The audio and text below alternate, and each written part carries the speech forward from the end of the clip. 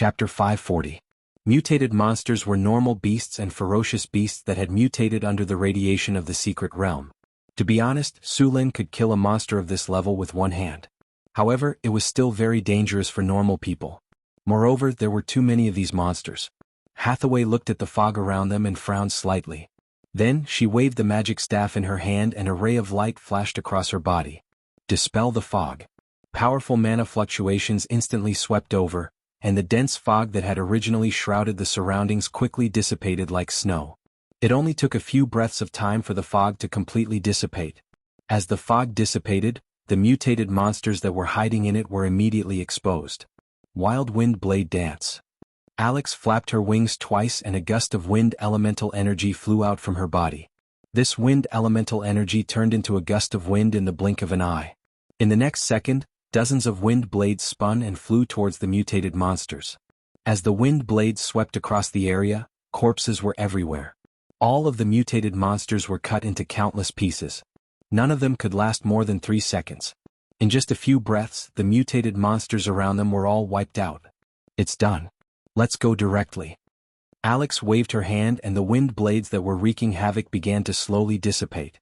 Soon they turned into a gust of wind and blew away. Only the large number of corpses on the ground and the smell of blood in the air reminded everyone that this place was not safe. Su Lin looked at the ruins not far away. There was a strange magic energy surrounding the ruins. It was the ancient ruins that they were looking for. Spatial ripples detected. Spatial ripples detected. The system notification rang in Sullen's ears. This is the power of the mystery lock. Hathaway's eyes flashed with a hint of surprise. This secret realm is protected by a layer of mystery lock. You said this is a mystery lock? Then our mission this time? Su Lin asked in surprise.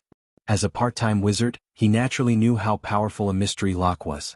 If this mystery lock was to stop them, they would have to spend a lot of time.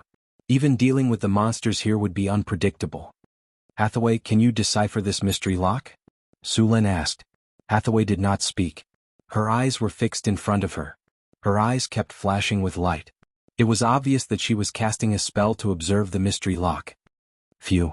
After about half an hour, Hathaway let out a long sigh. The light on her body also slowly dissipated at this moment. How are you feeling? Do you want to have a rest? Surin stepped forward to support Hathaway. Hathaway shook her head slightly, excitement flashing in her eyes. No need. This is my first time seeing a mystery lock. I'm excited. I can't help but Su Lin smiled. This is Northern Battlefront City.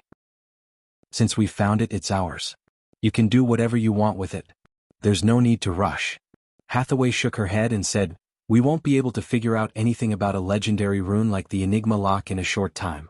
Let's get rid of the monsters in this ruin first, then we can study it. Whether or not we can install the Enigma lock on our wizard tower depends on this Enigma lock. Speaking of which, we're in luck. Hathaway smiled. This mystery lock in front of us is not an offensive type. I just observed it briefly and found that it's used to suppress the things inside. This mystery lock is good for us. You're saying that this mystery lock is for the sealed monster in the mystery realm? Sullen's eyes flashed with a hint of surprise. At the same time, he raised the danger level of the sealed monster to another level. A monster that made the ancient arcanists so cautious must be very powerful. Yes, the monster we're going to face this time might be something from the legends, Hathaway said seriously. You know, the ancient arcanists even dared to study the gods. I wouldn't be surprised if there's a demon lord sealed in here. A demon lord? That's even better. It's been sealed for thousands of years and most of its strength must have been wiped out. With the suppression of the plane, it won't be too difficult to kill it completely. By then, the divinity on it will definitely satisfy us. Su Lin smiled. I'm just giving an example. In fact, the probability of it being a demon lord is very small. If it's a demon lord's power radiation, it won't be this kind of mutated monster. It should have the characteristics of a demon, Hathaway explained. However, even if it's not a demon lord sealed in here, I still have to be extra careful. Don't worry. Su Lin nodded and said in a deep voice. I won't joke with my life. Hathaway continued, the area covered by the mystery of this ancient ruin is not small. On the surface, it looks like it only covers the area in front of us. In fact, this place uses the same technology as the mysterious realm, spatial folding. I estimate that it's at least 30 square kilometers in size, or even bigger. The energy waves of this mystery are weak now. Maybe it doesn't have enough energy. Otherwise it wouldn't be easy to find this place. This ruin is probably exposed because the mystery doesn't have enough energy and can't cover it completely. But that's still necessary. If it has enough energy, it won't be easy for us to get in, Hathaway said as they came to the ruins. I've observed it carefully just now. This mystery doesn't have any super long-range attack ability, nor does it have the ability to fight in the air. Its main ability is to suppress the sealed monster, and its secondary ability is to protect, as well as some spatial folding and camouflage. Now that this mystery doesn't have enough energy, even its defense and camouflage effects are about to disappear. Under normal circumstances, the challenge rating of a mystery was 30+. Of course, this was based on the premise that it had enough energy and was maintained well on a daily basis. The mystery in front of them didn't even have enough energy, let alone daily maintenance. However, the mystery still had a terminal defense system. As long as the mystery was still in operation, there would be a mechanical body as the final defense. Thankfully, the main function of this puzzle lock was to deal with the sealed monster. According to the priority order on the puzzle lock, when they appeared together with the sealed monster, the puzzle lock had to prioritize attacking that monster. Only after the sealed monster was dealt with would it attack them. This way, as long as they were careful, the mystery could be of help to them. Of course, considering the current state of the mystery, the help it could provide was limited. Where do we go in? Sulin asked. Wait a minute, I'm looking for the weakest point of the mystery, Hathaway said. Chapter 541. Hathaway took out her wand and chanted a spell. A powerful magic energy slowly appeared. Sulin, Alex, and Karina stood not far away and waited quietly. The magic energy around them quickly gathered. Under Hathaway's control, the powerful energy slowly merged into the mystery lock outside the ruins. A dazzling light flashed and a spatial crack slowly appeared and expanded. Soon, an exit was forcibly opened in the area around the mystery lock. A cold wind blew, and the negative energy in the surroundings instantly became several times denser. Obviously, the radiation of the monster's power was very serious. Such dense negative energy. There won't be any undead, right? I don't know, but let's go in first, Hathaway said as she stabilized the spatial gate. Sulin stepped into the spatial gate first, and the others followed closely behind. After everyone entered, Hathaway dispersed the spell, and the spatial gate quickly shrank. In the blink of an eye, the mystery lock returned to its original state. After entering the ruins, the surroundings were in ruins. There was a rotten smell in the air, and there were some vague figures floating around in the distance. Those were ghosts. Some monsters in the wilderness had died and turned into wandering ghosts. They were attracted by the dense negative energy here. Sulin frowned. His body flickered, and a surge of lightning energy gushed out from his body. A series of crackling sounds rang out, and the negative energy in the surroundings was instantly swept away. Dispel the undead. Hathaway waved her wand, and a ray of light instantly spread out from her body. Wherever it passed, the negative energy was quickly dispelled. Even the ghosts screamed and disappeared, leaving behind a thumb-sized soul crystal. After dispelling the surrounding undead and fog, a strange building with an ancient style appeared before them. This was a building complex with a completely different style from the current one. All of the buildings were tall and majestic, looking extraordinary. Moreover, there were special magic patterns on the eaves. Metal spears protruded from the rooftops, each embedded with a crystal ball. Magic towers stood in the distance, but due to the lack of energy, the magic light on them had been extinguished. Even further away, there was a magnificent palace. The magic civilization of the ancient arcanists was very strong, and they had completely solved the problem of basic material life.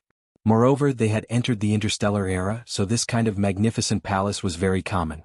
Many of these buildings were enchanted with hardening spells when they were built. After thousands of years, most of these buildings were still intact. Looks like we're in luck, Sulin said happily when he saw the well-preserved buildings. What's that? Alex suddenly said. Sulin turned around and saw a stone tablet as tall as a person. There seemed to be many words carved on it. After seeing the stone tablet, everyone hurried over to take a look. This is the language of the ancient arcanists. Ancient Netherese. Hathaway said after identifying it. Ferris Laboratory, the Wisdom Tower in the north, the Eye of Anaris. Laboratory? Sulin frowned. This didn't seem to be an ordinary ruin. Sulin and Hathaway didn't delay and continued to walk into the ruin. Crack. Sulin immediately stopped and looked around. Soon there was a continuous cracking sound. Su Lin found the source of the sound. It was coming from under the soil in front of them. Under the soil? Su Lin, who was rich in battle experience, immediately knew what it was. He said to the girls beside him, "Be careful, there are undead below. They smell the scent of living people on us." There was a flash of light on their bodies, and they directly used fly to fly into the air. As soon as they flew, the originally flat ground around them suddenly arched up, quickly forming small graves. Then the graves broke and skeletons crawled out from the ground. Skeletal undead. These skeletal undead were different from ordinary undead. They were about 2 meters tall, and their bones had changed from the pale white of ordinary skeletons to gray. There was also a metallic luster on them. The bones in their arms had been twisted and mutated, turning into sharp bone blades. At a glance, one could tell that these were dangerous monsters. Skeletal Undead Challenge Level 11-inch Undead Intimidate. Flaming Storm. The skeletal undead that had just appeared suddenly became stiff and couldn't move. Then a powerful fire element rose up, and countless flames like a storm engulfed all the skeletal undead. The flames burned, and the undead's aura constantly emitted from the skeletal undead, which then sizzled with the surrounding flames. Soon the raging flame storm dissipated, and all the skeletal undead disappeared, leaving behind a pile of ash on the ground. All the skeletal undead had been thoroughly purified. After a simple sweep of the battlefield, the skeletal undead were poor. It could be said that more than 90% of the undead were poor. Su Lin only found some soul crystals among the ashes. After cleaning up the battlefield, Su Lin and the others walked into the ruins again. Soon they arrived near a dilapidated building. This was already the periphery of the ruins, and there were many dilapidated buildings nearby. Su Lin came to a room and gently pushed the door. As soon as he touched the door, it turned into ashes. Cough cough. Su Lin's body flashed and a protective shield rose, blocking all the dust. When the dust dissipated, he entered the room, but he was soon disappointed. This was not an important place. There was no magic protection around, and the things inside had long decayed after thousands of years. There was nothing valuable. The group spread out and searched these rooms. Only Alex was lucky enough to find a few magic gems and then nothing else. After confirming that there was nothing else, the group continued to search the ruins. This ruin was very dilapidated and most of the things had completely decayed. Only a few things were still preserved. As they continued to go deeper, Su Lin came to the wizard tower at the outermost edge. Seeing the wizard tower in front of him, Su Lin's heart was burning. These wizard towers should be auxiliary towers of the central wizard tower, about 50 meters tall. This was a common method used by ancient arcanists. After building a main tower, they would build auxiliary towers around it. The auxiliary towers were usually used as energy nodes. They did not have an independent energy network, and they were attached to the energy network of the main tower. Under normal circumstances, they were the residences of arcanists' apprentices, disciples and followers, and areas where they did experiments. They had part of the function of the main wizard tower. Chapter 542. There's no energy here, Hathaway said as she looked at the wizard tower in front of her. That is to say, more than 90% of the defense facilities inside, including the runic array, have stopped working. Isn't that better? It saves us a lot of trouble, Su Lin said with a smile. Let's go in and have a look. Everyone cast a protective spell and then Su Lin stepped in first. No one had come to this wizard tower for thousands of years. As soon as the door was pushed open, a thick layer of dust was stirred up. Su Lin frowned. A gust of wind blew in through the door and after a few seconds, it flew out of the door with a lot of dust. Su Lin entered the wizard tower. Because there was no energy, the wizard tower was dark. Su Lin snapped his fingers and a soft ball of light appeared, illuminating the whole space. The hall of the wizard tower looked dilapidated, but from the dim decorations and rotten furniture, one could still see how luxurious it used to be. The crystal chandelier in the hall had been smashed to the ground, and the carpet under their feet had decayed into a black mass. Many glassware had been broken, and the inlaid gold foil had lost its luster. It seemed to have no value at all. Su Lin didn't stay here for long. There was basically nothing to be gained in the hall. He simply identified the direction and walked upstairs. The second floor of the wizard tower was a rest area. Several people searched different rooms, but they didn't find anything valuable except decayed things. The wizards who originally lived here seemed to have left in a hurry. The room looked very messy, but the valuable items had been taken away. Several people searched, but except for some arcane gold coins and a few magic props that had lost their magic power, there was nothing else. Su Lin continued to search the upper floor of the wizard tower, and soon the group came to the top of the wizard tower. As soon as they arrived, Sulin's body slightly stagnated, and then he recovered. The scene in front of him surprised him. At the top of the wizard tower was a laboratory. Although thousands of years had passed, it could still be seen that this was a high-end alchemy laboratory. There was a wide test bench and a dazzling array of glassware. Although there was a thick layer of dust, it could still be seen that they were well preserved. In the middle of the laboratory there was a round cover. The cover looked like a glass cover. It was covered with dust, but they could still see what was inside. In the middle of the glass cover was a table that looked like an operating table. On this table was a tall skeleton. The skeleton's limbs and neck were all locked by metal shackles. This skeleton was not human. It had sharp fangs, thick bones, and horns on its head like a cow's, but much bigger than a cow's horns. Its 2 arms looked like a pair of scorpion's pincers, and there were 2 human-like arms on its chest. Its legs were thick and powerful, similar to the joints of cows and horses. There were 3 sharp toes on each foot, and there was a pair of bone wings on both sides of the spine. Su Lin recognized the type of skeleton in front of him at a glance. Not long ago he had seen many in the abyss. The skeleton in front of him was a demon, and it was a high-grade demon. Judging from the characteristics of its body, it was likely to be a Glabrezu. It was a type of high demon with a challenge rating of level 16 and above. It was a beguiler. It had violet eyes and dark brown and black skin. This type of demon was about 18 feet tall and weighed about 5,500 pounds. Although this type of demon was powerful, it preferred to deceive rather than fight head-on. Of course, once the deceit failed or was exposed, this kind of demon would fly into a rage out of humiliation and directly launch a fierce attack. This kind of demon could perform a wish spell for a mortal once, so they often used this ability to fulfill any wish of a mortal. However, the price was often extremely high, and of course the result of this wish would not be too good. Compared to other demons, Glabrezu were experts in deception and lying. They would use illusion to hide their true appearance and use all kinds of lies and tricks to trick people. This demon was like a bailer, and it was often used as a commander in the demon army. The master of this wizard tower is not simple. A gust of wind element flew by, and the dust on the glass cover was blown away. The situation inside was completely exposed. A Glabrezu. This may be the only Glabrezu I've seen that was starved to death. Su Lin looked at the skeleton in front of him and said with a smile. It may also be the longest-lived Glabrezu. Hathaway joked. Although demons usually had a lifespan of thousands of years, so far, there was no demon in the multiverse that died of old age. This should be a demon that was caught or summoned by the master of the wizard tower, and then forcibly imprisoned here for research. Hathaway stepped forward and looked at the demon in the glass cover. It is said that in the era of the Arcane Empire, the Arcanists even occupied a few layers of the abyss and turned them into their colonies. Maybe this demon was caught and sold here. But no matter what, this shows that the ruins we are in now are very dangerous. Hathaway, can you open this glass cover? Su Lin reached out and knocked on the glass cover twice. The glass cover made a knocking sound.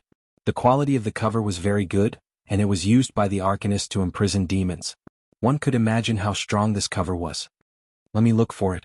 Hathaway looked around for a while and finally found an open button on the experiment table, but after pressing it, the glass cover did not open. Looks like it's not this button. After waiting for a while and nothing happened, Alex shrugged and said, "No, the energy here has long been exhausted, so even if there is an open button, the cover will not open." Su Lin observed in front of the glass cover for a while and then a flash of light flashed on his body. He reached out and slightly exerted force on the glass cover, and a squeaking mechanical sound was heard. This sound was like the sound of a door shaft that had not been lubricated for decades. It was hoarse and unpleasant. Su Lin slowly lifted the glass cover in the squeaking sound. With a click, the glass cover was completely opened. Su Lin came to the operation table and picked up a demon skeleton to check. It's useless. After a while, Su Lin threw away the demon skeleton in his hand with disappointment. It's been too long. The magic on these bones has completely dissipated, and they have become ordinary bones. There is no use at all. Chapter 543. The body of a high-grade demon was a precious magic material.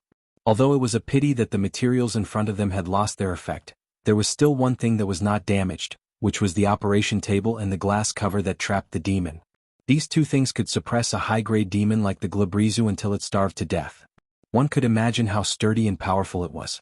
It was great for imprisoning enemies or something similar. This thing is not bad. Let's take it back. Su Lin knocked on the metal table and said. Next, everyone turned the entire laboratory upside down. Other than a well-preserved experiment record, the only things left were the experimental equipment. The experiment record was a relatively important thing. The paper used was processed parchment. This kind of parchment was expensive and could be stored for a long time. It was a very good recording material. A research report was recorded on it. Research report on the body structure, resistance, and bloodline of the Glabrezu. It recorded detailed information about the Glabrezu, as well as their weaknesses, preferences, body structure diagram, blood, and so on. Looking at the research report, Su Lin looked at the demon that had turned into a skeleton with pity. What a good comrade. He used his life to provide us with such detailed experiment data. You are like a candle, lighting yourself up to illuminate others, paving the way for the research of spells. After spending some time carefully removing the binding table and the glass cover, Su Lin and the others continued to leave the wizard tower. Su Lin, look over there. As soon as they left the wizard tower, Karina suddenly pointed at a patch of plants in the darkness not far away and said, "Those plants look a bit strange." Plants? Su Lin's heart skipped a beat. He turned around and looked. The plants that grew in this place were usually magical plants. It was very likely that the ancient arcanist had left behind a herb field. The light spell dispelled the darkness, and the plants gradually became visible. They looked a bit familiar. They looked like piranha flowers, but unlike piranha flowers, they looked like they had been pruned. These magical plants grew in fixed areas, giving Su Lin the feeling that they were in the back garden of a villa. After approaching, Su Lin's eyes lit up. There were still many fruits hanging on these magical plants. It was obvious that they had ripened and no one had picked them yet. Since he had encountered them, Su Lin was naturally not going to let them go. Sensing the approach of a living creature, the man-eating flowers awoke from their slumber. However, Hathaway immediately cast hypnosis on them, causing them to fall asleep once more. The fruits of the man-eating flowers could be used to concoct life potions. The fruits before her were enough to concoct a dozen or so bottles. Ancient arcanists liked to plant carnivorous plants such as flesh thorns, man-eating flowers, and magic willows at the borders of their manors or wizard towers. They would kill any animals or humans that trespassed here. After collecting the fruits, the group once again ventured into the depths of the ruins. The path beneath their feet was filled with cracks and many places were severely damaged. However, they could vaguely see that these paths were more than 10 meters wide. The buildings on both sides of the road were not spared either. All the well-preserved buildings were cleaned up. Although they didn't find anything too precious, the harvest was still good. Soon the group arrived in front of the tall wizard tower in the center of the secret realm. The wizard tower in front of them was more than 150 meters high, and its whole body was black and brown. The entire wizard tower was built entirely with obsidian, and it was also blessed with hardening magic. Such a wizard tower was completely designed according to the standards of a floating space tower. Seeing this wizard tower, everyone's eyes were burning with passion. Under normal circumstances, this was the most important and easiest place to obtain precious information or items in the entire ruins. However, in the face of the treasure trove in front of him, Su Lin did not act rashly. This was because this was the only wizard tower in the entire secret realm that could still function normally. At the same time, the core of the layer of mystery outside the ruins was also here. Can Hathaway crack it? Su Lin asked in a low voice. Hathaway's eyes were fixed on the wizard tower in front of her. If there is enough energy here, it's basically impossible to break it by force. In this situation, it's naturally not a problem for me. Just wait a moment. Soon, Hathaway's body flashed, and a ray of light was instantly stimulated from her body, instantly hitting the layer of energy barrier outside the wizard tower.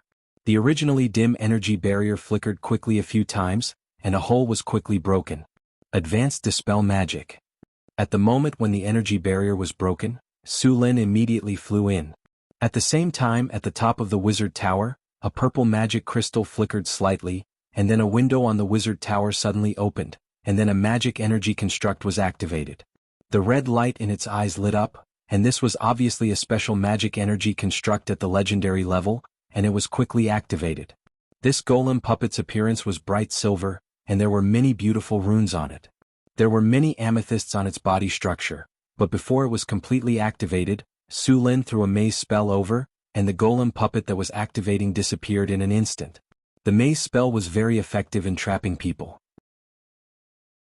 As long as it did not pass the test, it would be forcibly transmitted to a different dimension space maze, and could only return through the maze, or wait until the spell expired. Under normal circumstances, the higher the intelligence, the faster the return, but for the Tauren, this spell was ineffective. After dealing with this legendary golem, the others followed in. Sullen's figure rushed in quickly. They had to save time and seize the control center of the wizard tower as quickly as possible. An energy barrier appeared on the surface of his body, followed by a few flashes of light. Sulin did not slow down and quickly rushed toward the wizard. Intruder detected. Activate the mystery protection. Activate the defense form. Activate the golem puppet.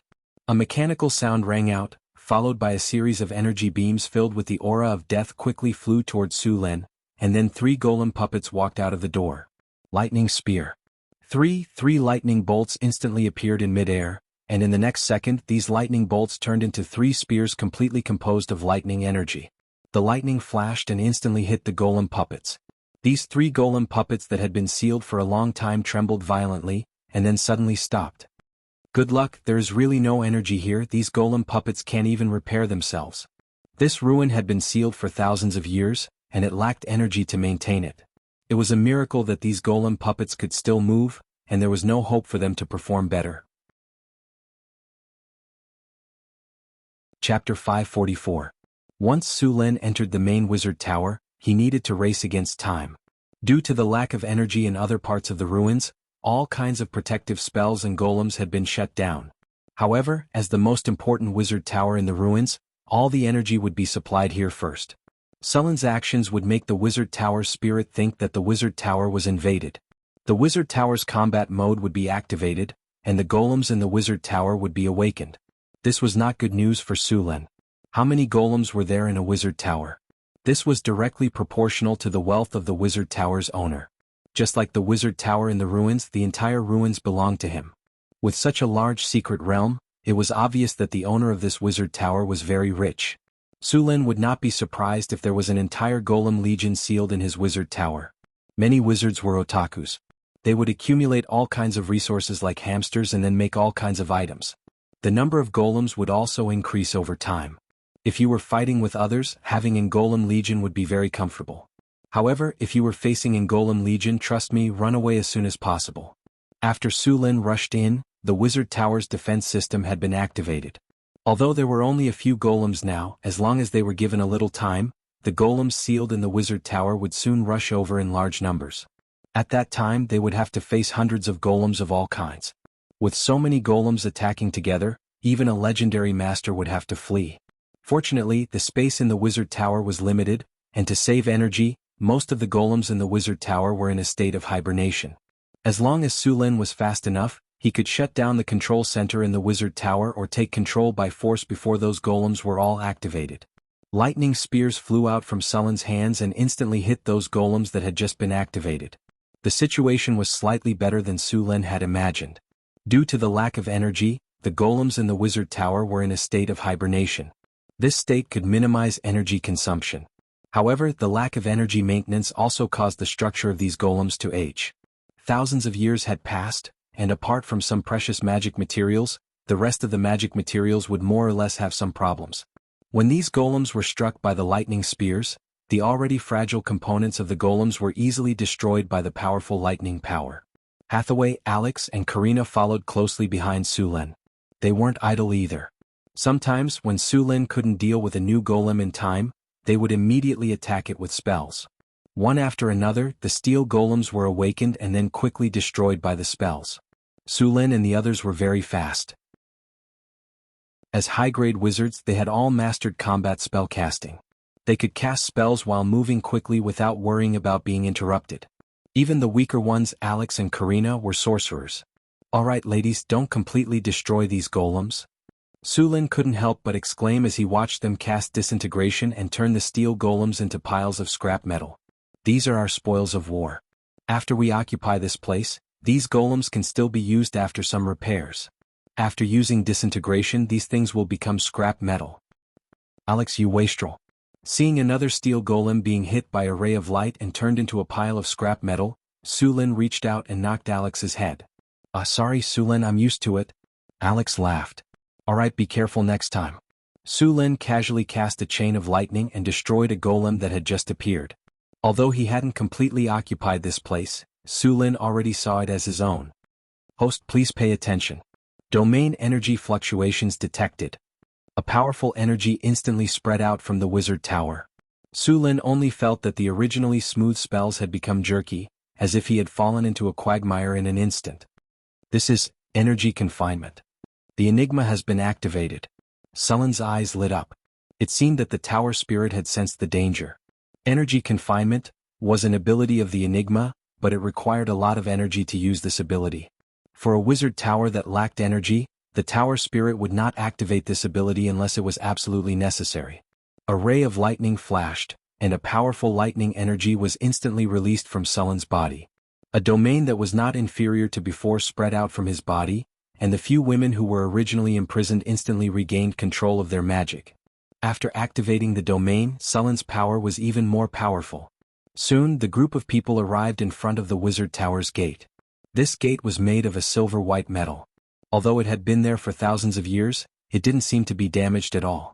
Su Lin casually threw a lightning spear, but as the lightning flashed and the lightning energy dissipated, the silver-white gate in front of him didn't move at all. There wasn't even a mark on it.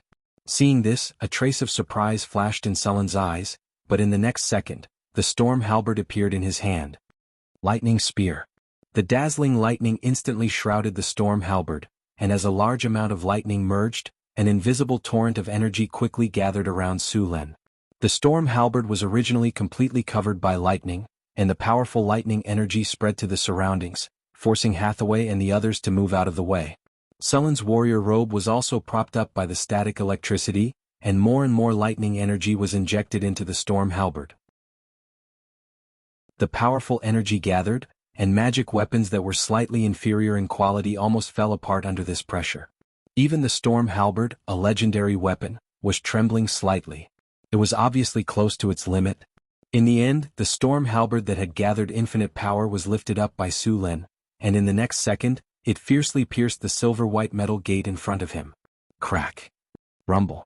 The deafening thunder sounded, and the entire wizard tower shook violently, and a powerful energy exploded in an instant. When the light dissipated, the gate in front of them had been completely blown open, and there was a big hole in the gate. Ding. The energy domain has disappeared. The effect of energy imprisonment has been weakened. Su Lin panted for a moment, and then directly entered the gate with the storm halberd. On the platform in the center of the hall, a crystal ball was constantly emitting a faint light. It was the host crystal of the tower spirit.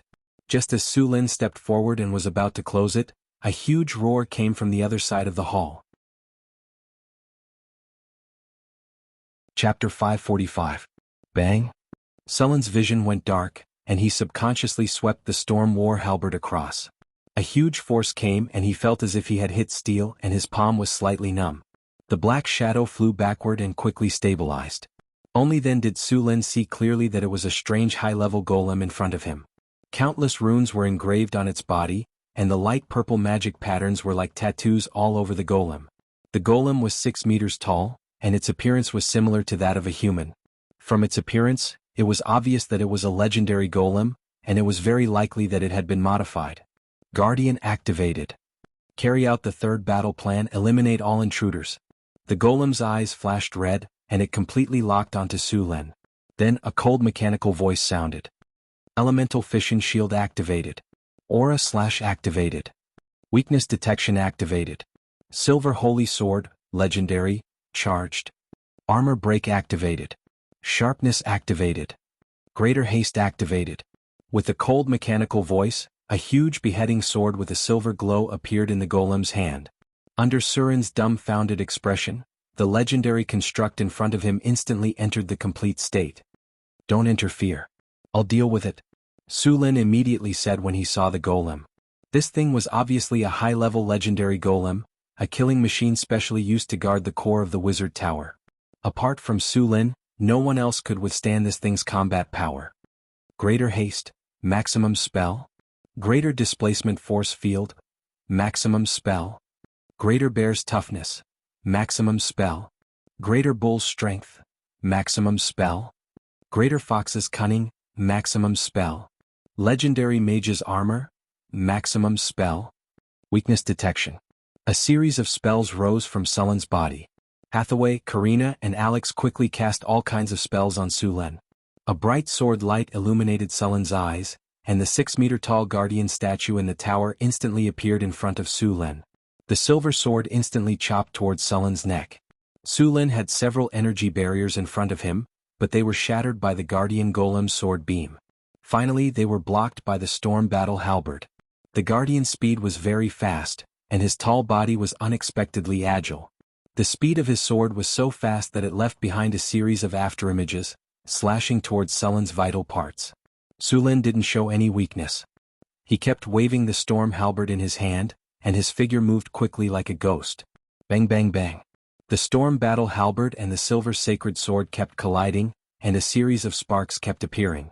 In a short period of time, Su Lin and the guardian golem had exchanged dozens of blows. Powerful energy surged in the surroundings. The energy barriers on Sullen's body were all shattered, and even the legendary mage's armor was damaged. The guardian golem wasn't any better. The energy barriers on the surface of its body had dimmed, and scars from the storm battle halberd appeared on its silver body. Thunder slash. Dazzling lightning instantly erupted from Sullen's body, and the storm battle halberd slashed towards the guardian golem with the power of endless lightning. The dazzling lightning completely enveloped the guardian golem's tall body, and a deafening thunder rumbled. In the next second, the guardian golem's tall figure was sent flying. The elemental fission shield that originally covered its body was completely shattered, and the storm battle halberd left a deep mark on the guardian golem's body. Sullen's figure flashed, and in the next second, he appeared beside the guardian golem. The storm battle halberd waved like a windmill and continuously attacked, forcing the guardian golem, who had just stabilized its body, to retreat. What are you waiting for? Hathaway, go and deal with that tower genie. This legendary golem can't be dealt with in a short time. Okay, you hold it back. I'll go and crack the tower genie's core. Hathaway reacted quickly. Although she was shocked by the battle between Su Lin and the golem, she recovered in an instant. Then, while Su Lin was holding the golem back, she began to crack the tower genie's core. Bigby's flying palm. A huge palm appeared out of thin air, and then directly sent the golem flying. Before the guardian golem could stand firm, Sullen's attack had come again. High-grade legendary golems were very difficult to deal with. This thing had high attack, high defense, fast speed, and surprisingly high magic resistance. Although Su Lin was confident that he could tear it down, it would take a long time. This kind of legendary construct golem could be said to have almost no weaknesses. Su Lin didn't want to tear this thing down. After all, not everyone could make a high-level legendary golem. The owner of this wizard tower was at least a high-level legendary existence. A golem of this level could be said to be very precious, and Su Lin couldn't bear to break it. Even Su Lin could only suppress the guardian golem in front of him. Moreover, this guardian golem was also equipped with the Sword Saint's skills. If an advanced legendary warrior were in his place, the guardian golem would have long since finished him off. If this thing attacked at full strength, it wouldn't be surprising if it killed legendary Su Lin in one strike. In fact, the guardian golem hadn't used its full strength yet. After all, golems made by wizards often needed the assistance of wizards. If it had the cooperation of a legendary wizard, it wouldn't have been a problem to directly kill the Baylor. Aura slash. After seeing Hathaway begin to break the core of the tower spirit, the guardian golem seemed to be anxious. It no longer defended against Sullen's attack. A silver-white sword aura instantly appeared on the 3-meter-long silver-white giant sword in its hand. The sharp sword aura seemed to tear through time and space, and it slashed fiercely towards Su Lin. Boom. Su Lin didn't back down. If he pushed it away, Hathaway would be in danger. The light blue thunder turned into a thunder snake and collided with the sword aura. Then it disappeared. The guardian golem's body flashed, and in the next second, a sword aura burst out in an instant. Sword storm. The sword aura was activated, and the tall guardian golem quickly waved the silver sword aura. At this moment, the entire golem turned into a monster that was cutting at high speed. Sullen's face changed and he subconsciously wanted to leave. However, just as his body was about to move, he immediately reacted. The thunder power in his body instantly poured into his body, and endless thunder continued to explode. Lightning flashed in all directions and the sound of metal clashing rang out. Su Luan firmly blocked the guardian golem, but in the face of such a powerful attack, Su Luan was in a somewhat sorry state. The legendary mage armor on his body had completely disappeared, and even his clothes had become like that of a beggar. Chapter 546. The golems immediately stopped attacking. The guardian golem that was attacking suddenly stopped, and the red light in its two crystal eyes disappeared. Su Luan also breathed a sigh of relief. "Hathaway, ask the tower genie where the core of the puzzle is located," Su Luan said in a deep voice. "Tower genie, where is the core of the puzzle?" "The core of the puzzle is at the top of the wizard tower," the tower genie said in a cold mechanical voice. Hathaway was a little confused. "Isn't this the top of the wizard tower?" "Master, this is the second floor of the wizard tower. There is another floor above it," the tower genie continued. "This place was built with a spatial folding magic circle." "I see." Hathaway nodded and asked the tower genie to open the door. They walked directly to the top of the wizard tower. The top of the wizard tower covered a large area. As soon as they arrived, they saw an enlarged puzzle magic circle. Purple arcane crystals floated quietly in the air. There were countless runes engraved on these crystals. A few silver light beams passed through each arcane crystal. These light beams crisscrossed back and forth like a fishing net, and those arcane crystals were the nodes of the net. Countless runes were engraved on the ground. These runes corresponded to the arcane crystals in the air. The top of the room was also engraved with a large number of runes. Purple gems were embedded in the ceiling, looking like twinkling stars in the night sky. In the center of the room was an elemental pool with a diameter of 5 meters. At this time, there was only a shallow layer of energy water left in the elemental pool. Because it had not been maintained for a long time, many of the runes on the elemental pool had been peeled off and damaged. Naturally, the energy extracted from the 4 elemental realms was gradually decreasing. The blue crystal that was originally floating above the elemental pool had also become dim. They could not help but worry about whether it would fall in the next second. The arcane crystals in the air were like a fishing net. In the end, all the silver light beams were connected to the crystal in front of them. This crystal was the core of the puzzle. Apart from Hathaway, Su Luan, Alex, and Karina were all confused about the riddle. They had no idea how to solve the riddle in front of them. Although Hathaway had mastered the puzzle lock technology, it was her first time seeing a puzzle lock. Fortunately, this puzzle lock had been in operation for thousands of years. No one maintained it. At the same time, its energy had been depleted. Otherwise, it would not be easy to gain control of this puzzle lock. Hathaway stepped forward and a silver glow appeared in her eyes. She tapped the blue crystal gently and a faint ripple spread out from the crystal. Then a silver glow rose from Hathaway's body. This silver radiance was the embodiment of Hathaway's soul power.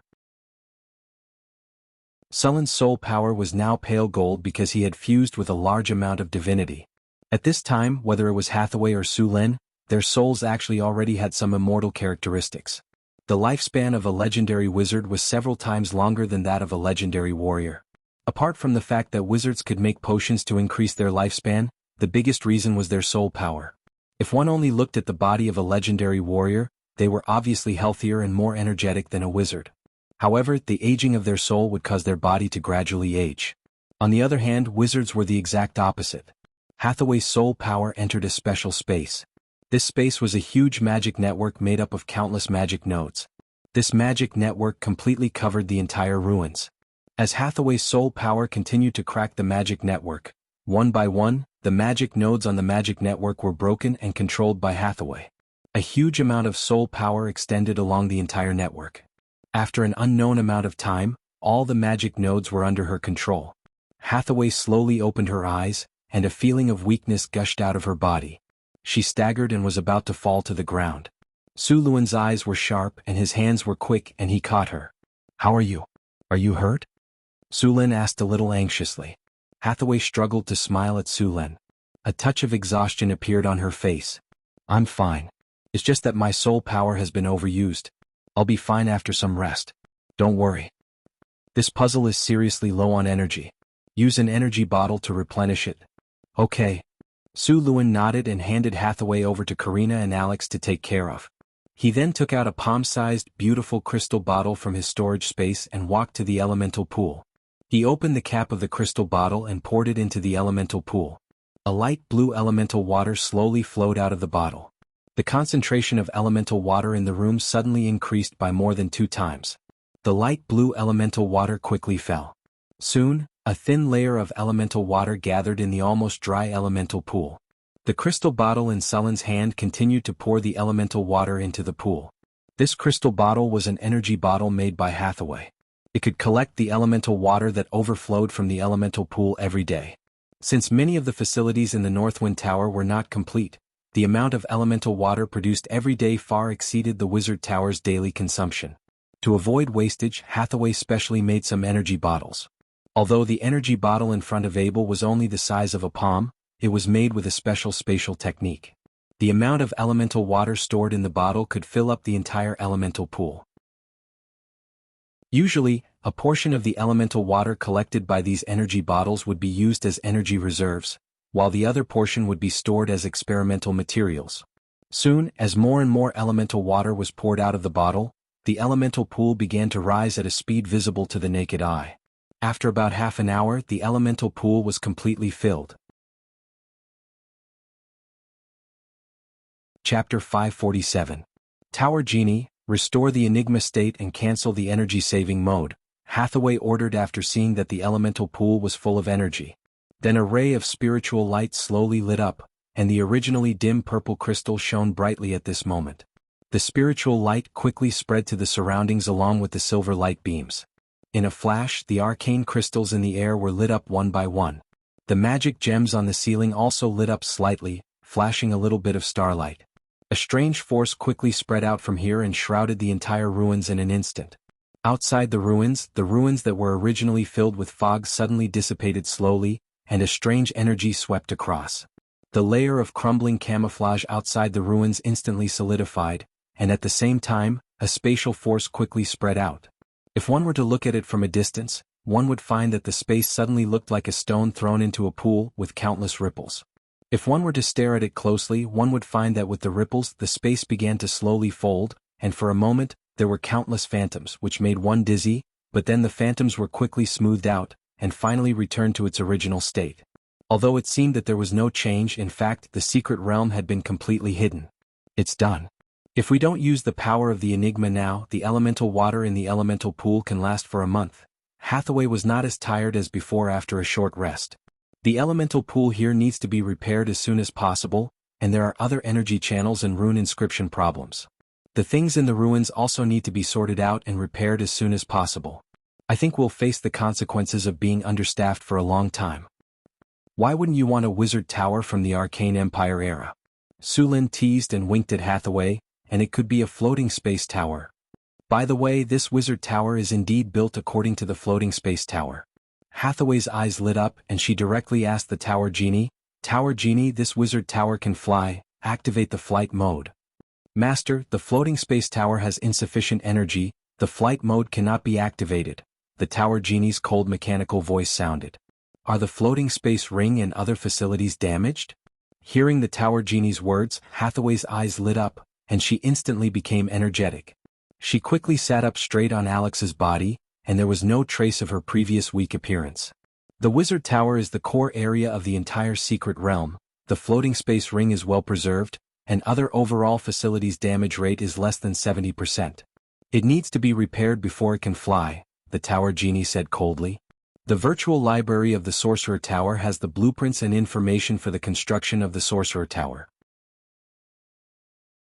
There is a perfectly preserved floating ring here, Hathaway said in pleasant surprise. The floating space ring was the core component of the floating space tower that could fly. If the floating space city was compared to an airplane, the elemental pool was the fuel tank that provided sufficient energy, and the floating space ring was the engine that provided energy for the airplane. The floating space ring was a glorious achievement of the Arcane Empire era. It could lift the floating space tower, which weighed hundreds of tons, into the sky and fly freely. Could be said to be a very powerful legendary rune. It contained a lot of mathematical Olympiad knowledge. Hathaway only had some incomplete knowledge. Now there was a preserved floating space ring and information, which was good news for Hathaway. "Master, you'd better not activate the flight mode," the Tower Genie suddenly reminded her. "Why?" Hathaway asked with some surprise. The core command left by the previous master was to suppress the thing sealed under the Wizard Tower. Once the Wizard Tower takes off, The enigma won't be able to suppress the seal, and the monster will soon break the seal. Su Lin and Hathaway looked at each other, and immediately thought of the future she saw not long ago using astrology. What's sealed here? Su Lin asked. The Tower Genie did not respond to Su Lin's question. Seeing that the Tower Genie ignored him, Su Lin was a little embarrassed. Tower Genie, adjust Su Lin's authority to the highest. Hathaway was like a little fox who had stolen a chicken, and her beautiful big eyes curved into a crescent moon. Yes, master.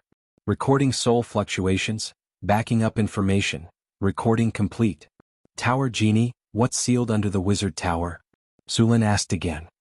Your Excellency, I don't have the authority to know the monster sealed under the wizard tower.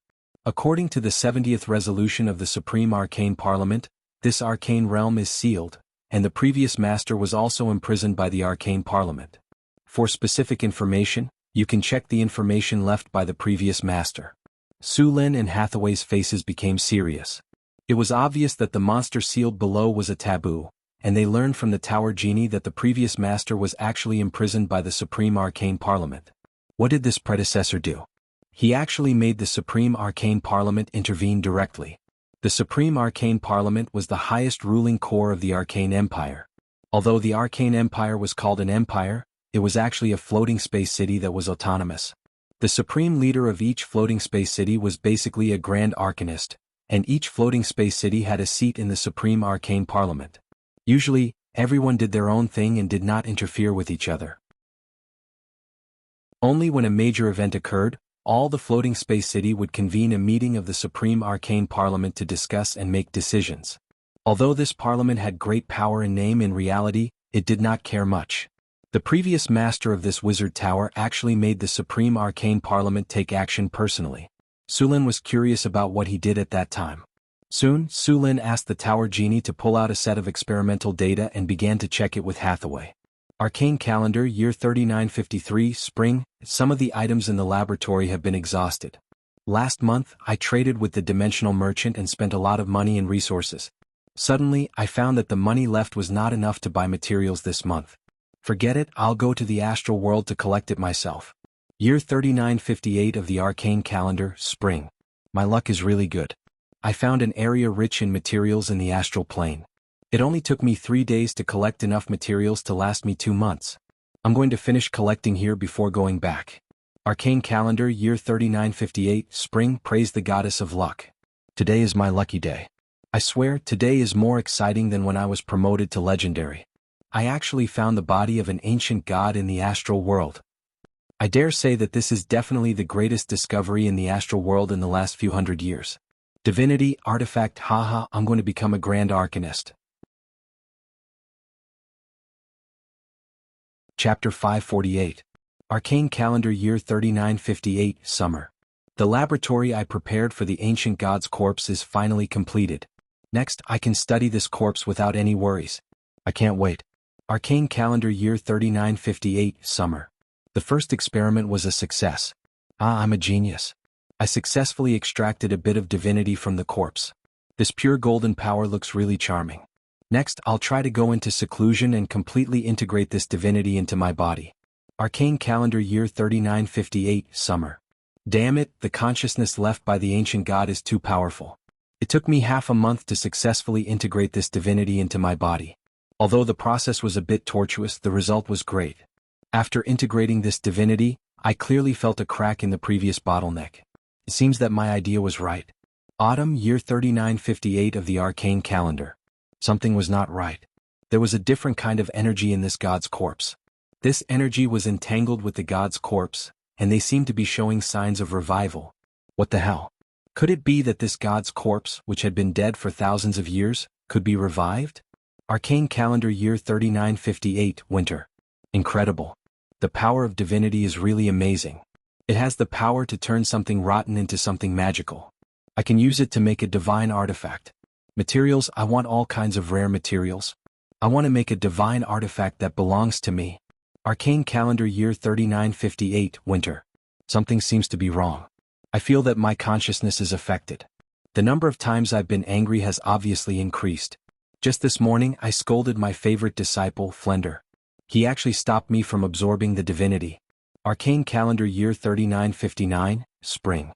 The weather today is good. Just now, I successfully broke through level 30 and reached level 31. Now, I'm an astral mage.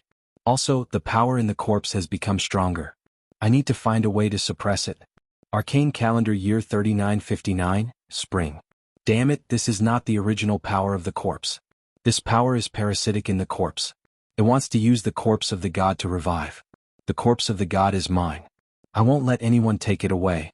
Arcane Calendar Year 3959, Spring. This power is too strong. I can't suppress it anymore. It's starting to change. I have to find a way to deal with it as soon as possible. Arcane Calendar Year 3959, Spring. Why did the Supreme Arcane Council send a document for inquiry? Could it be that they knew I had obtained the god's corpse? That's impossible. No, I forgot about Flender. That damned bastard, he actually dared to betray his teacher. I'll extract his soul and seal it in the lamp so that his soul will be burned forever. But before that, I have to hide the god's corpse somewhere else. Year 3959 of the Arcana Calendar, Spring. Those annoying special envoys from the Supreme Arcana Council came. He actually said that I was researching the power of the divine sin and violated the ban of the Supreme Arcana Council. What ban? These guys don't understand the greatness of divinity at all. They just covet my god corpse and want to take it from me. I should just chase them out. Arcana Calendar, Year 3959, Spring. The vitality and life force of the god's corpse are getting stronger and stronger. I have to suppress it as soon as possible. Fortunately, I had the help of the Wizard Tower. With the help of the Wizard Tower's power, I successfully suppressed him. Perhaps I should change my way of thinking. Year 3959 of the Arcana Calendar, Spring. Why is the Supreme Arcana Council here again? There's no end to it. This time I won't meet with them. Negotiating with them is a complete waste of time. The log came to an abrupt end here. Although the log wasn't long and there was a lot of repeated information in it, Su Lin still found the information about the things sealed under the floating space tower. It seems that things are a little troublesome. Su Lin closed the experiment log, and the expression on his face became a little gloomy. According to the information in the log, the previous master of the Wizard Tower was basically dead, but it was unknown whether he was killed by the Divine Sin or by the Supreme Arcana Council. Of course, Su Lin was more likely to be arrested by the Supreme Arcana Council. If he was killed by the Divine Sin, then basically nothing would be left in the ruins. Now that the Wizard Tower was intact, it was very likely that it was done by the Supreme Arcana Council. Moreover, through the conversation with the Tower Spirit, he found that the seal here was made by the Supreme Arcana Mathematical Association. After the seal was completed, the Supreme Arcana Council gave up on the secret realm, and everyone was completely evacuated. That was also the reason why the buildings in the secret realm were so intact. Su Lin deduced the matter in his mind and was surprised by the previous master of the Wizard Tower's ability to seek death. Not to mention that this guy directly seized the divinity from the god's corpse, he didn't even figure out the divine sin bred in the god's corpse. The divine sin was always born from the god's corpse, and the probability of such things happening was very high. Moreover, he didn't extract the soul of the divine sin to fuse with it after killing it. He was really courageous. He wasn't swallowed up by the negative consciousness of the divine sin, but judging from the experiment log, he was still affected. The ancient arcanists were really bold and Su Lin had to admire them. These arcanists were not even in awe of the gods. Otherwise, how could the Arthas Ascension be created? They actually wanted to seize the power of the gods by force. The ancient arcanists conducted too many dangerous experiments, such as bloodline experiments. Although Su Lin didn't conduct in-depth research, the experiment was finally mature after hundreds and thousands of human experiments. In essence, the wizards of today were not much different from the ancient arcanists. They also liked to seek death. The only difference was that after being beaten up, the wizards of today were very cautious and knew how to respect the gods. It was not a big problem for the wizards to have enough curiosity. The key was to know their own strength. If they wanted to study the divine sin, their profession level had to be at least level 40. After all, the divine sin's challenge rating was as high as level 35. Without enough power to suppress the divine sin, it would be suicidal to study it. It seems that there's a high possibility that the divine sin below was born from the god's corpse. However, I don't know how much power this divine sin has left after thousands of years. Su Lin held his chin with one hand and rhythmically tapped the table with the other. After being sealed for a long time in an environment with a lack of elements, the power of the divine sin would also decline. If it was at its peak, Su Lin definitely wouldn't stay. He would turn around and run without hesitation. After all, it was too difficult to kill and he might accidentally send himself into the divine sin. Chapter 549. During the period of the Arcane Empire, the most dangerous monsters in the multiverse were counted. The most dangerous ones were the Archean Hatred, the Dragon of Hatred. However, the number of these Archean Hatred was very small. Many of them were sealed or sleeping in some corner of the multiverse. The second-tier monsters were the Abominations. In fact, some people classified the Abominations and the Archean Hatred together. After all, some Abominations were very powerful. The third-tier monsters were the Archean Villains. Usually, the challenge level of the Archean Villains was above level 25. The first Archean Villains were said to be born from the fusion of evil gods and evil forces. The Archean Villains had great power and were very corrosive, but their consciousness was usually very chaotic. The Abomination. Hathaway said with a solemn expression, "The power he radiated during this period of time has caused the beast to mutate. It means that his power is recovering. The Wizard Tower has been in disrepair for a long time and is short of energy. He is about to lose control. If we leave him alone and let him recover, it won't take long for this abomination to break free. By then, the whole northern land will be in a disaster." The reason why the Arcane Empire ranked the Abominations and the Archean Hatred at the top was that they had the power to destroy a main material plane. As long as they were given enough time, these monsters could easily destroy a rich plane. "It seems that we have to get rid of this abomination," Su Lin said in a low voice. "The battle of the abomination is very dangerous. Legends can't intervene, so Alex and Karina can only stay here." "But," Alex and Karina said anxiously, but they were interrupted by Su Lin. "No buts. Someone needs to guard this place. Besides, you don't even have legends. Are you going to die?" At last, under Sullen's suggestion, Alex and Karina finally agreed. After discussing for a while, Su Lin said to the Tower Spirit, "Tower Spirit, where is the abomination sealed?" "Tower Master, you can enter through the passage on the 3rd floor of the Wizard Tower."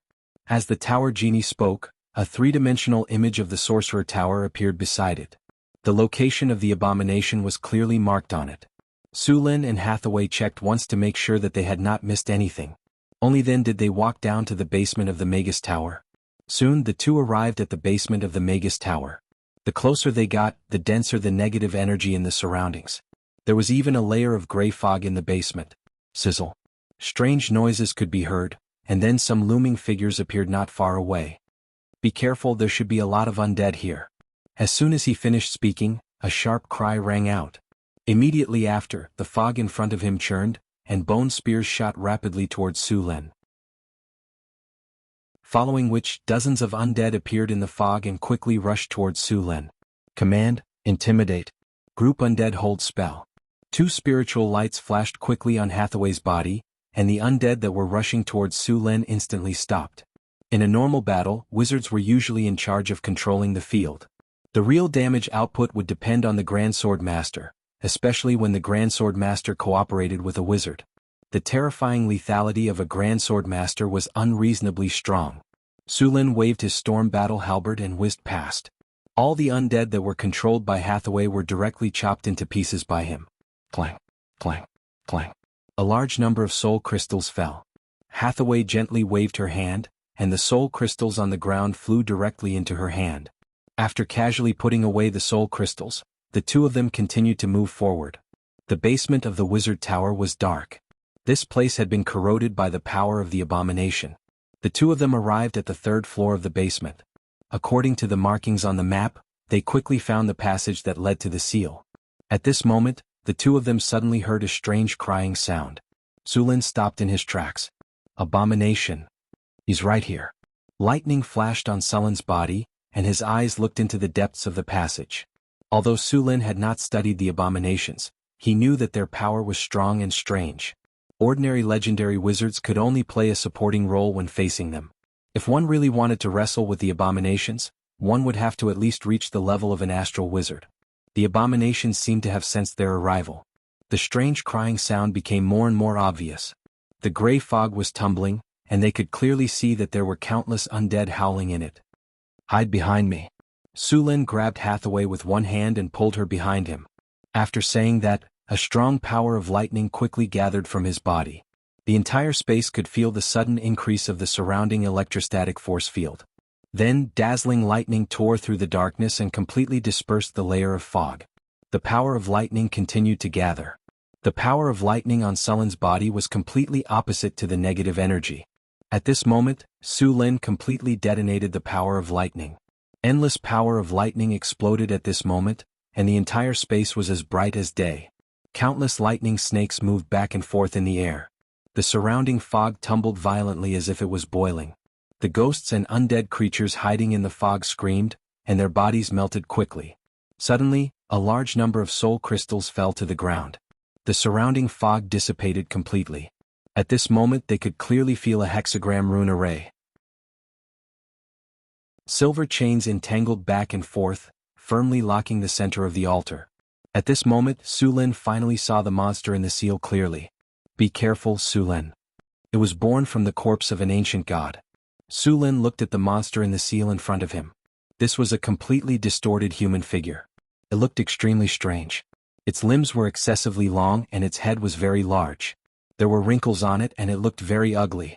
Its mouth was full of sharp teeth, and its lower body was connected to a huge corpse. After seeing Su Lin and Garen, the monster let out a sharp cry. Then a spatial force suddenly appeared. The teleportation light flashed, and a Baylor appeared in front of them. Baylor Demon. Challenge rating 18+. The Baylor Demon was burning with endless flames. As soon as it appeared, it let out a roar. Then Zhou Zhong's whip whipped toward Su Lin. Su Lin waved his storm war halberd and directly flicked the whip away. Just as Su Lin was about to go forward, Hathaway's voice suddenly sounded in his mind. Su Lin, wait. I've prepared to stop time. Later take the opportunity to kill the Baylor Demon. Okay. Su Lin agreed without thinking. Hathaway gently waved her staff, and an invisible force quickly gathered. Then a powerful magic instantly burst out. Time stop, legendary spell.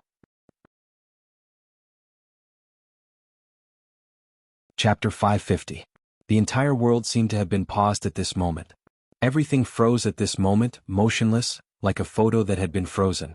Time stop has been successfully activated. It lasted for 10 seconds. Su Lin only felt a strange force sweeping over him, and then everything around him became still in an instant. Do it. Hathaway's voice sounded from the bottom of his heart. Thunder Realm. Infinite power of thunder and lightning gushed out of Sullen's body in an instant. In the next second, Sullen's figure appeared beside the Baylor in an instant. Weakness detection. Thunder Slash. The light blue power of thunder and lightning flashed through the air. The Baylor that had just been summoned to the material plane was motionless. It was like a statue within the range of the time stop spell. The storm battle halberd carried light blue thunder and swept across in an instant, directly splitting the Baylor into two. However, the effect of the time stop spell did not appear. At the same time, after casting the time stop spell, Hathaway quickly cast the next spell with the power of the mystery lock. Summon Elemental Legion, Dimensional Summoning Gate plus Summon Fire Elemental Elder. Maximum spell. A space gate opened, and scorching flames rushed out of the dimensional gate. The temperature of the entire basement soared by dozens of degrees in an instant. This was a teleportation gate leading to the fire elemental plane. After the teleportation gate opened, an angry roar was heard, followed by a flash of fire. A group of tall fire elementals walked out of the space gate. Summon Elemental Legion was a legendary spell. After casting, it could summon an elemental elder and several or more giant fire elementals. Casting 2 legendary spells in a row was also a great burden for Hathaway. Fortunately, after mastering the mystery lock, Su Lin had re-injected enough energy into the mystery lock. With the power of the mystery lock, Hathaway could cast the spell easily. Time stop did not really stop time. In fact, this spell changed the flow of time in an area, making the surrounding time flow extremely slow. It looked like it had stopped, but Hathaway and Su Lin were not affected.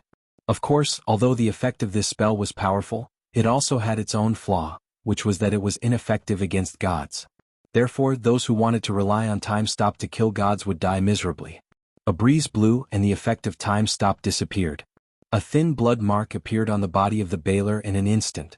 The blood mark continued to expand and finally split into two. The Baylor's eyes flashed with a trace of surprise, and then it lost control of its body. Burning explosion. A dazzling flame suddenly rose from the Baylor's corpse, which had been cut in two.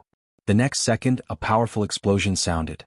In the midst of this explosion, a pale gray soul let out an angry roar and was about to teleport back to the abyss.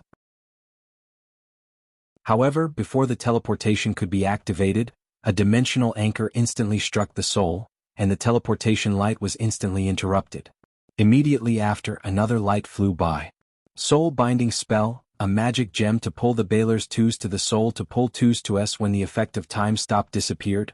In the dimensional gate opened by Hathaway, a fanatical giant fire elemental and fire elemental elder appeared in this underground space. It was not easy to kill an abomination. In the multiverse, although abominations were powerful and hated all living creatures, their strongest point was their almost immortal vitality. Although abominations were not as powerful as gods, for some reason they were more destructive. In the era of the Arcane Empire, there was a special proposition on how to kill an abomination, god, ancient evil. As soon as this topic appeared, it was studied by many arcanists. After all, the great arcanists who liked to court death had done such things in the past. In theory, the easiest way to kill an abomination was to use the power of the god of death. The power of the god of death represented the end of all living creatures.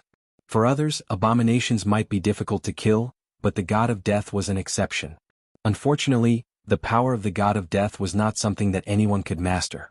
If one mastered the divinity of death or had the artifact of the god of death, one could also kill an abomination. However, these two things could not be obtained. Without these two things, it would be very difficult to kill an abomination. Like gods, abominations had divine shields. Although they were not as powerful as gods, they were still able to withstand several legendary spells at once. Moreover, as long as the divine shields were not broken once, the divine shields would always be repaired. Therefore, after a lot of calculations, the arcanists came to a conclusion. That was, they had to use saturation attacks in a very short time to let the divine shields reach the critical point and break them. In order to meet this requirement, Hathaway deliberately summoned the elemental army and wanted to use this method to kill the abomination. A world without flames is too sad. Burn, let the flames ignite the whole world. After the fire elemental elder arrived, it was immediately full of dissatisfaction with the surrounding environment. All fire elemental were arsonists. For them, flames were beauty, flames were everything, and they would ignite everything they saw.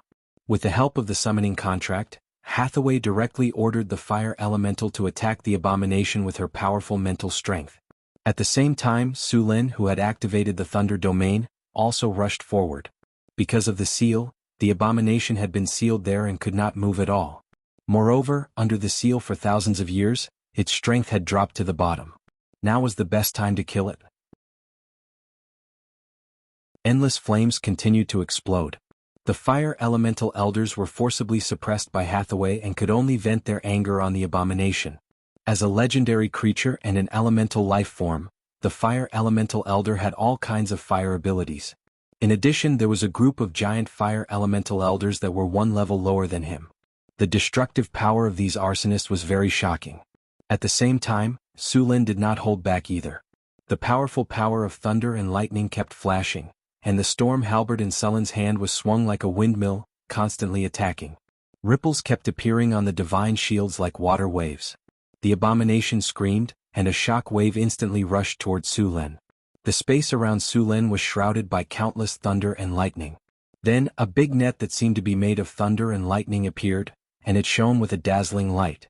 The thunder domain instantly appeared under the impact of the divine powers. The divine powers that were full of evil and destruction completely disappeared under the countless thunder and lightning. Chapter 551. Heat waves kept surging and flames kept spreading to the surroundings. The abomination's divine power shield was also on the verge of collapsing. After all, the abomination was not a god, and it did not have the almost endless divine power of the god kingdom as a shield. Thunder slash. The storm battle halberd carried the terrifying power of thunder and lightning and smashed down on the divine power shield. Boom. The power of thunder and lightning and the divine power surged and countless bolts of lightning burst out in an instant. The entire underground space trembled slightly. The divine power shield, which was already close to its limit, finally could not withstand Sullen's all-out attack. The divine power shield shattered at this moment. Life. Destruction. Kill him, the abomination's chaotic consciousness kept whispering. In the face of Sullen's attack, it did not retreat at all. Its hatred for the living and its chaotic and crazy consciousness made it attack all living things in a frenzy. They longed for destruction, and the purpose of their existence was to destroy everything. The Thunder territory kept making crackling sounds. This was Sullen's territory and the Abomination's territory fighting fiercely. Waves of pollution kept attacking, and as this power spread, Su Lin clearly felt a chill run down his spine. His life force was slowly draining away. At this moment, a status appeared on his system panel. He was being eroded by the pollution territory, and his life force was continuously decreasing. If he did not deal with it, this speed of life force loss could quickly drain an ordinary person. Be careful. Hathaway's voice suddenly sounded. Lightning flashed and Sullen's figure disappeared in an instant. At the same time, where Su Lin had been standing, a sharp spike suddenly pierced out from the ground. Looking at the 1-meter-long spike, Su Lin was terrified. If he was stabbed by this thing, his butthole would explode. A sharp claw pierced through the void. In the next second, the space behind Su Lin cracked open, and the claw scratched at his back. It was as if Su Lin had an eye in the back of his head. The storm halberd didn't even bother to look at it. It instantly blocked the claw, and the power of thunder and lightning erupted, completely purifying the evil power on the claw. The Abomination roared in pain. Its tone was sharp and a strange whisper rang out in Sullen's mind. This voice was filled with hatred, unwillingness, madness, and brutality. It made one feel irritable and wanted to destroy everything. This was a power that abominations were born with. These gods, who were born in death and died before they were born, were a curse to all the living. They hated everything in this world. A deformed human monster was frantically struggling to break free from the sealing chains on its body. Silver rune chains were deeply integrated into its flesh. His crazy eyes stared at Su Lin, and then another divine power attack followed. Bang! Dazzling lightning burst out, and the power of lightning around Sullen's body kept colliding and dissipating. He couldn't help but step back. At the same time, a sharp claw scratched at his head. Sullen's body flashed with lightning, and he disappeared instantly. At the same time, the surrounding fire elemental elders led many giant fire elementals to attack the abomination crazily. These fire elemental creatures didn't have vital points, and they couldn't dodge the attacks of the abomination. They attacked directly. Under the attacks of the abomination, the energy shield on the surface of Sullen's and Hathaway's bodies kept shattering. Only half of the summoned fire elementals were left. However, the crazy fire elementals didn't care about this at all. Fire elementals were summoned elemental creatures. After they died, they would be resurrected in the fire elemental plane. Devour divinity. The twisted abomination monster suddenly turned into a gray python and pounced on Su Lin, trying to swallow him completely. The divinity on Sullen's body was very attractive to it. Thunder Spear. The blue power of lightning gathered in Sullen's hand, and a spear made completely of lightning appeared. In the next second, lightning flashed, and the entire underground space was lit up. The Thunder Spear hit the gray python with the sound of wind and thunder. The gray python was nailed to the ground in an instant. Endless power of lightning exploded at this moment, and the evil power that formed the gray python was purified instantly. The gray python disappeared completely in the lightning. The gray evil power turned into threads and was absorbed by the abomination again. Even so, it wasn't easy to bear. Rumble.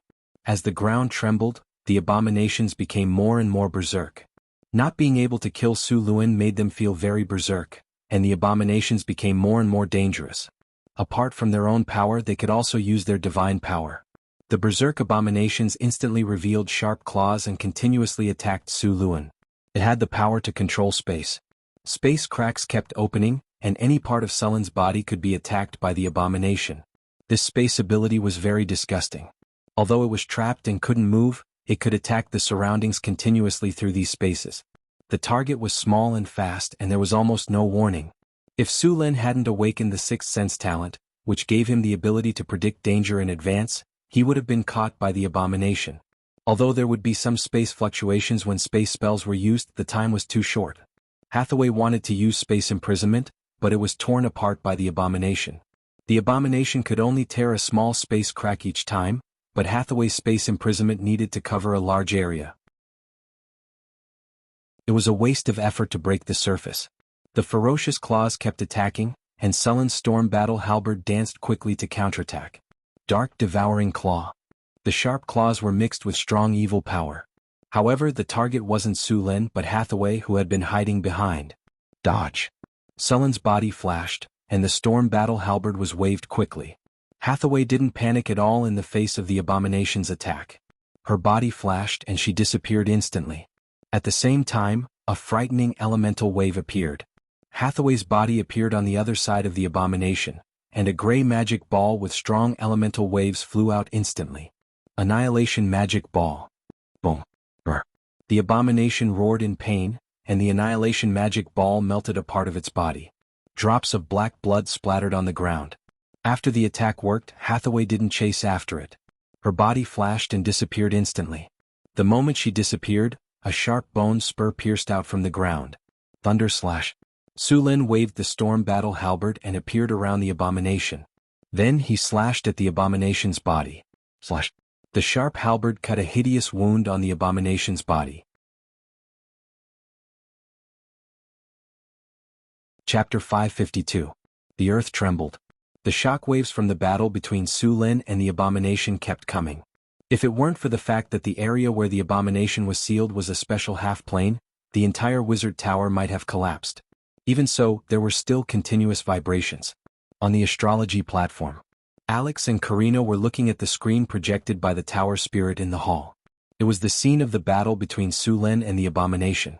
However, Su Lin was moving too fast on the screen, so the two couldn't see the battle clearly. They could only determine Sullen's position through the flashing lightning in the air. The fire in the projected image was gradually extinguished. There weren't many fire elements summoned by Hathaway left. The battle was getting more and more intense. Although Su Lin would hurt the abomination to a certain extent every time he attacked, the abomination could recover quickly by relying on the god's corpse that had merged with him. What should we do? Can Surin and Hathaway win? Looking at the picture in front of her, Karina asked Alex with some uncertainty. Alex, who was eating sunflower seeds with relish, came back to her senses. She stared at Karina with her eyes wide open and said with uncertainty, Su Lin should be able to win. If he wasn't confident, Su Lin would have told us to retreat. If they couldn't win, they should run. This was what Su Lin told them. If they met an enemy who was stronger than them, they should never fight head-on. There was no shame in running if they couldn't win. It was okay even if they suffered some losses. They just had to get back at the enemy in the future. This level of battle wasn't something that the two of them could interfere with. Therefore, even if they were anxious, they couldn't do anything. If an enemy below the legendary level entered the battlefield, they probably wouldn't even be able to withstand a single attack from the abomination. Rumble. The shockwaves from the battle came and even the wizard tower shook slightly. The abomination became even crazier. Sullen's attack just now had made it feel intense pain. As an abomination that was born from the corpse of an ancient god and was later trapped in this place for thousands of years, the anger in its heart had made its consciousness extremely chaotic. The abomination released all the resentment that it had accumulated for thousands of years on Su Lin. Could be said that it would fight Su Lin to the death. Boom. A blast of divine power hit Su Lin in an instant. The energy shield around Su Lin could no longer withstand it and shattered with a bang. It turned into specks of light and disappeared. A bolt of lightning flashed across Sullen's body, and he disappeared instantly. Great disintegration.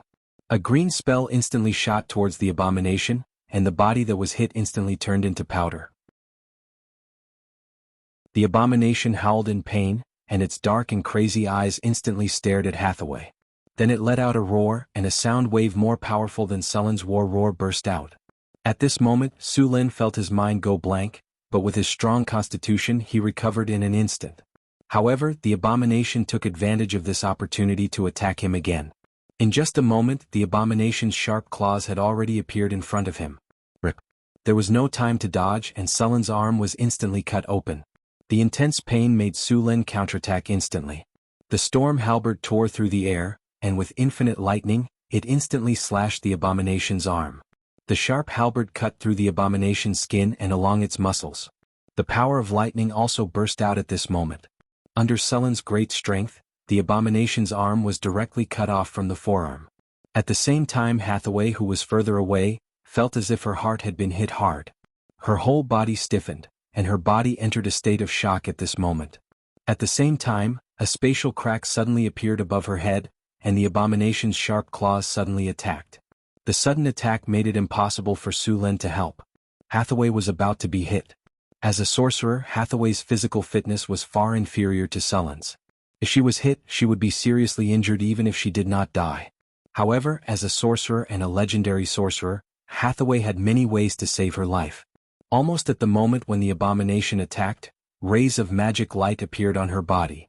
Greater Chain Accident activated. Spell sequence activated. Spell activated. Activate Greater Teleportation. Activate Greater Energy Barrier. Activate Greater Deflection Field. Activate Annihilation Ball. Activate Spell Order, Shock. As a sorcerer, Hathaway was very clear about her own weaknesses. Therefore, she set the condition for triggering the accident spell to be controlled. No matter if it was stun, shock, or immobilized, the Greater Chain Accident spell would be triggered automatically. The abomination's attack was indeed unexpected. Hathaway was shocked by the enemy at that moment and lost control of her body. This situation was just in line with the accident spell that Hathaway had set.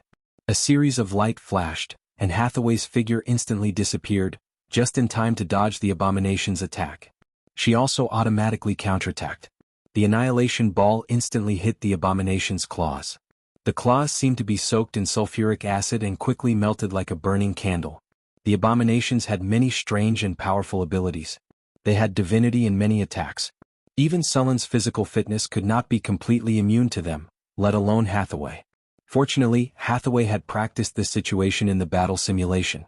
The spell sequence on her sorcerer's robe was prepared for this situation. When Hathaway reappeared, the abomination immediately captured her position. This was not difficult. After all, the space here was not too big.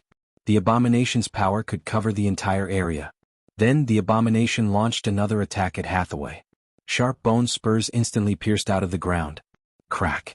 With a soft sound, the energy barrier around Hathaway's body broke in an instant.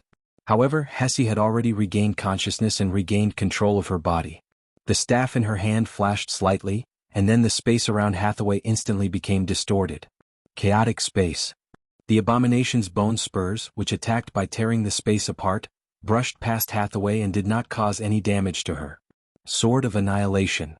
A light flashed, and a strange long sword instantly appeared in Hathaway's hand. In the next second, the long sword was swung, and the abomination's bone spurs were directly cut in half. Sullen's reaction was very fast. Just as Hathaway was casting the spell, a thunder spear appeared in his hand. Lightning flashed and instantly hit the abomination's body. The powerful thunder power exploded, and the abomination's body trembled at this moment. It's finally paralyzed. After seeing the effect, Su Luan cursed inwardly. All this time, his lightning power had been invincible in battle. His super high paralysis effect had been effective time and time again. However, this time, when facing an abomination, his lightning power's paralysis effect was reduced to the bottom. Chapter 553. The power of thunder and lightning was one of the most powerful forces that Su Luan had mastered. It had always been destructive and had a very high chance of paralysis.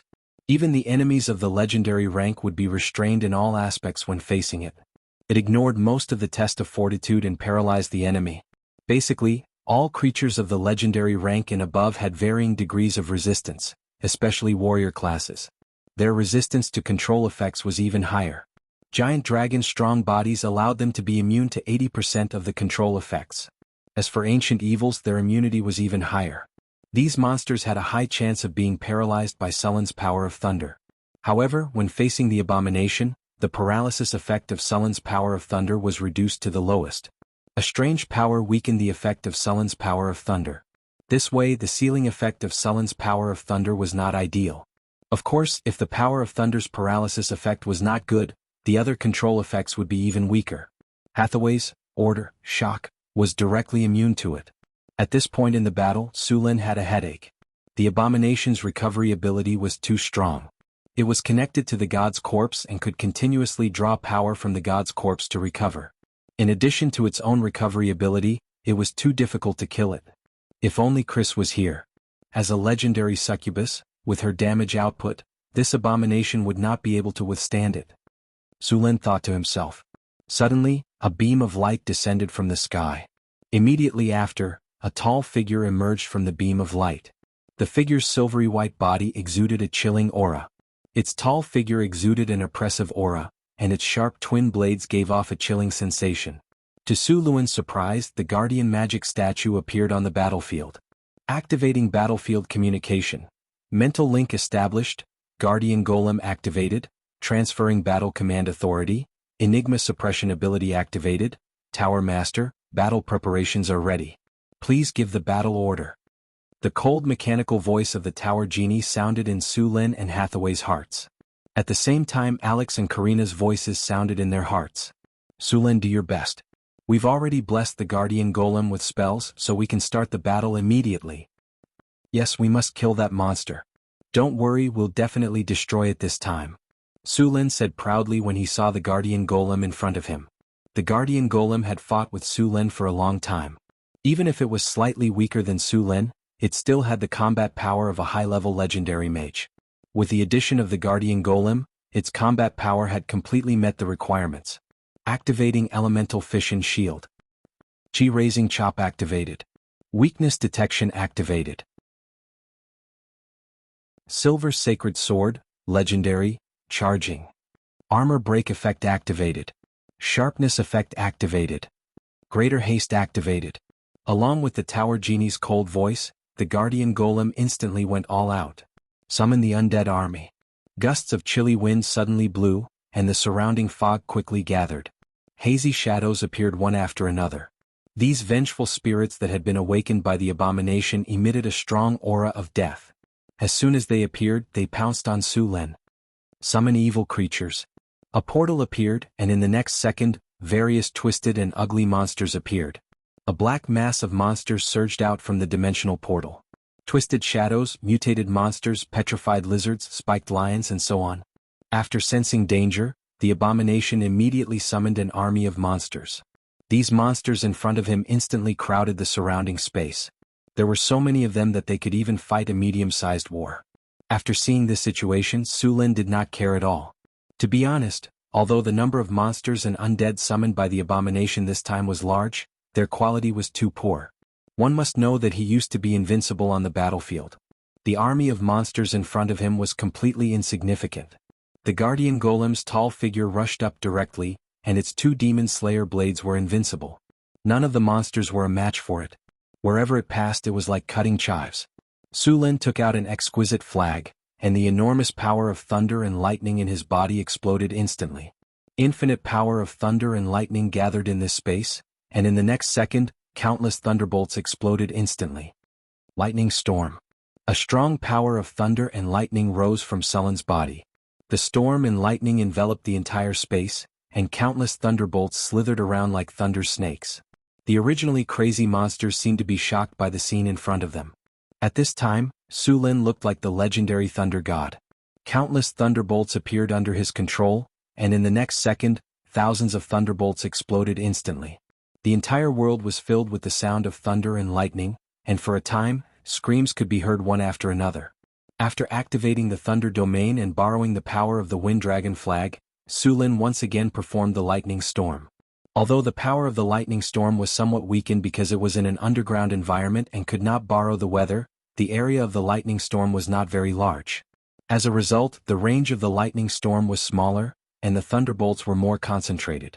The Lightning Storm enveloped the entire space, and all the monsters had nowhere to hide. Even the abominations could only take this attack head-on. Thunderbolts raged in the underground world, and the summoned undead army had no place to hide under such a saturated attack. The power of thunder and lightning was more harmful to the undead creatures. In just a breath's time, a large number of undead creatures were directly purified by the thunder and lightning. After the lightning storm lasted for more than 10 seconds, all the summoned monsters were wiped out. The ground was filled with corpses that had been electrocuted into talking corpses. Even the abomination had many wounds on its body, but with its powerful recovery ability, these wounds were quickly healed. The power of thunder and lightning dissipated, and a tall figure quickly rushed over. With a flash of cold light, the sharp claws that had just grown out of the abomination were cut off again. The Guardian Golem, which had been strengthened by the weakness attack, kept attacking the abomination. Facing this kind of golem puppet that could not be controlled, had thick skin, and was immune to all kinds of negative statuses, the abomination did not have a good way to deal with it. Su Lin put away the Wind Dragon flag. He had consumed a lot of energy just now, but in the Thunder domain his recovery speed was very fast. With a flash of thunder and lightning, Su Lin appeared in front of the abomination with the storm halberd in his hand. The human and the golem were like butterflies flying through flowers, constantly attacking the abomination rapidly. Many wounds appeared, and the abomination roared angrily and attacked crazily, but its counterattack was getting weaker and weaker. Chapter 554. Su Lin and the Guardian Magic Statue attacked quickly. The man and the magic statue were like the most brilliant surgeons, cutting the abomination quickly. A large number of wounds quickly appeared on the abomination's body. Under their crazy attacks, the abomination was completely passive. In the battle just now, Su Lin discovered a weakness of the abomination that was not a weakness. When Su Lin and the rest's attacks exceeded the abomination's recovery speed, the abomination would stop attacking and enter a defensive state, increasing its recovery speed. At this time, the abomination would not take the initiative to attack. Although it could not kill the abomination, it could delay its movements. After discovering this rule, Su Lin had already thought of a way to deal with it. The storm halberd was waved quickly, and the magic slaying blade swept across. The abomination's body was now full of holes. Great disintegration spell. A green light flew out from Hathaway's magic staff and hit the abomination's body instantly. The area dissipated like sand. The abomination's recovery ability was suppressed, and its aura became weaker and weaker. Its recovery speed also became slower. After seeing this, Hathaway immediately waved her magic staff and started to cast a spell. Soul Banishment. Rays of silver-white light appeared, and countless runes quickly gathered and merged. Finally, they turned into silver-white chains that pierced the abomination's body instantly. These chains pierced through the abomination's body. Then, as it roared crazily, Hathaway began to slowly drag the abomination's soul out of its body. However, as an abomination, even if Su Lin and the Guardian Magic Statue worked together to severely injure it to the brink of death, it was still very difficult to drag its soul out. As Hathaway's magic power continued to deplete, soul shadows were drawn out one by one, wailing. However, these were not the real souls of the abomination. These wailing souls were just pitiful people who had been devoured by the abomination. They were used as consumables by the abomination to resist Hathaway's soul banishment.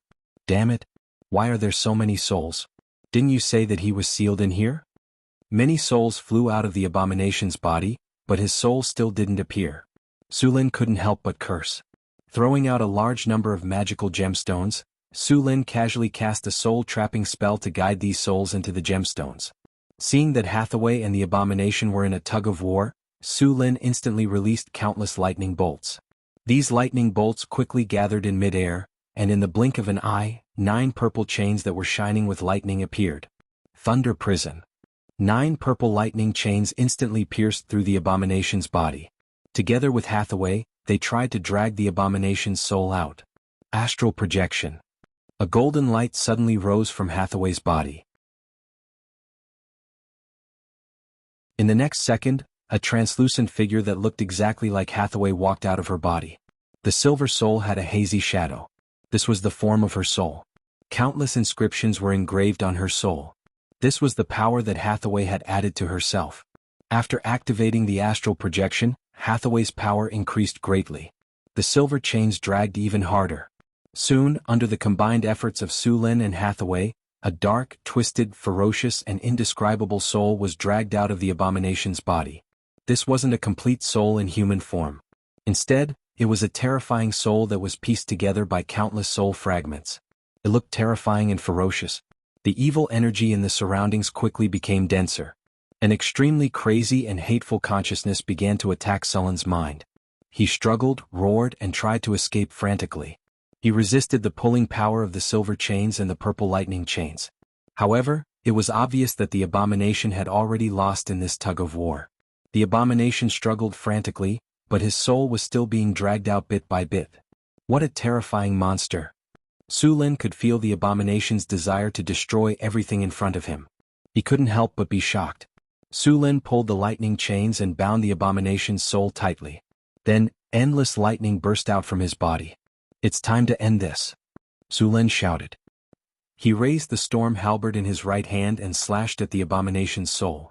As a dazzling lightning flashed, the abomination's soul was cut in half. The abomination's soul was cut in half, but it still didn't die. However, its struggle became much weaker. Su Lin and Hathaway easily dragged the two parts of the abomination's soul over. Although the soul had been pulled out, the abomination still didn't die. It was very difficult to kill a monster of this level. Even if the physical body was killed, as long as the soul escaped, it would be resurrected soon. Su Lin wouldn't make such a mistake. Soul Suppressor. Hathaway chanted an ancient spell. Her huge soul was like a giant. The silver rune chain emitted a dazzling light and pulled half of the abomination's soul into a high-quality magical gemstone bit by bit. Su Lin also took out a high-quality magical gemstone and sealed the other half of the soul. As if sensing danger, the abomination's soul struggled and roared madly, trying to break free. However, at this moment, the abomination was too weak to change the situation. In the end, the soul was split into two and was completely sealed in the gemstone as it screamed. The lightning chains shrunk instantly and appeared on the surface of the gemstone like strange patterns. The moment the abomination's soul was sealed in the gemstone, the originally pure gemstone became pitch black. At the same time, it emitted an evil and blasphemous spiritual light. The entire gemstone looked very evil. It had been turned into an evil gemstone by the abomination's soul. If this gemstone fell into the hands of an ordinary person, they would be affected by the abomination's soul and fall into darkness. In the end, they would become the carrier of the abomination's resurrection. Su Lin heaved a sigh of relief. He flipped his palm and put the gemstone into his storage space. Although this gemstone was very dangerous, it was also very precious. It contained a lot of divinity. Hathaway's huge figure waved her hand gently, and a spiritual light rose. Demon sealing formation. Runes danced and instantly sealed the gemstone that was emitting evil spiritual energy. Apart from looking a little black, this gemstone looked like an ordinary gemstone. Then, her soul turned into a spiritual light and returned to her body. As the soul was sealed, the abomination's body collapsed. Its power was quickly drained. After a few breaths, the abomination's body deteriorated rapidly. In the end, it became like a dried-up rotten wood.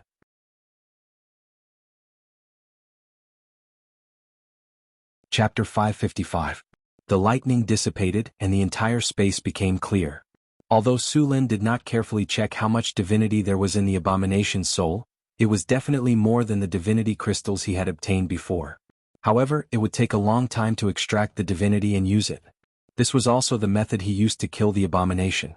Su Lin did not have the power of death, so he could only rely on this method slowly. After the battle ended, Su Lin let out a long sigh of relief. There were more spoils of war on the battlefield, and the most important one was the corpse of the ancient god. Although an abomination was born from this corpse, the corpse still had extraordinary benefits. The abomination did not inherit all the divinity in the corpse, so there was still a lot of divinity left in the corpse. In addition to the divinity, there were also a large number of mid-level and low-level soul crystals obtained from killing many undead, which could provide raw materials for the golem factory. The corpse of the ancient god was huge. It was dozens of meters long, lying on the ground. One could imagine how tall it had been when it was alive. Even the tallest cloud giant in the material world was only close to its knees in front of it. This was a male god, and the corpse was somewhat broken. There was a hideous wound on the head and the heart of the corpse. It was obvious that this was the fatal wound that killed this god. It would be very troublesome to transport such a huge corpse out directly. Moreover, this kind of corpse was full of divinity. Once the news leaked, it would definitely be a disaster. By then, not to mention the legendary masters in the material world, even the gods would not be able to help but send their avatars to fight for it. By then, it was likely to cause a disaster like the time of troubles. After Su Lin checked that there was no problem with the corpse, he added another layer of seal. After the abomination's soul was sealed, the corpse was directly separated from the corpse. After a final inspection and cleaning, Su Lin and Hathaway were relieved. After sealing the space again, Su Lin and Hathaway returned to the wizard tower with the guardian golem. Alex, Karina, I'll leave the rest to you. Hathaway and I need to rest first. If there's nothing important, don't disturb me. After saying that, Su Lin directly found a room on the astrology platform and walked in. After getting rid of the abomination that was a ticking time bomb, the entire sorcerer tower could finally relax. Without the threat of the abomination, the restoration of the sorcerer's tower was on the right track. The wizard tower had been sealed off for thousands of years, and many parts of it had been damaged. The repair work was tedious, but the good thing was that the core area wasn't damaged. Alex and Karina could do the job. Sulin came to a room and waved his hand casually. A gust of wind blew through the room and cleared all the dust. Then he closed the door and began to check his harvest.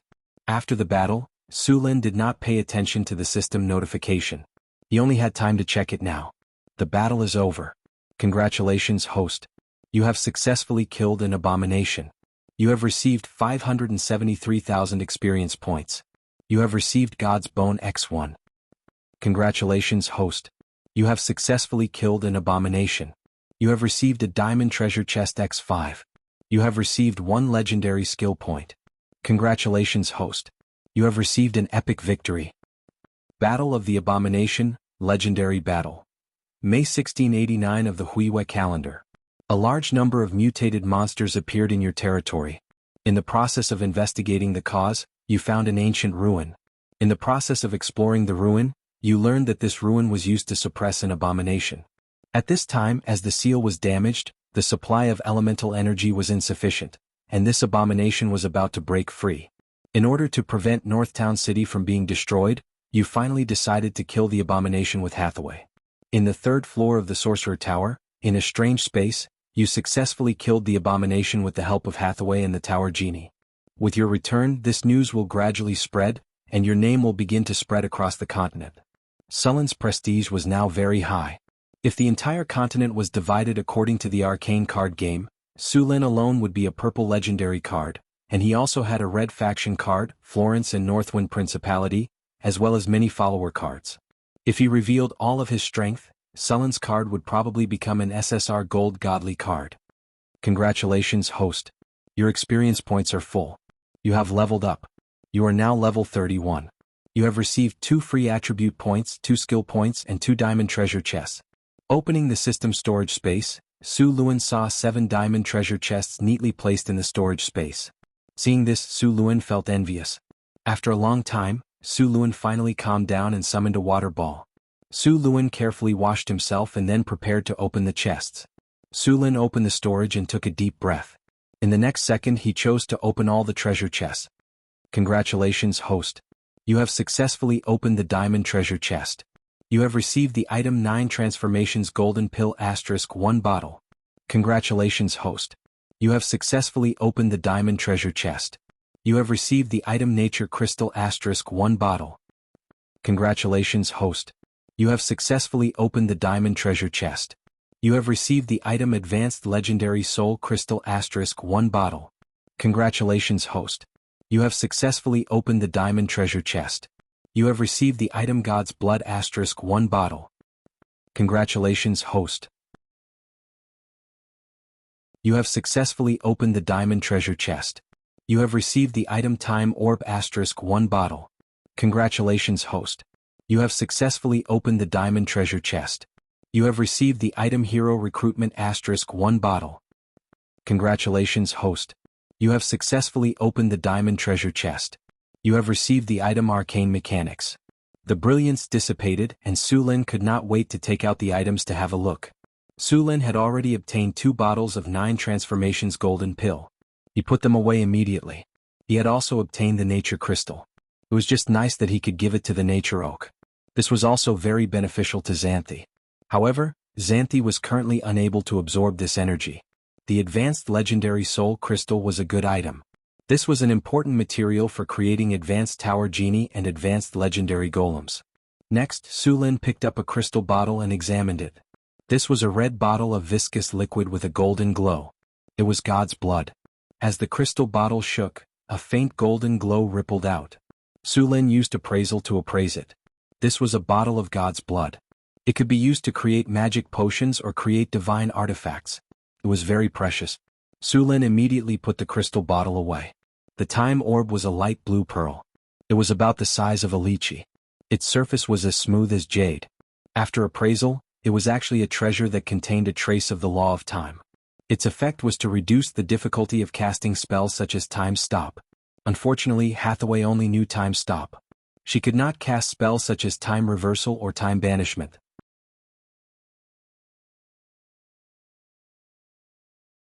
Chapter 556. In some ancient legends and myths, there was an ancient god called the Lord of Time and Space among the first ancient gods of order. However, he had never left any information, so arcanists had always doubted whether this ancient god really existed. In the multiverse, there were very few of his believers, but it was certain that those time dragons were the believers of this Lord of Time and Space. Wizards learned their space-time spells from the time dragons. Time dragons could be said to be masters of controlling time. They were born with the ability to control time. For example, they could cast spells like Time Stop at will. This was a very powerful legendary dragon species. They were also known as the chronological dragon, the epic dragon, or the eternal dragon. They rarely communicated with ordinary creatures. Time dragons liked to travel in time and explore the past or the future.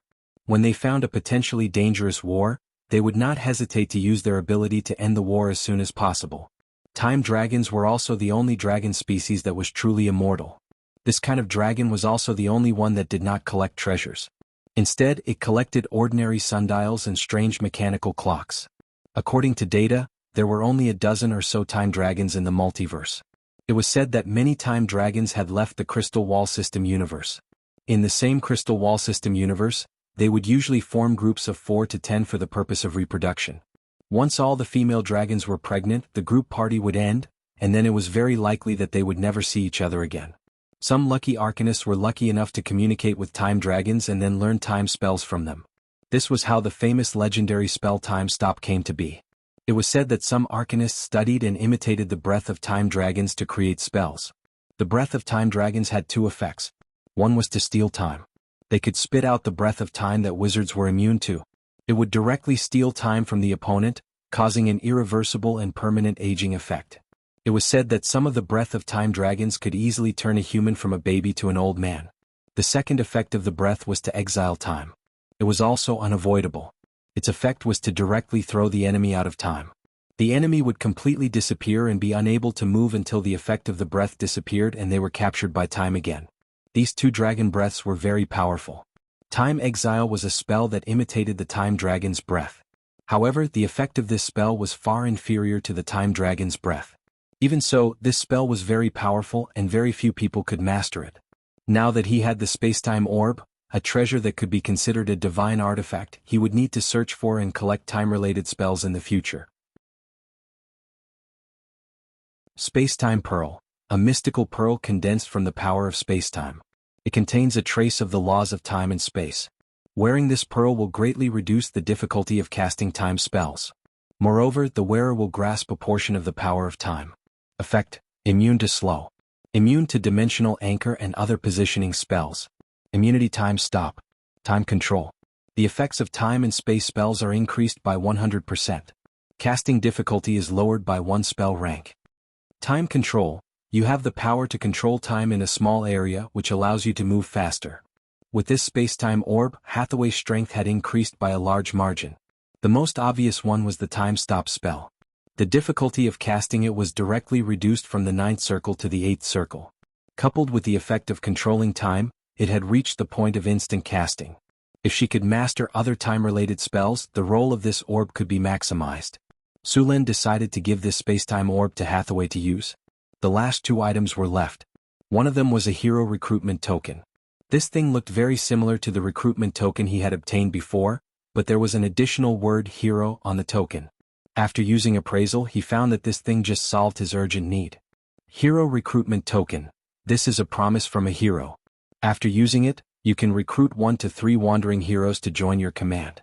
Of course, you need to pay the hero's reward. Note: the user's identity will affect the quality of the recruited heroes. Sulin had decided to build Deepwater City some time ago and was ready to open up sea trade. Originally, he was worried about the lack of manpower and that there would be no one to manage Deepwater City. As for letting the nobles of the Kingdom of Florence manage it, Sulin did not trust them. Now that he had the hero recruitment token, this problem was solved. Sulin put away the hero recruitment token. He planned to use it when he returned to Northgard City. The last item was a book called Magic Mechanics. Sulin briefly flipped through it. This book recorded a lot of knowledge about magic mechanics. It was all-encompassing and had many applications. For example, it could be used to upgrade golems, the energy channel of wizard towers, the structure of buildings, and even the construction of floating space city needed a lot of knowledge. After putting away these things, Sulin began to check the rewards after this upgrade. After all his attributes had reached 50, if he wanted to increase his attributes, he would need 3 free attribute points to increase 1 attribute point. Sulin was not in a hurry to increase his attributes. His current attributes were already very high, so he did not lack 1 or 2 free attribute points. As for the 9 transformation golden pills, he was going to give some to the others. After all, Alex, Karina, Phyllis, Xanthi, and his 2 personal maids had not reached the legendary level. It would be better to give it to them. Sulin chose to use the 2 normal skill points he had obtained when learning spells. These skill points could speed up the learning of spells. As for the legendary skill point, Sulin planned to use it to upgrade his Iron Will talent. This talent was a little special and very useful. When fighting against high-level monsters, he would often encounter Iron Will. Just like a dragon, ordinary people did not even have the courage to stand beside it, let alone attack it. Iron Will might seem useless, but it was indispensable. After using the legendary skill points to upgrade, Iron Will talent was upgraded to Advanced Iron Will. If he wanted to upgrade it to legendary, he would need to use 1 more legendary skill point. In addition to these gains, Sulin also obtained a piece of God's bone. After using Identify, he found that it was a high-grade material. God's bone looked similar to bones, but it was made of jade. There was a trace of golden light on it, and it was very hard. It could be used to make high-grade magic items. It was a very precious material. Sulin wondered if he could try to make a divine item with the God's bone and God's blood. P.S. Read a book. The world enters the Age of Lords. Read it if you like.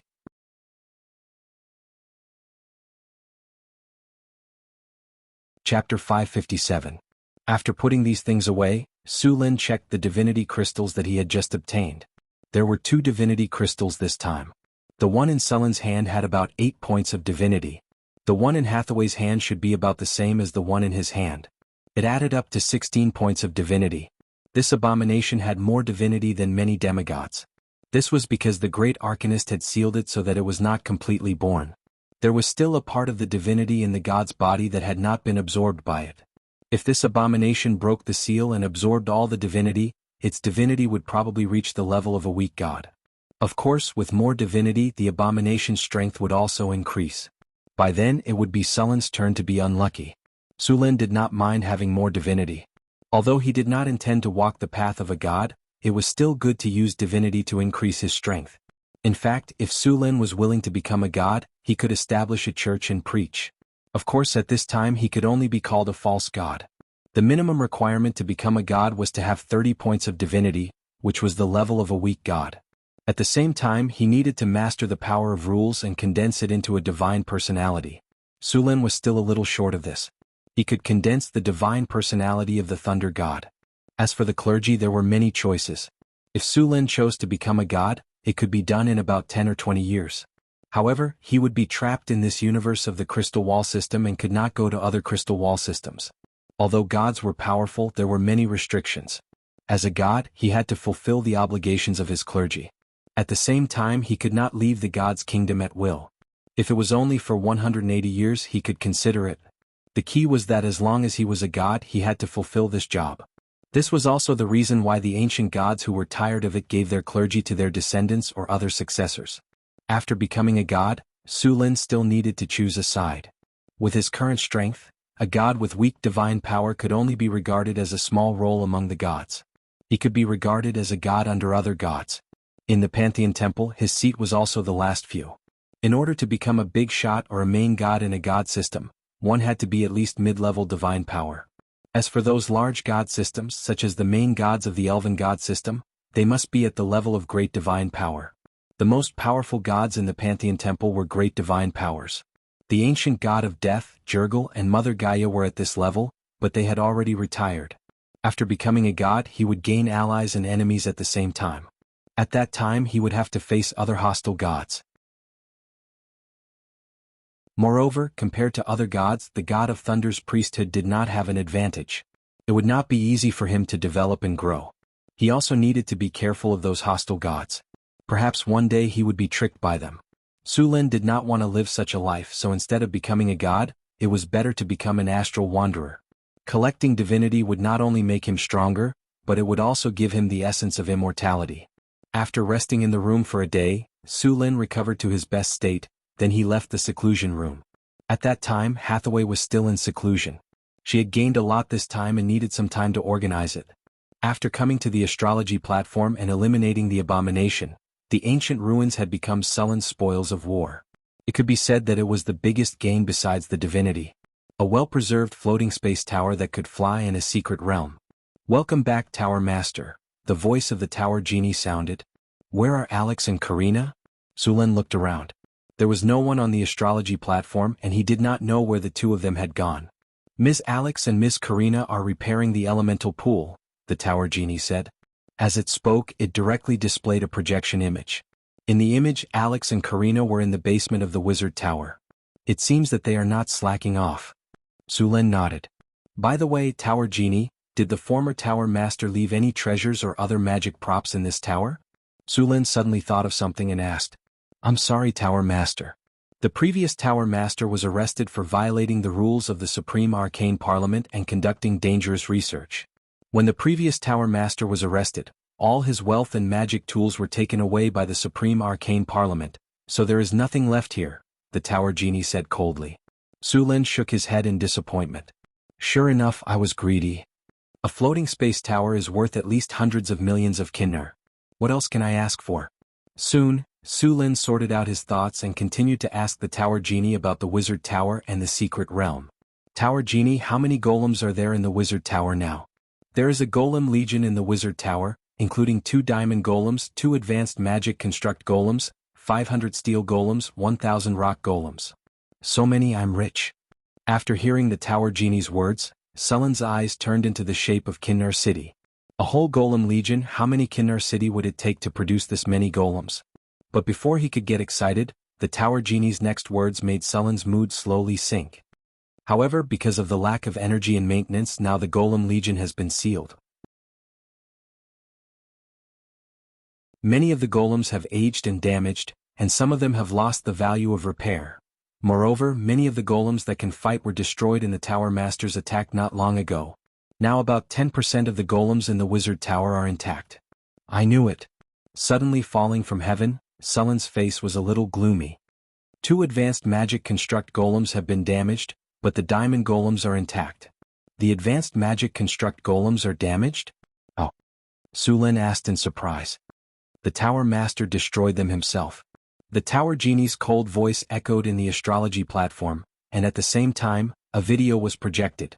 It was the scene of Sulen attacking the Wizard Tower. 2 advanced golems that were obviously different from the steel golems were destroyed by Sulen and Hathaway. "Okay." Seeing this scene, Sulen was a little embarrassed. Because the 2 advanced golems lacked energy and maintenance, one of them was directly destroyed by Hathaway's disintegrate spell. The item destroyed by the disintegrate spell would lose its magical effect, and coupled with the lack of maintenance, this golem had lost the value of repair. The other one was slightly better. It was destroyed by Sulen's lightning spear and could be repaired. The 2 diamond golems were preserved because the Tower Genie had insufficient energy to activate the guardian golems, but they still needed to be repaired. After all, after such a long time without maintenance, many of the internal parts had aged.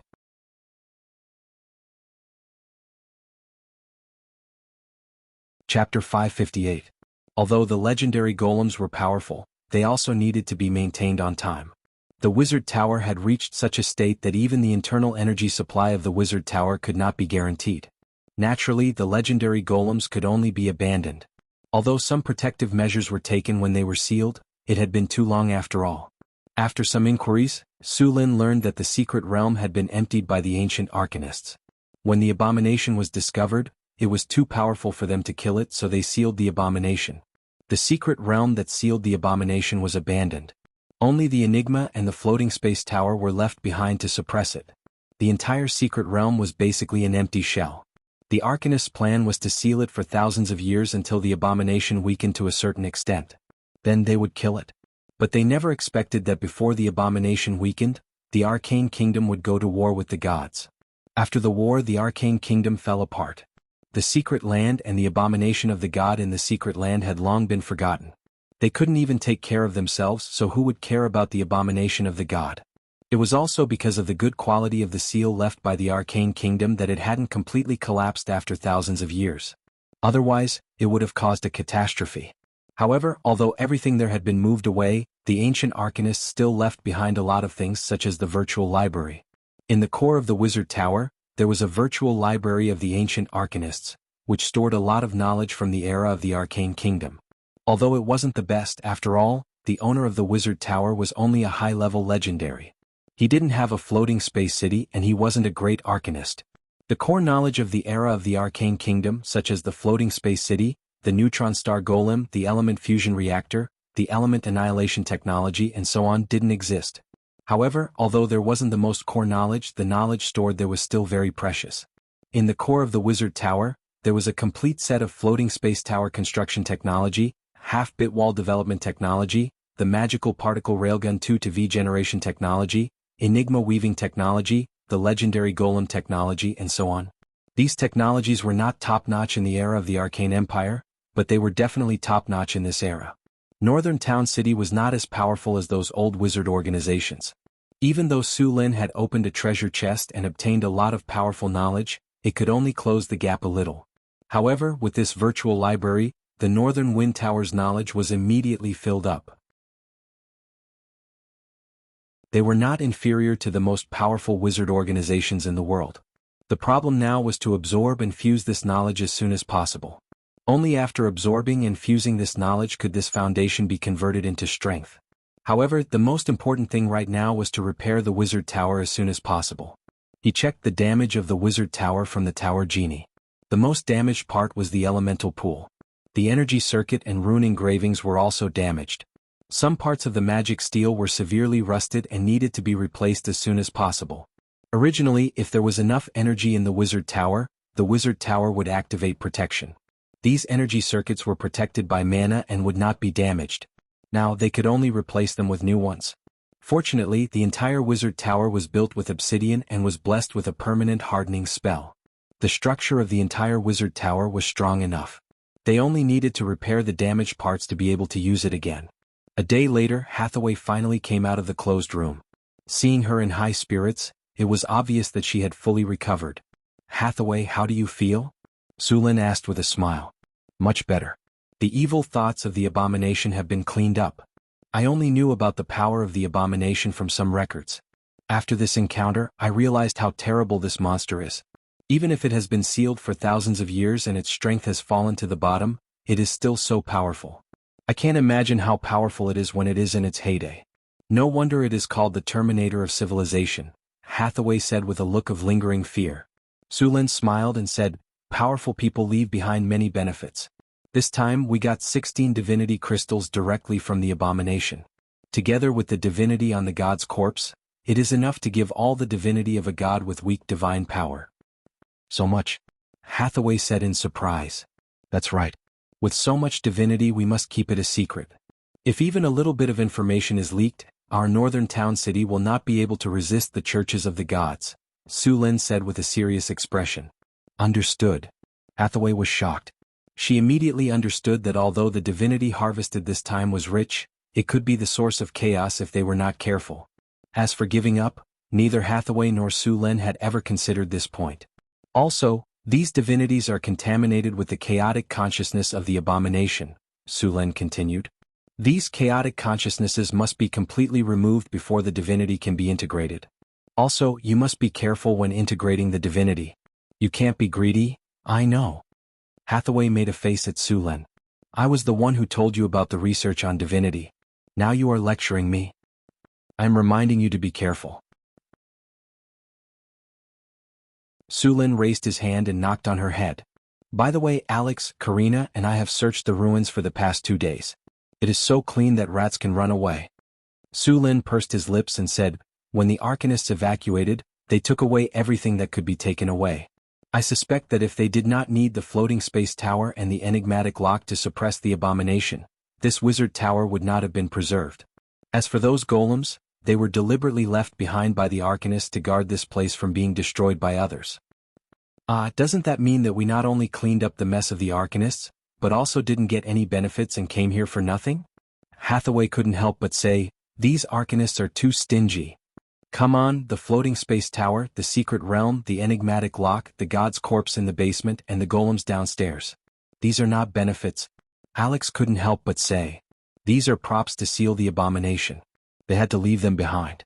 How can it be considered a reward? Moreover, the things here are basically broken and we have to repair them ourselves.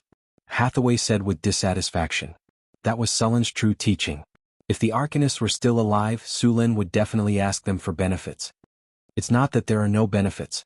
The Tower Genie also keeps a virtual library, which contains a lot of technical information and various magic knowledge from the Arcane Empire. Is there a floating space city? Hathaway asked excitedly. What do you think? Sullen looked at her as if she wanted to eat *T. It's the end of the month. She's rolling on the ground begging for monthly votes. The kind that can't be kicked away.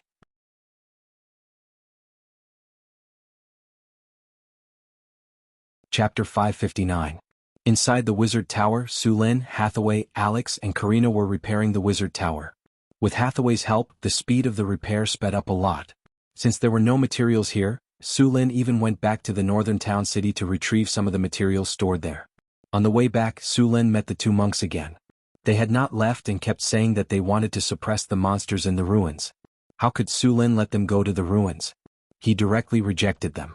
After sending the materials to the ruins, Sullen temporarily left. With Hathaway there, he did not need to worry about the ruins. He still needed to take charge of the construction of Deepwater City.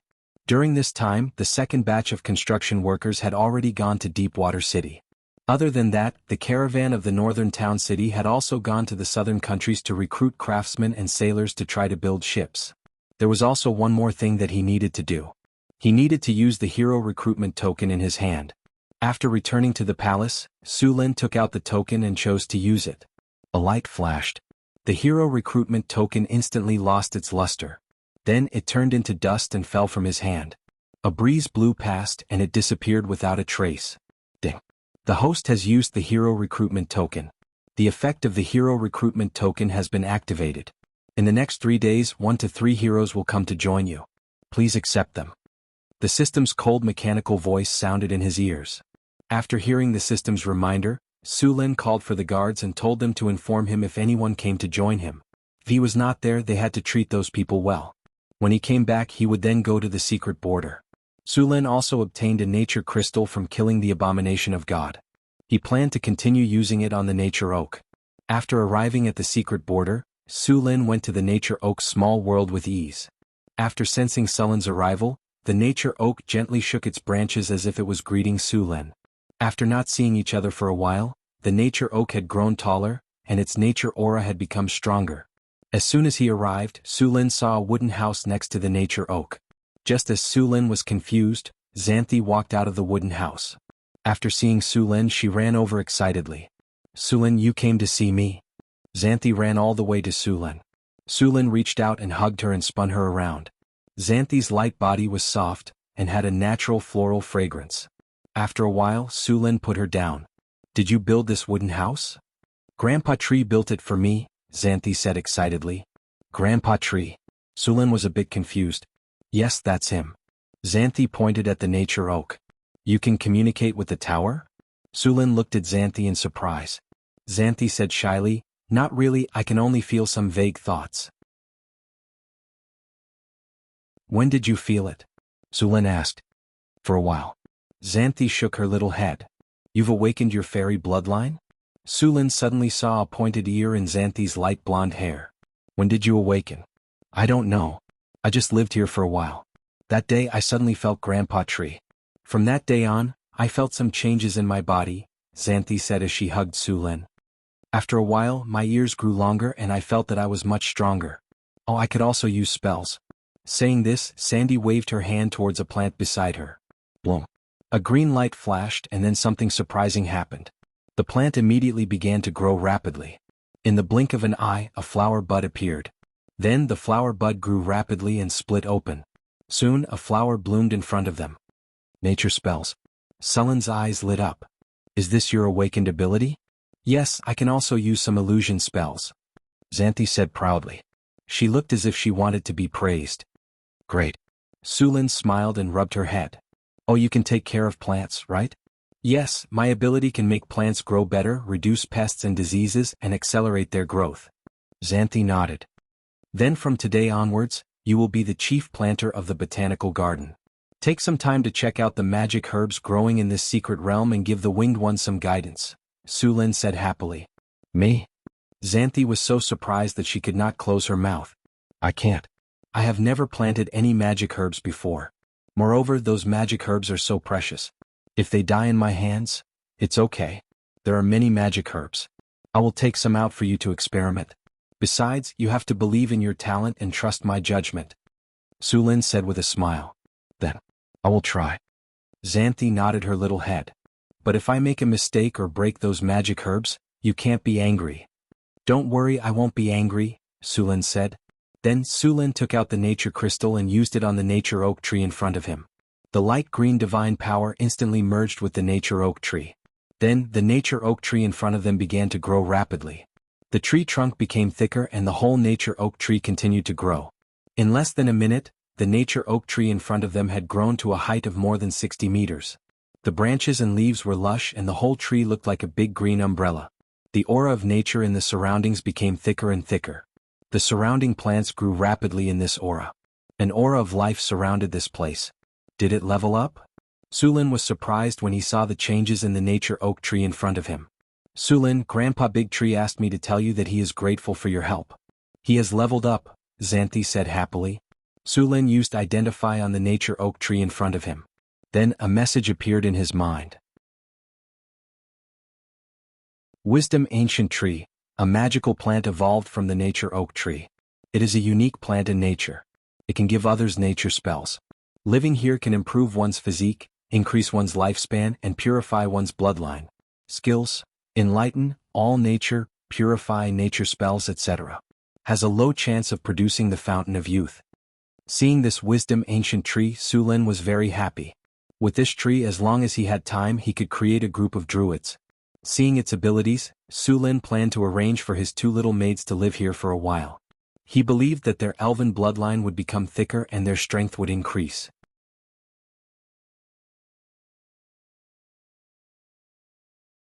Chapter 560. Su Lin was a little surprised by the wisdom tree's appearance, but it was also reasonable. After all, it had cost him 2 nature god crystals to complete its evolution. Looking at Xanthi's attributes, Xanthi had directly become a rank 1 creature after awakening her fairy bloodline. There were many types of fairies, but their strength was generally not high. For example, there was a fairy called a fairy that was about 20 centimeters in size. Their strength was generally at rank 1 and they were illusionary.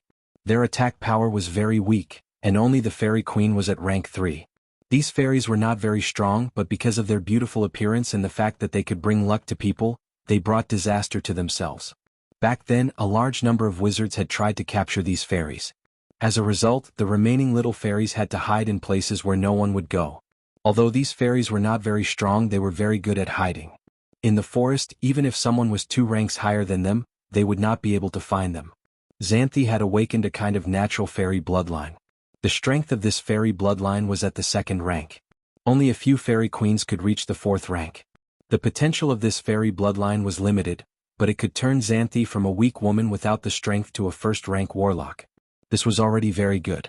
The fairy bloodline's potential was limited, but Su Lin had divinity. If there was no other way, he could let Xanthi absorb some divinity. Divinity was the most mystical power in the multiverse. It had the effect of turning something rotten into something magical. Breaking through the limits of a species was only one of its effects. The fairy bloodline was about the middle of the bloodline among the warlocks. It could not be compared to the dragon bloodline. However, this bloodline also had its benefits. For example, it had a very long lifespan. Fairies' lifespan was not less than elves, and fairies would not age. They were also very beautiful. So many female warlocks chose the fairy bloodline and became wizards. Su Lin left Xanthi a 9 transformation golden pill and a set of books for her to learn from a wizard apprentice to an official wizard. He let her live and learn at the wisdom tree. This time, Su Lin gave all the 9 turns golden pills he got to his women. A bottle of 5 pills was not enough. In the end, Hathaway and Chris were legends, so he didn't give them to them. Everyone else got 1 pill each. Su Lin gave the time orb to Hathaway to use, and Su Lin gave her a little divinity, but this required her to completely integrate the power of the Baler. Su Lin planned to keep the advanced soul crystal to build the advanced legendary golem. As for the god's blood and god's bones, Su Lin and Hathaway had discussed and decided to upgrade the storm halberd. God's blood and God's bones could be used to create divine weapons, but even the lowest grade divine weapons were not easy to create. There were very few divine weapons in the multiverse. Other than the fact that some of the materials were precious, there was also the fact that they required the most important thing, divinity. Only by imbuing the item with divine power could it be called a divine artifact. Otherwise, it could only be considered a magical item. One had to know that divinity was directly related to the power of the gods. Very few gods would do this. Of course, there were also some powerful magical items that were called divine weapons. These magical items were far more powerful than other magical items, such as the Lich Ring. It was said that this item was a magical item made by a lich who had lived for an unknown period of time. Although it was not a divine weapon, the power it contained was no less than a divine weapon. For spellcasters, it was even more powerful than a divine weapon. Another point was that although divine weapons were very powerful, they also had restrictions. Generally speaking, divine weapons that belonged to a god had to be used by the god's faction. In order to upgrade the storm halberd to a divine weapon, Su Lin had to imbue it with divinity. As for directly using the divinity of the abomination, the chaotic and evil divinity in it would make the weapon something that could only be used by the chaotic and evil faction. Therefore, the best way was to extract the divinity from the abomination. As for upgrading the divine weapon, Hathaway had only made a preliminary plan. It would take some time before it could be carried out. Su Lin now needed to absorb the divinity left behind by the abomination. He now had 10 points of divinity in his body, and the power of divinity brought about a qualitative sublimation. First, it was in the physical aspect. His body had become stronger and had some characteristics of a divine creature. The second was the sublimation of his soul. His soul had become stronger and had a trace of immortal power. Su Lin and Hathaway could only say that their research on divinity was average. According to the existing knowledge, the demigod Lich was the one who had the most in-depth research on divinity. Perhaps the ancient arcanists had a deeper understanding of divinity. After all, those arcanists had fought against the gods in the end. It was impossible for them not to study the power of the gods. Su Lin planned to learn more about the power of divinity before making a divine weapon. When Su Lin returned to Northern Town, a guard hurriedly came to report that 2 middle-aged men had come to join him. After hearing the guard's report, Su Lin knew that these 2 men should be the heroes he had recruited with the hero recruitment token. Su Lin was in a good mood as he had recruited 2 heroes with the token. Although he did not directly reach the maximum value, he was not so unlucky as to only recruit 1 hero. Su Lin waited in the study for a while, and the servant came in with 2 middle-aged men. One of the 2 middle-aged men had a weather-beaten face. His hands and feet were thick and his clothes were a little shabby. His brown hair was a little messy and he had a thick beard. There was a thick layer of calluses between his thumb and index finger. There was also a scar on his face, which made him look unusually ferocious. The other man was the exact opposite. This man was clean and tidy, and his temperament was polite. Although his clothes were not luxurious, they were neatly tailored. His blonde hair was also carefully trimmed. He looked like a noble. "Hello, Your Majesty. I am Barbassa. I am willing to fight for you." "Hello, Your Majesty. I, Holland, am willing to serve you." The 2 men saluted after seeing Su Lin. Su Lin asked them to sit down and at the same time he asked the servant to bring some wine and drinks. At the same time he checked their attributes. Unexpectedly, these 2 heroes were actually Tier 4 powerhouses. It should be known that powerhouses of this level would receive preferential treatment in any organization or country on the continent. The conditions Su Lin gave were much worse than the conditions of other kings. One had to admit that the system recruitment token was powerful. After a simple conversation, Su Lin learned some information about the 2 men. The man named Barbassa was actually a pirate captain. Because he went ashore to rest and resupply, he was betrayed and finally came to the northern wastelands. The other man, Holland, was a fallen noble. Because the old king died of illness, and the new king took the wrong side during the ascension, he was openly and secretly suppressed. He could only leave and unknowingly came to Northern Town.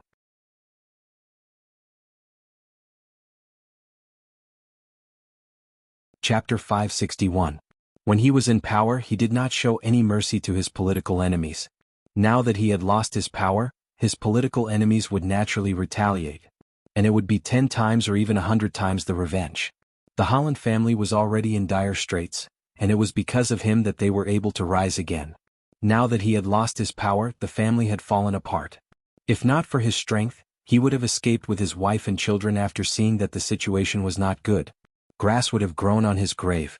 The arrival of these two heroes could be used to fill in the gaps in Deepwater City. The development of Deepwater City needed someone to preside over it. Holland was originally an assistant minister of the Kerbal Kingdom and was proficient in internal affairs. He was more than qualified to manage Deepwater City. Barbossa, on the other hand, could be the captain of the Deepwater port.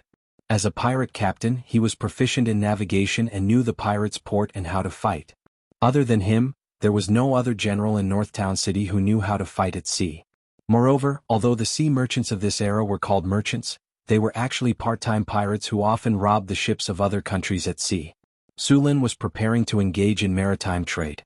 A pirate captain would definitely save him a lot of trouble. After understanding the abilities of the two, Su Lin announced that Barbossa would be the captain of the Deepwater Port's fleet, in charge of fleet trade and combating pirates, and Holland would be the governor of Deepwater City. After accepting their allegiance, Su Lin also saw the degree of their loyalty. Barbossa's loyalty was only 75, while Holland's was 80. Although they were not as good as the other generals under Sullen's command, their loyalty would increase after some time. With 3 legendary powerhouses around, they naturally knew what to choose. Of course, they still had to give the necessary benefits. Kinder could not be left out. After all, they were all sponsored partnerships. With Holland and Barbossa, the development of Deepwater City began to accelerate. Su Lin directly handed the construction of Deepwater City to Holland and the work of the shipyard to Barbossa. Although Barbossa was a pirate captain, he also had some understanding of shipbuilding. After all, as pirates, they often had to repair their ships themselves. Especially after seizing a ship, they had to modify it. They did not have a shipyard to work for them, so they had to do it themselves. Barbossa was very familiar with the route of the Southern Sea. After all, he was a pirate in the Southern Sea before. He was also familiar with the route to the Eastern continent. After all, they also needed an identity to hide, and they often went to the Eastern Sea route. Su Lin was preparing to open up the sea route to the Eastern continent so he could give it to him. In addition to building a fleet, the most important thing was to have qualified sailors. The Kingdom of Florence was located inland, and it was very difficult to recruit sailors. They could only recruit some people who could swim for training. After all, the inland river and the sea were two completely different environments. Now, while building the ship, he had Barbossa train these people. If there was a Navy Army SEAL, Su Lin could directly recruit people to train the Navy. Unfortunately, he had opened so many treasure chests, but he had not obtained a Navy Army SEAL. In order to strengthen the connection between Deepwater City and North Town, Su Lin and Hathaway purposely set up a teleportation circle in Deepwater City. They then connected it to the teleportation circle in North Town so that the two places could be teleported directly. The planning of Deepwater City was very different from that of North Town. As a commercial port, it must be convenient for transportation. After a period of construction, some houses had been built in Deepwater City. Some of these houses were for workers to live in, and some were for warehouses to store materials. Because the city was close to the sea, the climate was humid, and it often rained here, so the city's drainage facilities must be strict. At the same time, the city's terrain must be the highest in the surrounding area. Su Lin did not want the whole city to be flooded when the tide rose. In addition to these, because the city was designated as a commercial city, the houses inside were different from other cities. All the houses in Deepwater City had 2 or more floors. Usually, the first floor would be a shop and the second floor would be a residence. The drainage around the residence also had to be planned, and the roads were all according to the standards of North Town. There were 5 roads in the city, one of which was directly connected to the port. The width of the road had also increased from 4 meters to 10 meters. Once the commercial road was successfully opened, Deepwater City would definitely become a trade hub. If they still planned according to the 4-meter road, it would be very congested. In order to prevent congestion, Su Lin planned to use 2 roads, one out and one in. They would go out from the east gate of the city and enter from the north gate. This way they could reduce congestion as much as possible. Deepwater City's harbor also needed to be built larger. Because Deepwater City was located on the southeast coast of the northern wilderness, the climate here was still somewhat cold. Although it wouldn't freeze in winter, there were often strong winds and waves, which led to the need to build a ring of breakwaters outside the harbor. In addition to the waterproof, Deepwater City also needed to build a lighthouse. As a port city, a lighthouse was indispensable.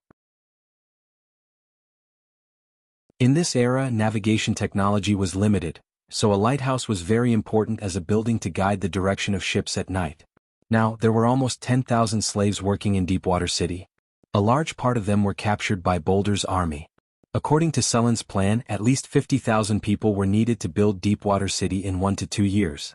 With so many people, North Town could not transfer them, so they could only grab people from the wilderness near the sea. Originally, the surrounding wilderness also needed to be cleaned up. Sullen did not want to let these monsters affect the safety of the city. Carts of bricks were unloaded from the ships, which were transported from North Town. After several cleaning of the Red Sand River, there were no longer any water monsters blocking the way. Ships transported all kinds of materials. Deepwater City did not have a brick factory, so they could only transport from North Town. Fortunately, water transportation was very convenient. After carefully inspecting the construction of the city, Holland immediately went into work and began to methodically instruct the slaves to build. In order to make these slaves work hard, Sullen also prepared a lot of food. Although it was only potatoes and fish, it was very good for the slaves. Among these slaves there were many kobold and gnoll supervisors. North Town already had a mature plan to enslave these monsters.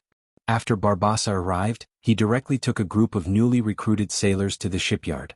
During this period of intense construction, a small sailboat had been built. Barbassa planned to use it to train the sailors first. However, for safety reasons, Sullen also gave them some underwater breathing potions.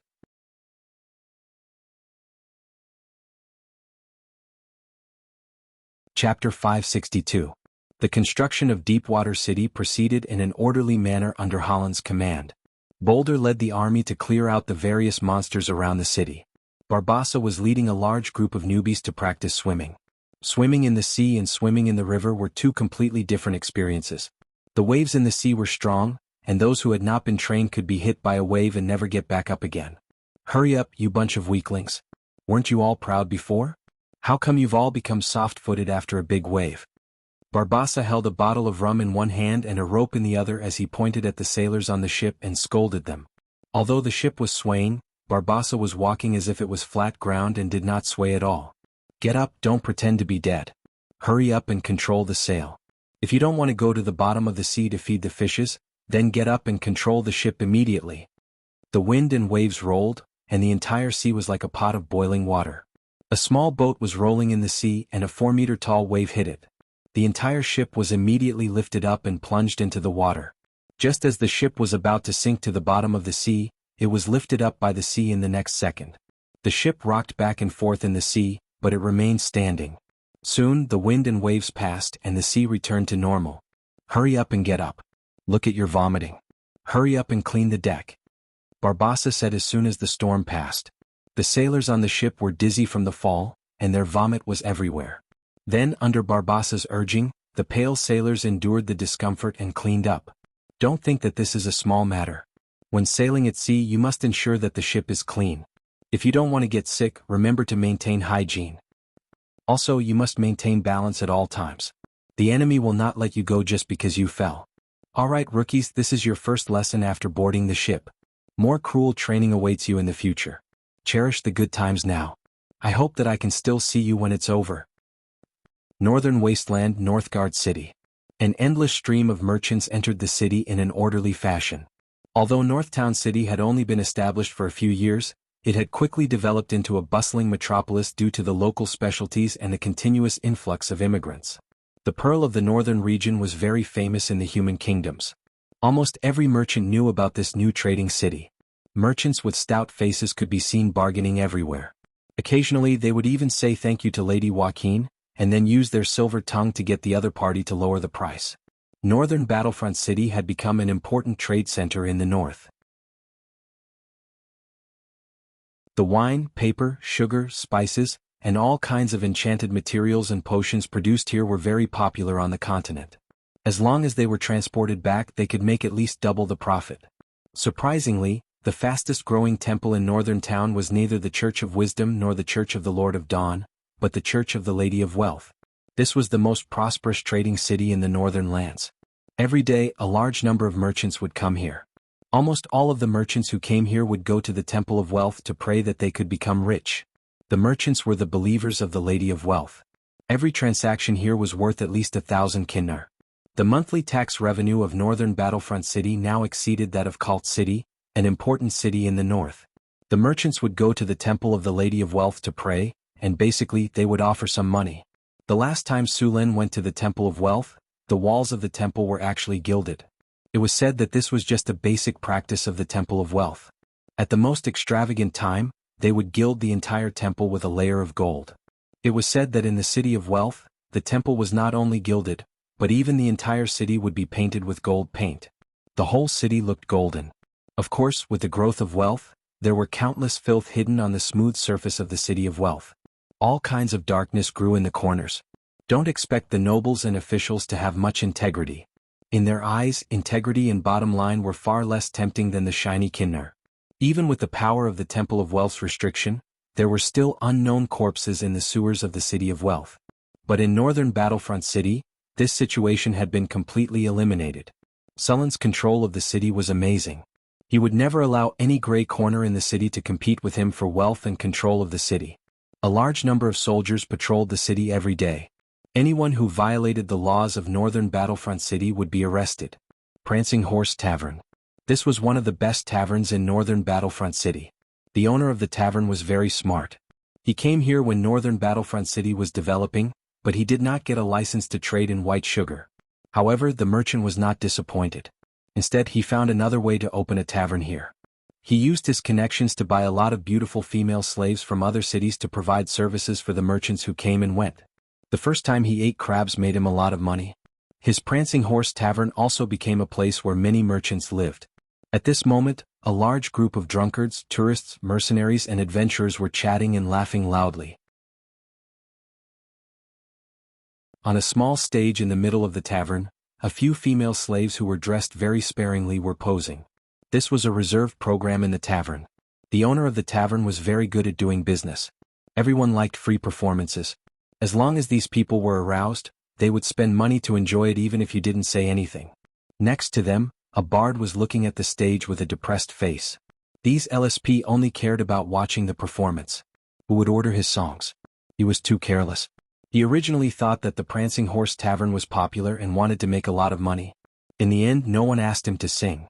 A dwarf with a loud voice was drinking a local specialty of vodka. He looked drunk, but he was still shouting that he wanted to arm wrestle with another dwarf. A halfling stood at a table not far away. Although he was dead drunk, he had just knocked down a thief who wanted to steal his wallet. This sword is 30 feet and 1 inch long. It weighs 2 pounds and 3 ounces. It was tempered into steel and quenched into a sharp edge. 3 years ago, I killed a gnoll in Neverwinter. A dwarf master forged it and gave it to me. At this time, a warrior pulled out the long sword with a clang. It was cold and the sword was shining. It was indeed a good sword. The noisy atmosphere suddenly became strangely quiet. Everyone's eyes were focused on him. The man's expression was cold, and there was a murderous look in his eyes. After looking around, he said coldly, "Only 30 kinnar."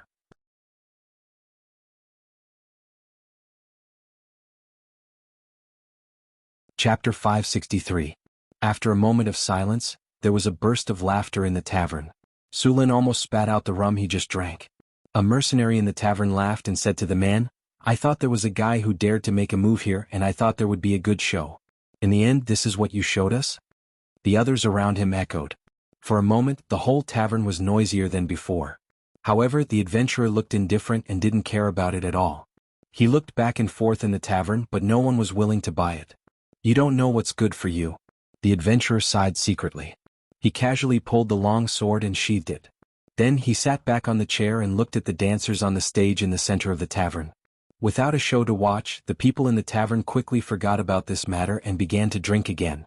Perhaps this matter would become a topic of conversation after drinking. Su Lin came back from Deepwater City. The next morning he went to the city hall to check that everything was normal. Then he went to check that there were no problems with the workshops. In the afternoon, he deliberately came to the most popular tavern in the city to feel the atmosphere. Just as he was thinking about whether he should let Karina have a hot dance after returning to the palace at night, he saw this scene in front of him. He had to admit that this performance was really good. But to be honest, although he was a little far away, Su Lin could still see that the long sword in the adventurer's hand was made of good materials and was well forged. It was indeed the work of a dwarf master. 30 kinnar was very generous. If it was in the blacksmith shop in the city, it would cost at least 70 or 80 kinnar. Sulin thought that this guy was quite interesting. After thinking for a while, Sulin asked someone to call him over. Soon there were a few more people at Sulin's table. In addition to Sulin and the adventurer, the two dancers who were dancing on the stage just now were accompanying them. After that, this guy didn't hold back. He hugged a dancer and put his hands all over her body. He even wolfed down the food and drinks on the table, completely like a reincarnated hungry ghost. Sulin quietly watched him eat and flirt. When he was almost done, he asked, "That weapon isn't yours, is it?" "Yes, of course it's mine."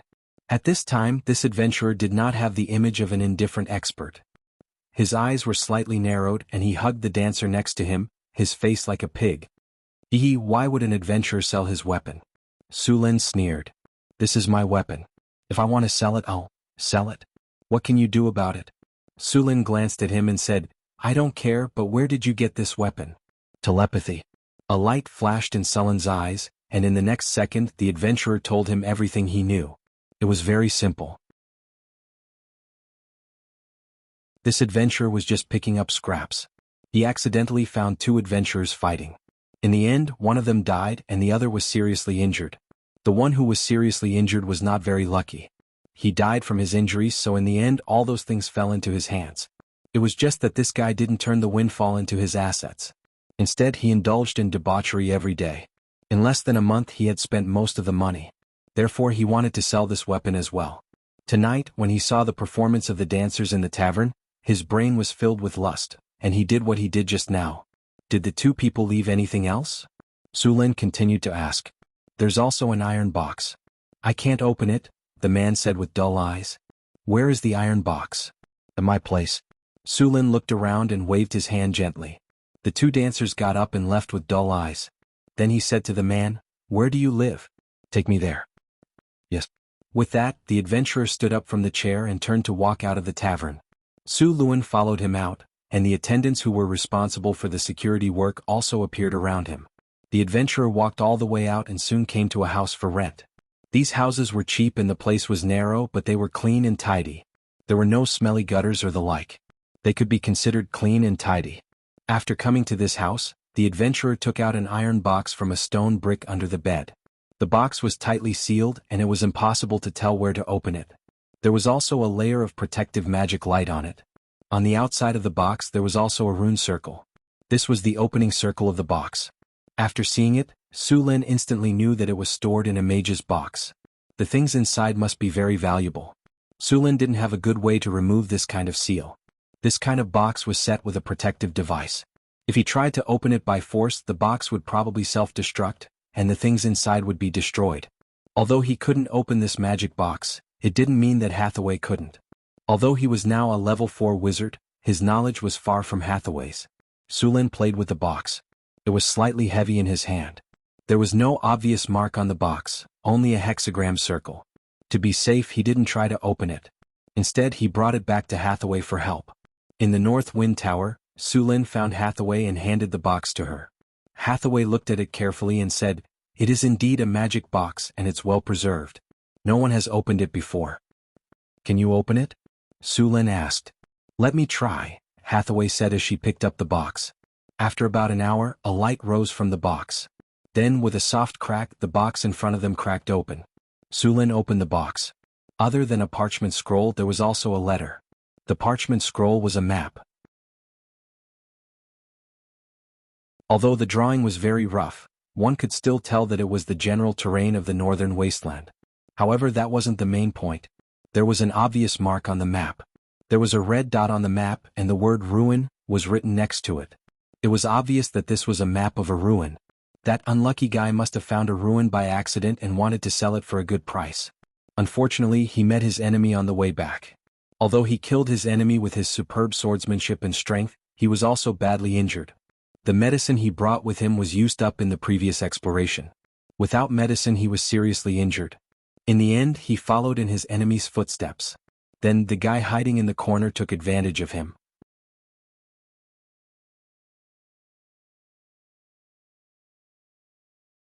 Chapter 564. There were many ruins left behind by the ancient arcanists in the northern wasteland.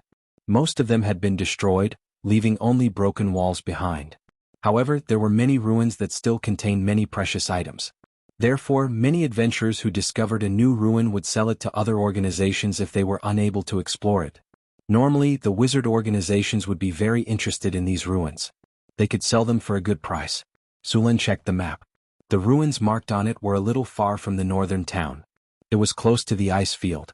Frost giants and white dragons lived there. The climate was cold and it was covered in ice and snow. It was the worst place to live on the entire continent. If Sulin wanted to explore the ruins there, he had to be prepared for the possibility of encountering frost giants and white dragons.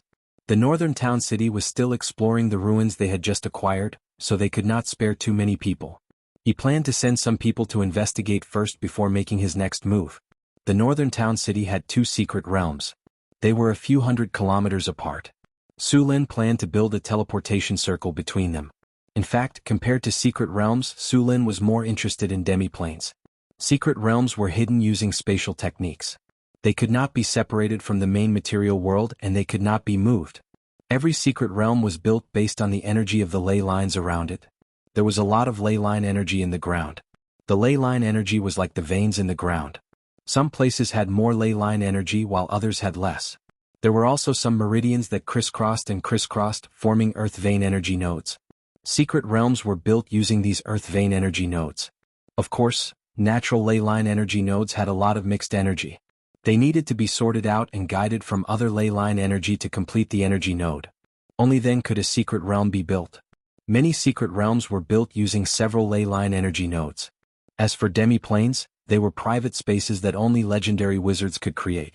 Of course, some lucky wizards could find demi-planes in the astral plane and use them for themselves. Floating space cities usually had their own half-bit wall. The various products of this half-bit wall were used to supply the floating space city. This allowed a floating space city to easily drift in the astral boundary for thousands of years without relying on external materials. Although adepts had the ability to create half-planes, very few of them would do so. They thought that the half-planes they created would be empty. Let alone resources, they wouldn't even have air, water, land, or gravity. They would have to collect and fill them up bit by bit. Under normal circumstances, such half-planes were used by legendary wizards as storage spaces. They relied on powerful magic to strengthen the space barrier as a storage warehouse. Since there was nothing here, there was no need to worry about things deteriorating or being damaged. In fact, legendary wizards already had some of the power of gods to some extent. Just like creating a half-plane, if a wizard wanted to, they could create a world. Of course, it would take a long time. Modifying a semi-plane was a very complicated project. Unless it was done by the manpower of a large adept organization, it would take a legendary adept thousands of years to complete the task. If Sulin wanted to build a floating space city, the half-plane creation technology and transformation would also need to be put on the agenda. If he was lucky enough to find a half-plane in the astral plane, it would be great. Many wizards would attach their half-planes to a material plane. As for those that could grow on their own, it was completely impossible to find one. The demi-plane would grow bit by bit after absorbing energy. It would grow by dozens of square meters every day. It might seem hard to notice, but after a year, 10 years, or 100 years of accumulation, it would become a rather large space. If it continued to grow, the demi-plane would also have the chance to become a prime material plane. Northern Town City didn't have a half-plane now, but Hathaway had the spell to create one. If they couldn't find a suitable half-plane in the astral plane, they would have to create one themselves and then transform it. By then, they would be able to separate the two secret realms from the main material plane and fill them in. Your Majesty, the batch of magic wood you ordered is here. In the study, a guard said respectfully. How much is here? Sulin put down the book and asked. The first batch is 150 square meters. All of them are magic red pine wood. They are all top quality wood. The guard said respectfully. Then let's go take a look. Sulin stood up and stretched. He then let the guard behind him put on his coat and walked out of the door. Soon the group arrived at the warehouse where the goods were stored. There were two groups of soldiers standing guard outside the warehouse. There was another group of soldiers patrolling inside the warehouse. The warehouse was filled with white sugar, paper, and alcohol produced by the factories in northern town. The shipment of demonized red pine wood was also piled up here. The heavy door of the warehouse opened and Sulin walked in first. As soon as he walked in, he saw the wood piled up not far away. Magic red pine wood was a kind of wood that had a nice fragrance. At this moment, the entire warehouse was filled with a nice fragrance. This kind of wood was hard and light. It had the ability to repel insects and moths. Its magic properties were also good. It was often used to make magic ships. Since Su Lin was ready to open up a channel, he naturally had to build a magic ship. With a magic ship like this, the safety of the ships in Deepwater City could be guaranteed. Only then would the rebellious pirates be afraid. The Red Dragon Queen was able to control the entire Southern Sea. She occupied all the important channels and collected high taxes. Other than her own strength, she also had a powerful fleet made up of magic ships. This fleet strength could easily sweep the entire Southern Sea. Even the three most powerful countries in the Southern Sea together wouldn't be able to defeat it. Don't think that this was an exaggeration. In fact, she had done this before. At that time, the three most powerful countries in the Southern Sea spent a lot of time and money building their navies. They also hired wizards to make magic ships. In the end, they formed a joint fleet with full confidence and prepared to destroy the Red Dragon Queen's fleet. In the end, they had the absolute advantage in numbers. The joint fleet of the three countries was destroyed in a naval battle. According to the records at that time, the entire sea was burning with the flames of hell. The corpses of the Sacred Alliance filled the sea. Countless sharks reveled in the water. That day the crown fell from the hands of the Sacred Alliance. The whole world trembled under the dragon's wings that covered the sky.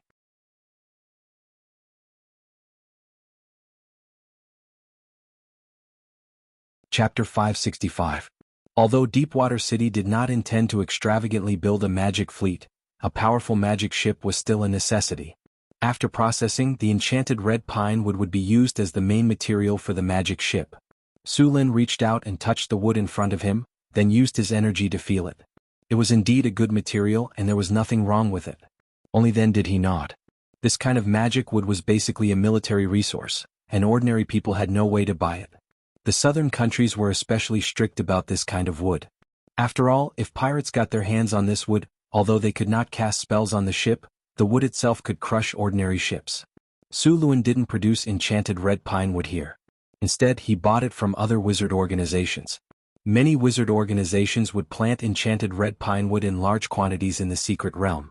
Some could be used to make magic wands, and some could be sold in exchange for other resources. The most powerful magic ship in the Southern Sea was called the Red Dragon Queen.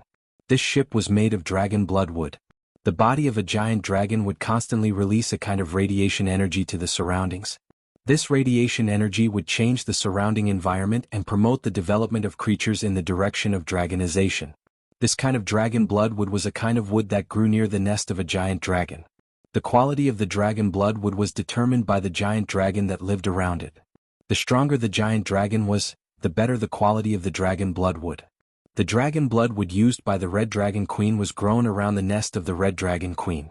This kind of wood was much better than the enchanted red pine wood Su Lin used. In addition to the dragon blood wood, the Red Dragon Queen was also embedded with a large number of dragon scales. These dragon scales were shed by the Red Dragon Queen. Although they were not as strong as the ones on her body, their defense was still very high. The crew of this ship were all descendants of the Red Dragon Queen. It was this ship that defeated the Alliance fleet of the three countries in one fell swoop. Then, other ships would surround the Alliance fleet and completely send it to the bottom of the sea. In this era, not everyone could own a magic ship.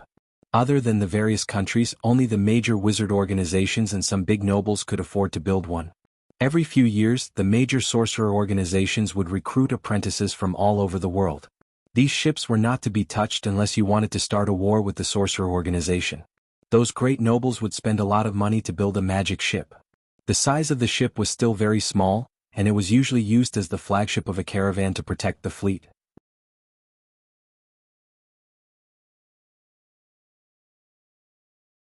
Hathaway took out her magic staff. With a flash of light, neatly arranged magic red pine wood floated in the air. Then the wood was arranged in a picturesque disorder in the air. Wind blades appeared one after another. Then these wind blades waved and cut the wood. The hard magic wood was quickly cut into neat materials. After the wood was cut, the planks began to be pieced together. Although there was a lot of wood under Hathaway's control, the wood was quickly cut into standard parts. After Su Lin finished the keel, the wood was quickly pieced together. The flying planks flew to the designated location, and a huge wooden sailboat was quickly completed from scratch. The masts that Alex had prepared earlier were also installed under her control. Soon, 3 huge masts were erected, and huge white sails and ropes began to be connected to the designated positions. The masts stood tall, and the double deck and the ballista were all in place. At the bow of the ship was the head of a dragon. Hathaway had carved it according to Onyxia's image. The slender body was like the hull of the ship. When the last plank was put in place, the ship went from nothing to complete in just a few hours. Of course, this was only the first step. The next step was to enchant the ship.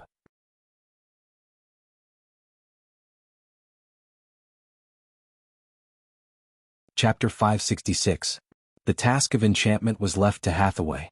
After all, the quality of the enchantment was directly proportional to the strength and skills of the enchantment user. Hathaway took out her magic staff and flew directly into the air. She gently tapped on the sails of the magic ship with her staff, and a gorgeous magic energy instantly wrapped the sails of the ship. Hathaway took out some magic gem powder and some arcane math powder. Then she gently blew and the magic powder instantly flew up. These magic powders emitted colorful colors, and the surrounding space became dreamlike at this moment. Countless glittering magic powder quickly merged with the sails under the effect of magic, and the whole sails emitted a gorgeous luster. Lines of magic runes quickly took shape, and the colorful magic powder fused with the mysterious runes. After a long time, all the magic light dissipated, and the sail returned to its original appearance. Wind Elemental Sail. This is a special sail made of runic cloth and woven with thorium threads. The sorcerer has cast a wind elemental spell on it, allowing it to be blown by the wind no matter the time or the direction of the wind. Wind from all directions plus 25, fire and water resistance plus 27, smooth sailing plus 25, never wear and tear plus 22, weight reduction plus 23, wind and waves plus 22. Skills: call the wind and summon the rain, summon fog. Animated rope. After enchanted with the animated rope, these ropes seem to have a life of their own. Serious work plus 25, orderly plus 23, double efficiency plus 24, fire and water resistance plus 23, coil plus 22, toughness plus 25, stretch and stretch plus 24, sail control plus 28, regeneration plus 25. Dragon roar, ram indestructible plus 28, quick strike plus 22, rampage plus 25, damage plus 24. Seeing that Hathaway had finished casting the spell, Sulin used identification on the sails and ropes of the magic ship in front of him to check their attributes. It could be said that they completely exceeded his requirements. The wind elemental sail allowed the ship to sail freely in any direction of the wind. Whether it was against the wind or not, the sails would provide enough power for the ship. In addition to the sails, the animated ropes could be used to control the sails and carry out various tasks at the same time. They could replace the sailors and even attack when the enemy was engaged in boarding combat. A large number of ropes would suddenly shoot out and wrap around the enemy like pythons before strangling them to death. After completing the enchantments for the sails and ropes, Hathaway began to enchant the ship's hull. Hathaway took out a metal ingot, then directly summoned elemental fire and melted the entire metal ingot into liquid. After the impurities were removed from the liquid metal, the magic energy on it became even stronger. Hathaway gently waved her staff, and the liquid metal quickly covered the entire ship like a layer of thin film. Soon, the entire ship was wrapped in a layer of metal protection. Afterwards, one rune after another was quickly engraved on the hull. A large number of runes appeared on the hull like decorative patterns, and multicolored magic lights quickly fluttered. After a while, Hathaway finally finished engraving the runes on the hull. At this moment, the entire magic ship was emitting a strong elemental aura. Sulin cast an identification spell on the magic ship, and a large number of data appeared in front of his eyes. Magic creation, magic ship, unnamed, item type. Animated magic ship. Item description: this is a powerful warship. It was built with magic red pine wood as the raw material. After a legendary wizard enchanted it, this warship became a powerful magic warship. The power of magic allows it to sail in any sea. Its speed is faster and the hull is stronger. It has become a moving castle on the sea. Indestructible plus 25, break the waves plus 27, walk on level ground plus 23, water and fire resistance plus 25, steady as Mount Tai plus 23, fast movement plus 25, agile evasion plus 24, wave suppression plus 26, energy storage, space plus 22. Skills: Underwater navigation, charge, accelerated navigation, aim, animated life, summon water element. Equipment, wind element sail, animated rope, dragon roar, ram. Seeing the attributes of the magic ship, Sullen's eyes flashed with a trace of surprise. This magic ship was unexpectedly powerful. Although he didn't test it on the sea, he could easily judge that this ship was the overlord of the sea. Hathaway slowly let out a sigh of relief, and her body, which had been floating in the air, slowly descended to the ground. Enchantment of the ship just now wasn't as difficult as casting a few legend spells. Although the mana consumption wasn't as high as legend spells, the amount of effort required wasn't low. Carving so many runes without any deviation wasn't an easy task. After Hathaway finished the ship's enchantment, Karina and Chrissy also finished building the other parts of the ship. Karina was responsible for the various supporting facilities of the ship, such as the rudder, operating panel, storage, compass, navigator, and so on. Chris was responsible for the ballista and other weapons. Chris gave the ballista demonic power. After hitting the enemy, the demonic power would attack the enemy like maggots corroding the bone. Ballista, a powerful weapon blessed with demonic power, can cause serious damage to the enemy. Demonic power plus 20, accuracy plus 20, quick reload plus 25, range plus 25, armor penetration plus 22, fire plus 25. Skills, rapid shooting, arrow rain, rapid shooting, increase attack speed by 100%. Last for 3 minutes. Arrow rain, at the cost of sacrificing the power of the ballista, fire a large number of arrows to cover an area. The arrows can be fire arrows or ordinary arrows. Red Dragon's Fury, flamethrower. After activation, it can spray high-temperature flames at the enemy in front of it. Demonic power plus 22, area of effect plus 25, high-temperature burn plus 20, burn on water plus 22, poisonous smoke plus 25. Skills, Hellfire, flamethrower. Hellfire, because of the demonic power, the Red Dragon's Fury can summon Hellfire when activated, causing great damage to the enemy. Flamethrower, accumulates power for 1 second and then suddenly explodes. Can double the range of the flamethrower. In addition to these equipment such as compasses, astrologers, and binoculars were also enchanted with various spells such as Fog Insight, Direction Guidance, and Eagle Eye. These equipment allowed the magic ship to deal with all kinds of situations. The magic ship was finally completed after everyone's joint efforts. The combat power of this ship could easily destroy a fleet. Hathaway cast Life Animate on the ship, and the magic ship had a basic consciousness. Sulin and Hathaway left their soul imprints on the magic ship. P.S. What's a good name for this ship?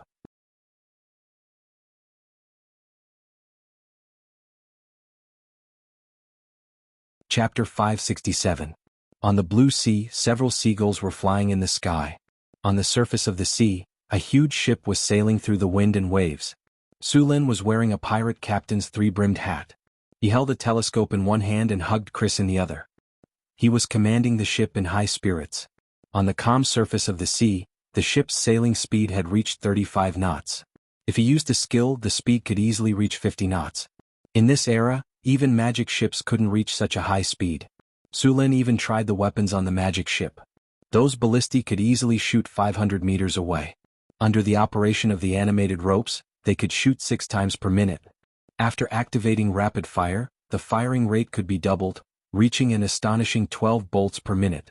This magic ship had a total of 24 ballistae, which could still shoot 288 bolts per minute. Such a high firing rate could completely turn a ship into a hedgehog. Compared to the bolts, the flamethrower of the Red Dragon's Fury was more powerful. The range of the flamethrower was only 50 meters, but the surface area of the flamethrower was 1,500 square meters. Sulin tested it on an ordinary ship. In less than 10 minutes, the flamethrower completely ignited the entire ship. Moreover, the flame of the Red Dragon's Fury could burn on the surface of the sea. When it burned, it would release poisonous smoke. Its lethality was very strong. After speeding on the surface of the sea for a while, Sulin let the ship slow down. The entire magic ship didn't need sailors to operate it at all. Those animated ropes could complete all kinds of movements. Following Sulin's order, the magic ship suddenly shook slightly. Then the deck of the ship began to move. An invisible force appeared around the ship. The surrounding seawater began to enter the ship. The entire magic ship quickly sank to the bottom of the sea. In less than a minute, the ship disappeared from the surface of the sea. On the bottom of the sea, Su Lin looked around.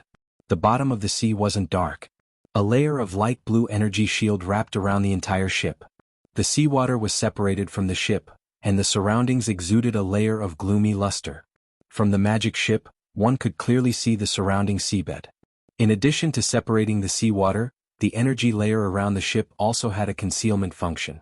From the outside there was nothing in the seawater. The speed of the magic ship at the bottom of the sea was slower than on the surface, but it was more than enough for a sneak attack.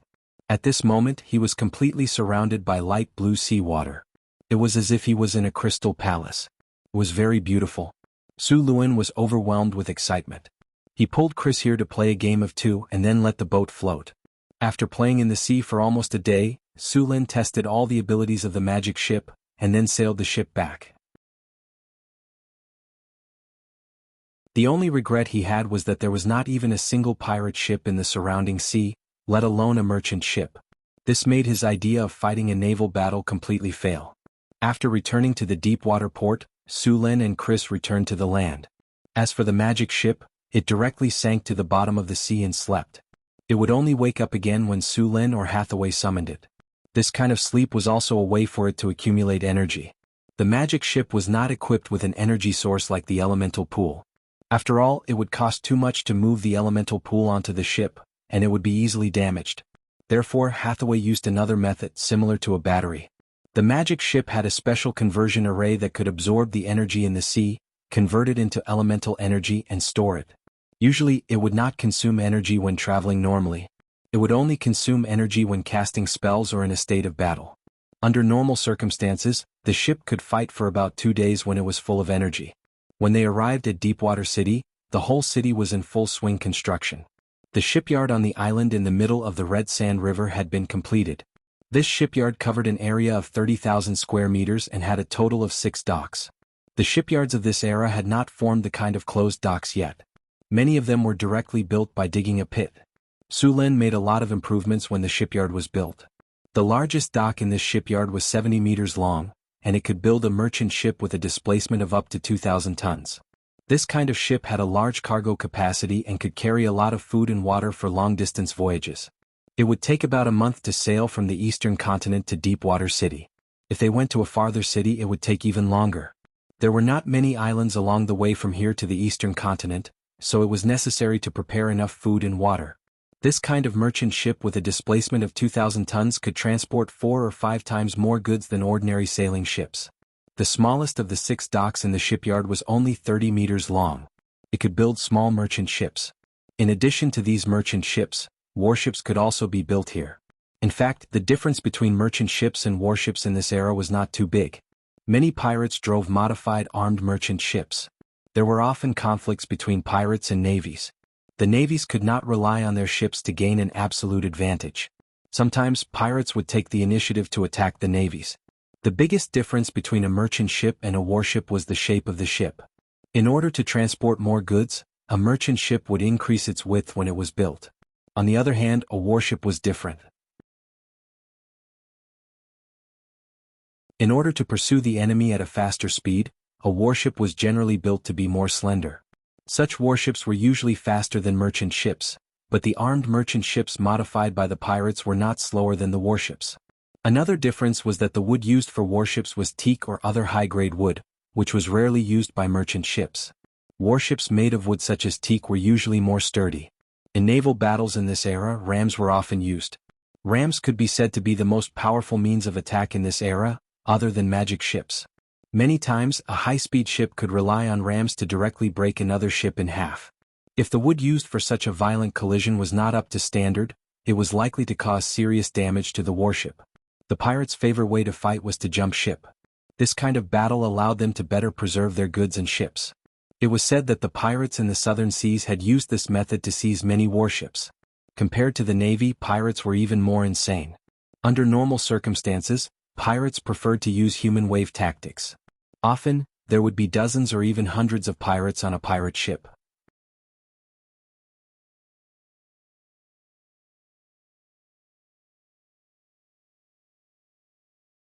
Chapter 568.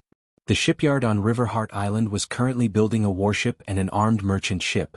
The merchant ship was progressing faster. Most of the craftsmen were from northern town. They had only built inland watercraft before and had never built a ship before. In order to build the ship, Su Lin specially hired some old craftsmen from the southern sea at a high price to guide them. Just like that, the framework of the shipyard was set up. After the two ships were completed, Su Lin planned to form an exploration caravan to explore the sea route in the east. The trade route did not have to be developed after Deepwater City was built. In fact, as long as the port was completed, they could explore the trade route. While building, they could conduct trade. Su Lin strolled around River Heart Island. When he went to eat, he bumped into sailors who had just completed their sea training. These sailors all looked pale, their hair was messy, and their bodies were filled with a sour smell. It was obvious that these sailors had been tortured by Barbassa on the sea. Su Lin had no objections to this at all. After all, he did not know how to train a navy. Barbassa was the only one in the entire Northwind Dukedom who knew how to train pirates. However, the definition of a navy and a pirate in this era was not so accurate. If they wore military uniforms and raised military flags, they were a navy. If they took off their uniforms and raised other flags, they were pirates. Now, almost half of the active pirates in the Southern Sea had an official background. Although the three southern countries had formed an alliance, they were always dirty in private. The three countries had always been competing, but they could not fall out with each other. Therefore, they had obtained a privateer license. With this license, pirates could rob merchant ships legally. Of course, privateers could not rob their own country's ships. The first country to issue a privateer license was the Tudor Kingdom. Originally, the Tudor Kingdom was far behind the Liberia Kingdom and the Netherlands Kingdom in terms of maritime trade. However, with the privateer license, the kingdom's maritime power developed rapidly and was now not inferior to the other two countries. The privateer license stipulated that half of the looted wealth had to be paid to the king. This way, the Tudor Kingdom did not have to spend a single cent of military expenditure to obtain a large number of troops and large amounts of money. After seeing this situation, the Liberia Kingdom and the Netherlands Kingdom also began to issue privateer licenses. In the end, pirate activities in the Southern Sea became rampant. If Deepwater City were to engage in maritime trade and open up trade routes, it wouldn't be long before these pirates would rush over like sharks smelling blood. In order to cope with the next challenge, Deepwater City's navy must be established as soon as possible. Of course, in the early stage, in order to help the weak navy of Deepwater City, Su Lin would leave the Raging Dragon here to help them fight. Northern Wastelands Northwind Tower. The astrology platform was filled with a powerful magic power. Hathaway's body had gathered a frightening amount of energy. A decaying, destructive and crazy energy was constantly being extracted from the divinity crystal. This powerful negative energy could easily turn a person into a demon who would not shrink from any evil. The slightest carelessness would interfere with Hathaway's mind. Only after the divinity had been purified could she absorb it without any side effects. Beside Hathaway, a torrent of elemental energy was constantly purifying this evil energy. After about half an hour, the energy extracted from the divinity crystal in front of her was finally purified and restored to its original golden brilliance. Then the surrounding elemental energy slowly dissipated. Hathaway gently waved her hand, and the golden divinity began to integrate into her body. The golden energy turned into strands of silk and rushed into Hathaway's body. Because Hathaway was not a god, she could only slowly integrate the divinity. It was said that the gods could directly integrate the divinity into their bodies, unlike humans who integrated it bit by bit. After feeling the divinity integrate into her body, Hathaway's soul became stronger. After all the divinity in front of her had integrated into her body, her soul felt full. Hathaway then slowly dispersed the magic power around her body. Although the divinity had been cleansed, Hathaway's emotions were still affected during this period. As the divinity was stripped away, the faint golden energy in this part of the abomination's soul began to decrease. Hathaway did not absorb this soul energy. Although the quality of the abomination's soul energy was very high, the negative emotions in this soul were also very strong. Absorbing this energy was not worth the loss to Hathaway. With a snap of her fingers, Hathaway sealed the remaining soul energy. After extracting the divinity, the abomination's soul energy was an advanced legendary crystal. Hathaway and Su Lin were very interested in the guardian statue in the ruins of the Wizard Tower. They planned to use the abomination's soul crystal to make one. Milky Way, check the pollution index on my body and soul. After absorbing the divinity of the abomination's divinity, Hathaway felt her body and soul and then said to the tower genie, "Detecting the pollution index. Detection complete." A blue energy swept across Hathaway's body. The current pollution index on the Tower Master's body is 11.5%. Please take note, Tower Master.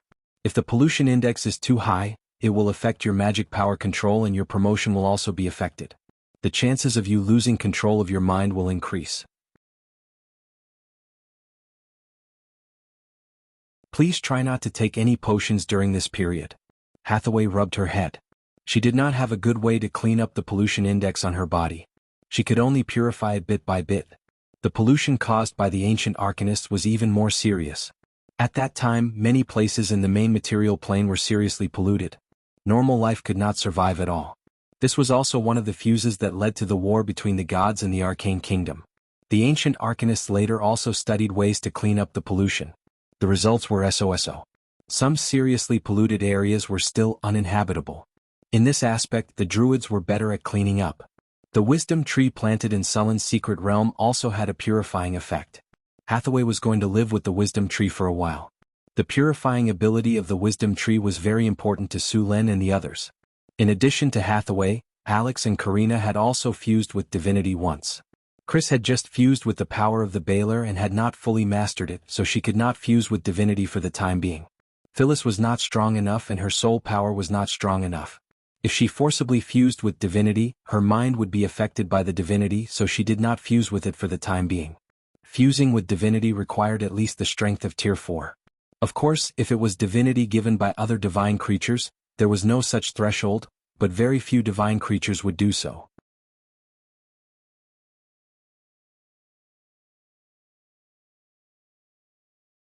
Chapter 569. North Wind Tower, Astrology Platform. With a flash of a teleportation spell, Sullen's figure appeared in the tower. Soon, the little maid Angela appeared. When she saw Sulen, she bowed slightly. "Master, you're back." Sulen smiled and rubbed her little head. "You're here today. Where's Hathaway?" The half-elf maid Angela smiled. Sister Hathaway went to stay at the wisdom tree for a few days. She said that the pollution in her body was a bit high, so she went to purify it. Okay. Sulen nodded. He knew that Hathaway had just fused with the divinity. Who's at the wisdom tree now? Sister Hathaway, Sister Alex, Sister Karina, and Sister Xanthi. Sister Chris doesn't like to go to the wisdom tree, so she rarely goes there, Angela said. Chris was a succubus, a type of demon.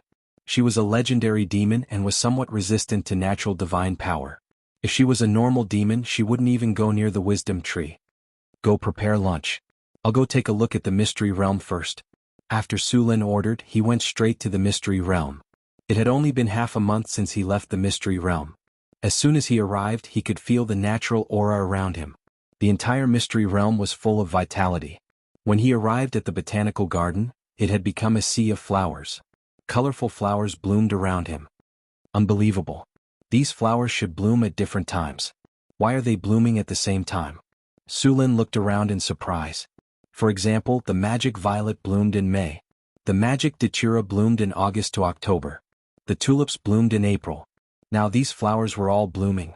Before he could figure out why, Xanthi noticed him and jogged over. Sulen, you're back.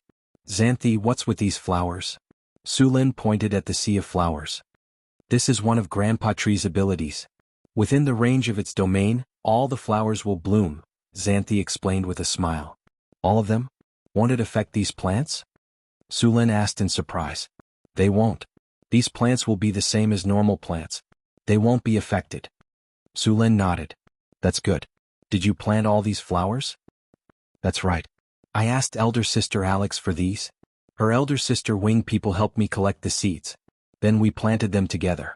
Look, this is a devil's snare, this is a Japanese rose, and this is a lilac. There are some over there that haven't been planted yet. Sandy pulled Sulen and said excitedly. Isn't it beautiful? Yes, it's like a dream garden. Sulen rubbed Sandy's head. By the way, come with me. Xanthi seemed to have thought of something all of a sudden. She pulled Sulen and ran in another direction. Soon, the two of them arrived at the empty space behind the sea of flowers.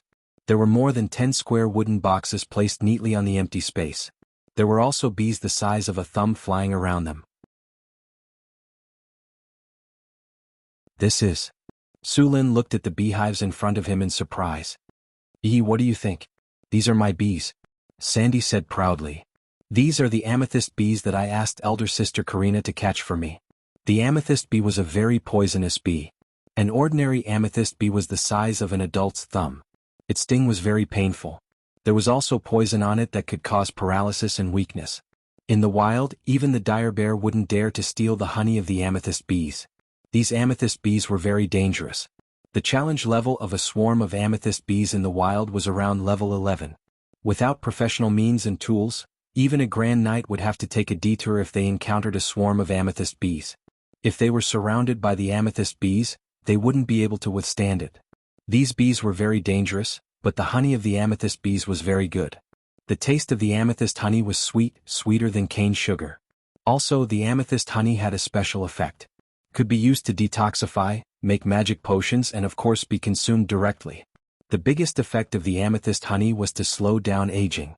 The amethyst honey's price was usually 500 kinnar per 100 milliliters. Of course, this price was basically priceless.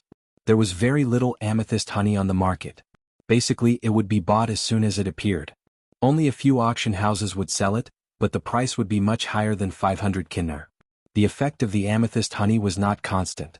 It was different from the flower honey collected by the amethyst bees. Normal flowers were naturally not as good as the flowers of magic plants. The amethyst bees in the wild mostly collected normal flowers. Only a part of it was from magic plants. However, the amethyst bees in front of Sulin's eyes were all from magic plants, so the effect was naturally stronger. Since the amethyst honey was so effective, of course, many people wanted to domesticate it. However, the amethyst bees were wild and hard to tame. Only a few wizard organizations had domesticated a few. Most of the time, they would set aside an area to breed the amethyst bees, and then forcibly collect the honey. You tame these amethyst bees? Sulin asked as he looked at the amethyst bees flying around. Yes, Sulin, look, these amethyst bees are very obedient. Sandy giggled, and then her body began to dance like a butterfly. The amethyst bees around her also began to dance with her. All the amethyst bees were obediently dancing with Sandy's fingers. This is your ability? Sulin looked at Sandy with surprise. Yeah, what do you think? Am I powerful? The little girl said with a proud face. Her expression was almost saying, praise me, praise me, praise me. Sandy, you're so powerful. Sulin nodded. Hee, Sister Alex, Sister Karina, and Sister Hathaway taught me this, Sandy giggled. They taught me how to control my own power, and then I learned how to tame these amethyst bees. By the way, Sulin, here's some amethyst royal jelly. I saved a jar for you. Sandy suddenly remembered something, and then she pulled Sulin to a beehive. She carefully opened the beehive, and an amethyst bee the size of an adult's fist was lying in the beehive, sucking on the honey. Sandy gently pointed her finger, and a strange power spread out from her body. She then took out a glass bottle and carefully took out the honey from the beehive. When the glass bottle was full, she closed the beehive. This is the amethyst queen bee's royal jelly. Because it's the amethyst queen bee's food, you can't take too much. If you want more, you'll have to wait until next month. Sandy then handed the glass bottle full of amethyst royal jelly to Sulin.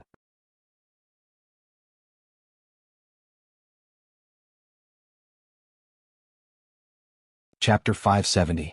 Sandy summoned water elements to wash her hands, and then stretched out her white and tender hand to dip some royal jelly from the glass jar and handed it to Sulin. She said with a sweet smile, fresh royal jelly? Others like it very much. Sulin, would you like to have a taste? Looking at Sandy's white and tender hands and her expectant look, Sulin would not refuse her kindness. He licked the royal jelly on her fingers. The moment his tongue touched it, he tasted a hint of sweetness with a hint of sourness and floral fragrance. It was not as spicy as other royal jellies, so it tasted good. Seeing Sulin licking her fingers directly, Sandy blushed slightly. However, she recovered soon. How's the taste? Do you like it? Great royal jelly. Sulin gave a thumbs up and said. Seeing Sulin's expression, Sandy also became happy. She said proudly, the amethyst bees I cultivated and the amethyst bees' honey and royal jelly are the best. Oh, come and have a taste of the honey.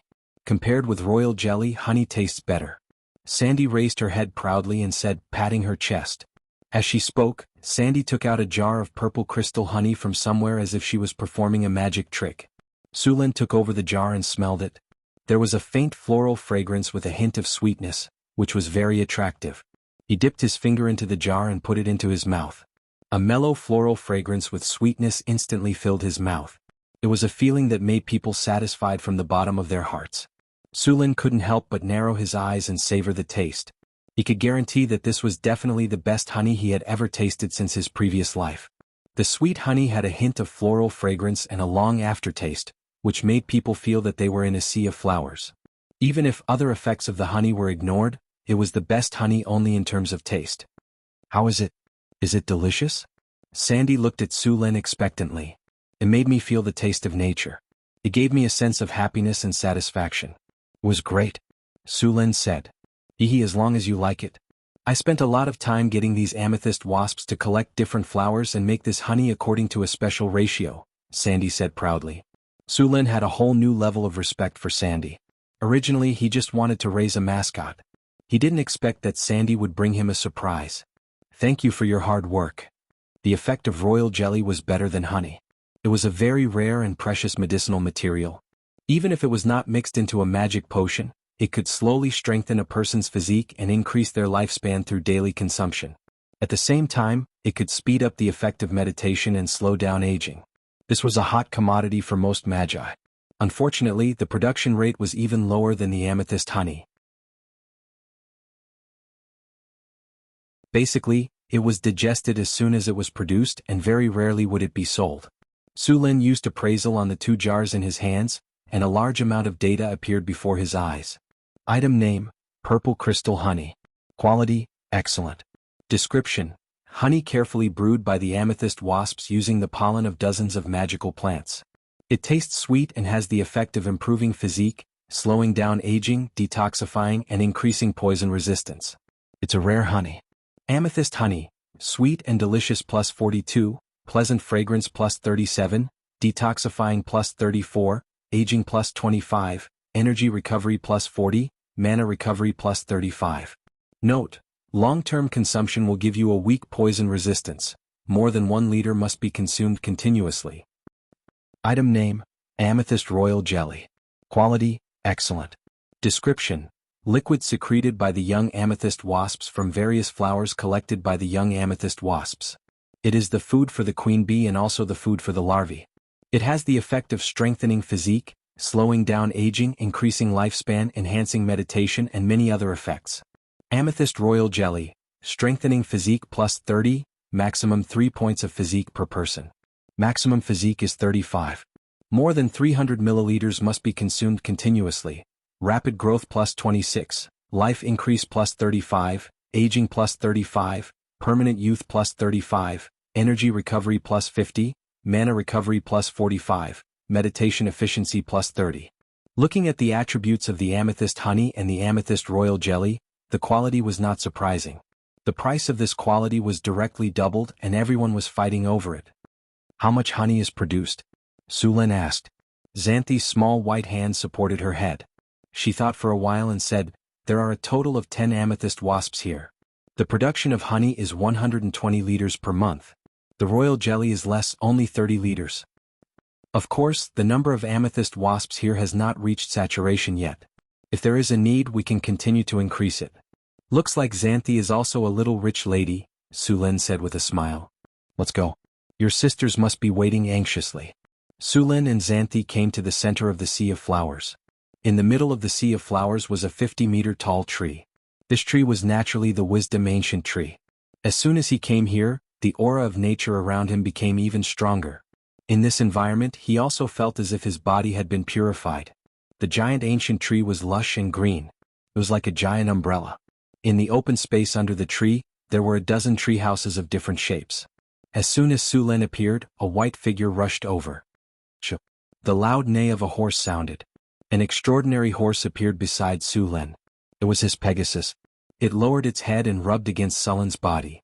Sulin reached out and rubbed the mane of the horse. He smiled and said, "You've gained a lot of weight recently."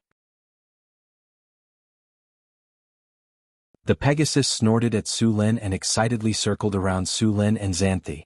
The Pegasus had been living a much more comfortable life recently. It ran around happily every day. After Sulin brought it to the nature oak, It treated this place as its home. Sulen, you're here. Alex greeted Sulen. Come and try the afternoon tea that Sister Hathaway made. It's delicious. Hathaway and Karina smiled at him. At this time they were sitting under the wisdom tree and chatting. There was a tea set on the coffee table next to them, and there were some cream biscuits and fruits on each of their seats. It was obvious that they were having a gathering here. Hathaway's afternoon tea? I have to try it, Sulen said as he sat down on the empty seat next to him. He picked up a delicate teacup and poured a cup of black tea. The black tea in northern town was different from the black tea popular in Florence. There were no milk, sugar, or other ingredients in the black tea. It was just boiled water, and Hathaway added some mint leaves to taste. This kind of black tea was more in line with Sulen's habits. Are you used to living here? Sulen put down the teacup and asked. Hathaway stretched lazily, her loose wizard robe outlining an astonishing curve. It's too comfortable, too comfortable. It's nice to stay here for a few days every month to relax, but staying here for a long time will make me lose my drive. You're too self-disciplined. Sulen shook his head and said helplessly. Self-discipline is the only way I can go further on the path of arcana. Hathaway smiled. But other than the comfort, the pollution index here is very good. I've only stayed here for a few days, and the pollution index on me has already decreased by half. It'll all be gone in 3 days at most. Sulen looked at Alex and said, What do you think, Alex? It's great. I think this place can help me purify my bloodline, Alex said excitedly. I'm already at the edge of becoming a legendary wizard. I think I can become a legendary wizard if I have more time. Alex, I think you should hurry up and increase your wizard rank. Legendary wizards are powerful, but your wizard rank is still too low, Hathaway suddenly reminded. The power of your bloodline has a source. You can use it to increase your strength, but it's best not to rely on it too much. I know, Sister Hathaway. Alex nodded. She used to be a dedicated wizard, and her wizard rank was not that high. After listening to Hathaway's advice, she decided to focus on becoming a wizard. Alright, you guys can think about it yourselves, but I'll support you in learning all kinds of knowledge about wizards. It'll be very beneficial for you guys. Sulen said to them, although the knowledge of wizards is very boring, and the spell models are a headache to look at, the benefits are beyond your imagination. Alright, I will. Alex slumped on the table like a deflated balloon.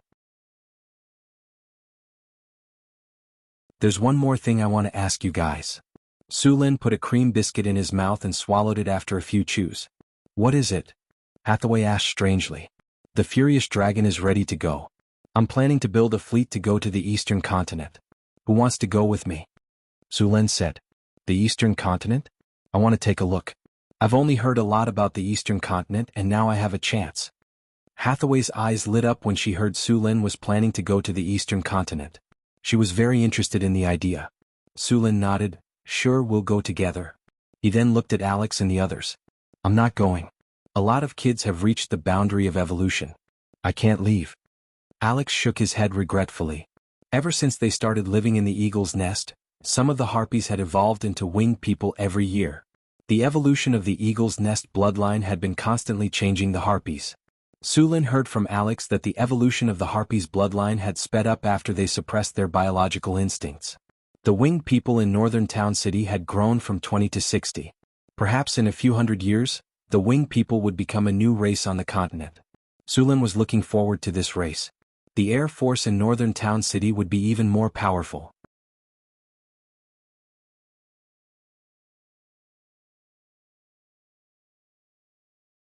Chapter 571.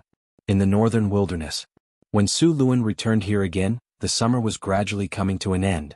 The summer in the Northern Wilderness was not hot. Perhaps because it was close to the north, it was far less hot than the south. The wheat planted outside the city had turned yellow in a large area. It was a golden scene outside the city of North Town. Needless to say, it was another good harvest. Sulen went to the city hall first to check how the work was going. It was almost time for the serfs to gain the status of free people. It was a very important day for the city. More than 90% of the residents in the city were serfs. Last year, when the first batch of serfs reached the end of their service, they gained the status of commoners. They owned land and houses and became real owners of property. It was a great stimulation for the other serfs. Therefore, in the following year, those serfs burst out with amazing enthusiasm. It was also on that day that Sulen's promise was not an empty lie. In order to gain a better life, those serfs burst out with amazing enthusiasm. Amazing changes had taken place in the city in the past year. The most obvious change was the farmland. Last year there were 500,000 mu of farmland outside the city. However, only 1 year later, there were 800,000 mu of farmland outside the city. That was an extra 300,000 mu of farmland. It took them 4 or 5 years to cultivate the first 500,000 mu of farmland. Although there was a lack of manpower in the beginning and a large amount of manpower was used to build the city, it was still an amazing achievement to cultivate 300,000 mu of farmland in just 1 year. Last year about 1,000 serfs were granted civilian status. At that time they were granted more than 6,000 acres of land and houses. This year the number of serfs increased by more than 10,000. Moreover, because they worked hard, their labor points were much higher than the previous batch of serfs who were freed. According to the calculation of the officials in the city hall, each serf could exchange for 8 mu of land. Therefore the city needed to provide at least 80,000 mu of land. Of course this land was not cultivated. Some of it had been cultivated and some of it had not yet been. This way the land could be quickly increased. This time, Su Lin took out 40,000 mu of cultivated land and another 40,000 mu of barren land for them. Your Majesty, this is the list of the freed serfs and the land they will be given. A rather beautiful and mature female official smiled at Su Lin and handed a document to Su Lin. These female officials were actually the family members of the nobles who had been exiled to northern town. There were a lot of nobles who had been exiled here. Most of them were lazy. It could be said that 70% of them were rice worms. Su Lin would not feed them and directly throw them to the farm. As for those who were capable, they were sent to work in various places. Compared to the men, many of the noble women were doing much better. They quickly adapted to the rules of Northgard City. Most of the noble women were literate and had received a certain degree of education. These women were assigned to various positions in Northwind Principality, such as female officials, clerks, and archivists. So far they were doing quite well. Most of the work has been completed. There's still a small part left to check. Su Lin flipped through the list and asked, "Where are the farmlands that will be given to them?" "It's all here," the female official said as she took out a map. Su Lin flipped through the map and found that all the farmlands around the northern town were marked, including the locations of all kinds of canals, water wheels, and wells. Su Lin was checking to see if anyone was playing tricks on the land distribution this time. Su Lin only said to distribute the land, but did not say whether it would be high-grade or low-grade farmlands. The difference was huge. If it was high-grade farmlands, not only would they have a higher yield after planting, but they would also have access to water nearby. The yield would be 2 to 3 times higher than the newly cultivated farmlands. The price of this kind of superior farmland was far higher than that of newly cultivated farmland. Who knew what kind of tricks those officials would play? Although these officials would go to prison every year for political training, there was no one who could be 100% sure about this kind of thing. In fact, this was a loophole that Su Lin purposely left. He was using this method to fish and see if any of the officials would take the bait. As expected, after checking for a while, Su Lin quickly found some high-grade farmlands that had been given out. He then compared them with the list. Su Lin easily found out who it was. After discovering the problem, Su Lin did not say anything. Instead, he directly notified the genie guards and asked them to continue the investigation. Looking at the genie guards who were a little panicked, Su Lin just threw the information to them. They naturally knew how to deal with it. If they could not even do this well, Su Lin would have to consider replacing them. After dealing with the matter, Su Lin left the city hall. Northern Town was developing a little fast. Many functions of the departments had not been perfected yet. This time he was here to knock on the officials of Northern Town. Back in the inner city, Su Lin's followers lived in the entire inner city. There were also several factories in the northern city, where outsiders would be discovered as soon as they entered. When Su Lin arrived, a large number of workers were busy, and some people were giving orders. After walking in, what appeared in front of him was a square box. These were the goods that were going to be shipped to Deepwater City. Su Lin was going to open up a new route, so naturally he had to bring the goods. This time he prepared various specialties of Northern Town. Paper, sugar, some magic potions and magic items. There was also some wine but not much. The main reason was the difference in diet between the East and the West. Su Lin did not know if rum and vodka were suitable for the Eastern continent. After a few years of development, Northern Town had started to sell military supplies in addition to producing these things. For example, war horses and weapons.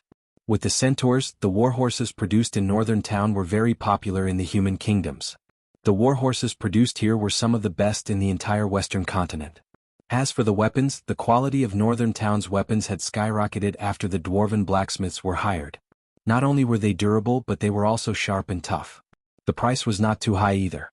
Some of the high-quality weapons were even enchanted. In this era, the weapons produced by the dwarves were equivalent to the high-end weapons produced by the big kingdoms in his previous life.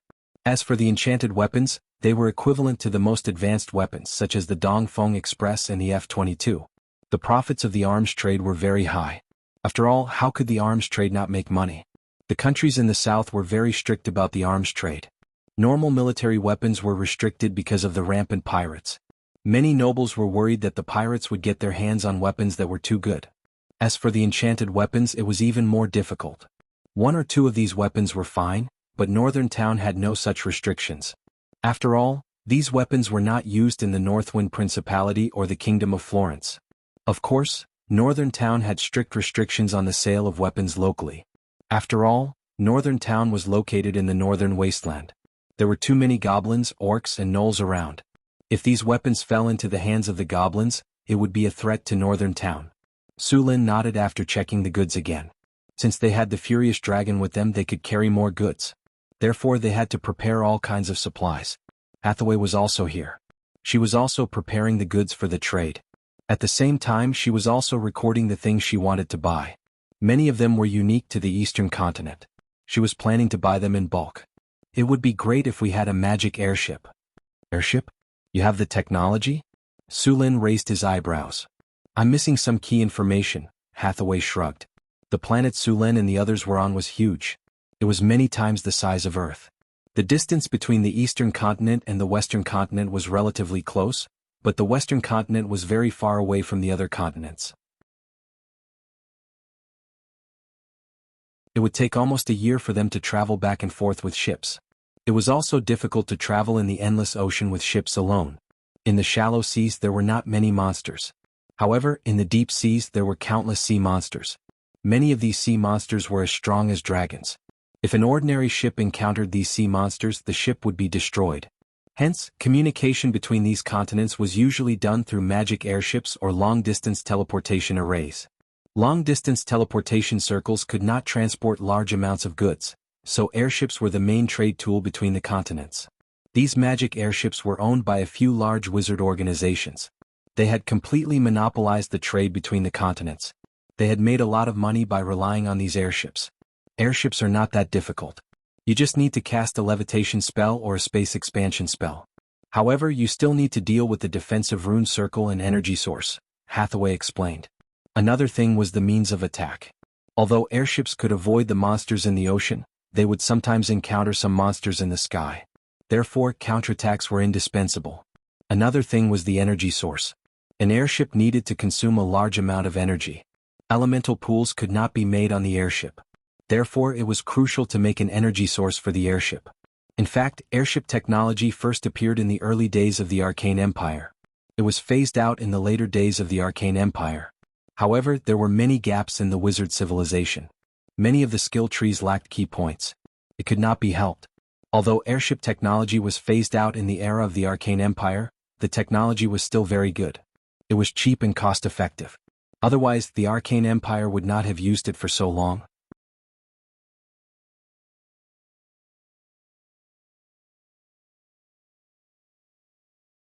Chapter 572.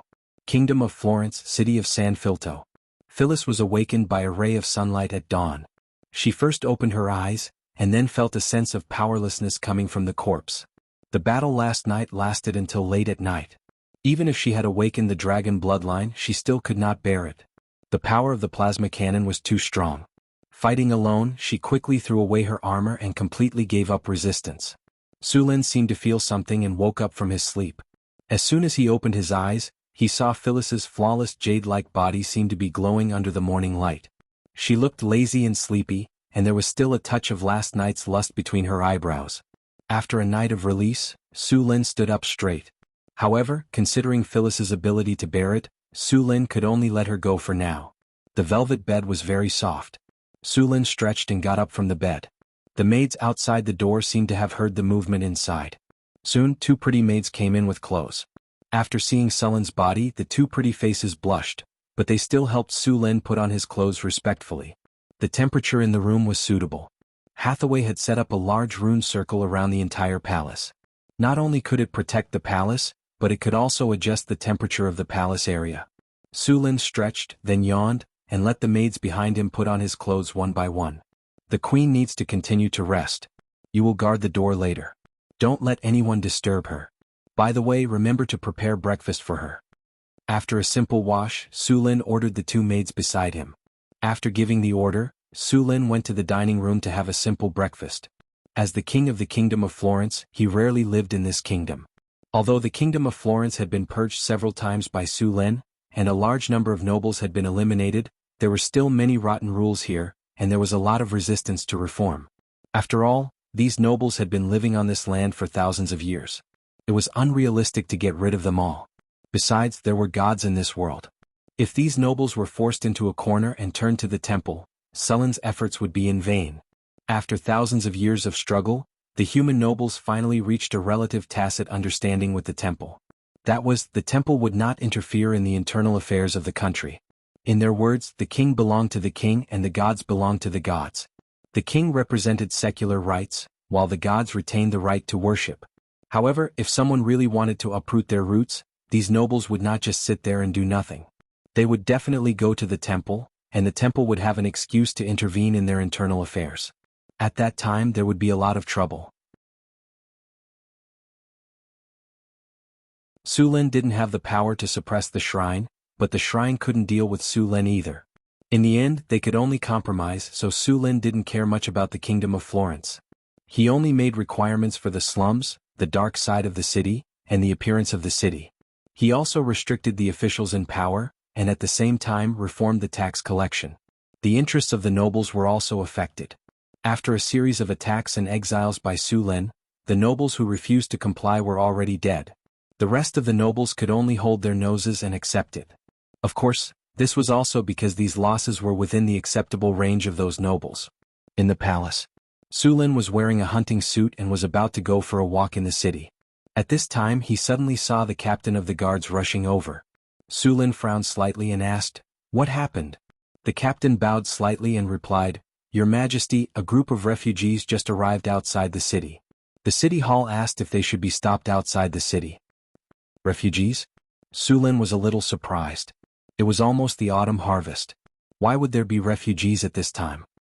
Ask the city hall to send people to settle all the refugees outside the city. Although he didn't know the specific situation of these refugees, Su Lin quickly issued an order, deal with them according to the refugee resettlement regulations. Yes. The captain said respectfully, then bowed and took 2 steps back to prepare to leave. Wait, go and find out where these refugees came from, Su Lin suddenly said. Yes, Your Majesty. The captain turned and left.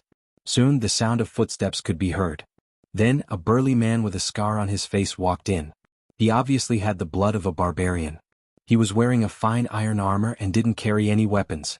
When he saw Su Lin, he immediately bowed and said, Your Majesty, you were looking for me? A group of refugees outside the city. Bring some people to maintain order.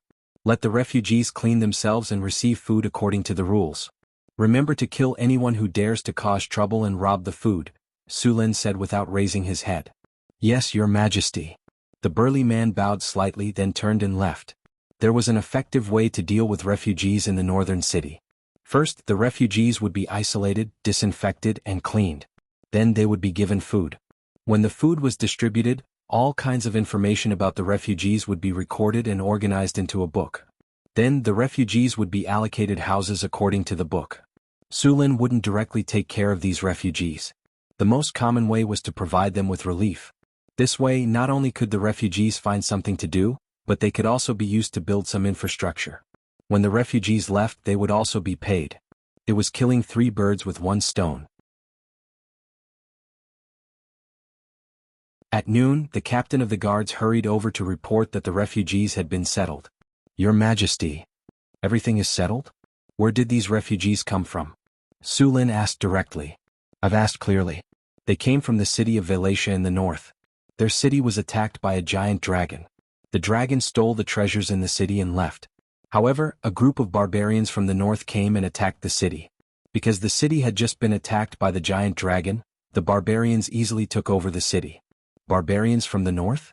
Su Lin immediately turned around and frowned slightly. A trace of anger appeared in his eyes. The barbarians from the north actually dared to attack my city. What are the surrounding nobles doing? Su Lin didn't strip the nobles of their military power at the northern border. These nobles who were responsible for the invasion of the north had a strong military force. The barbarians who didn't even have metal weapons were no match for them. Even if Wallachia city was attacked, the nobles could still easily drive the barbarians out with their strength. Now that there were so many refugees in Sanfilto city, it was obvious that the nobles didn't do their best. Su Lin naturally knew the reason for this situation. It was obvious that the nobles were unhappy that Sulin's reforms had damaged their interests. Order the First Legion to head out and kill the northern barbarians as soon as possible. We'll reclaim Wuxia city. Oh, and bring the surrounding nobles' armies along as well. Teach them a lesson, Su Lin said coldly. Yes, sir. The barbarians of the northern region were a general term that included the barbarians, the Vrykul, and other races. Because of the harsh environment and cold climate, these barbarians were usually tall and hairy. Many of them had the bloodline of the frost giants. Most of these barbarians had brain cramps. If a normal human's IQ was 12 points, then their IQ was at most 10 points. They were also stubborn and could be compared to dwarves. Because they were often cheated by southern merchants in their transactions, they were very unfriendly to the surrounding countries. Although these people were reckless, it wasn't difficult to deal with them. Su Lin didn't care about the barbarians who attacked Wallachia city. He was more interested in the dragon that dared to rob the city. A dragon that was active in the north and took the initiative to rob the city. This was most likely done by the white dragon of the Pentashade.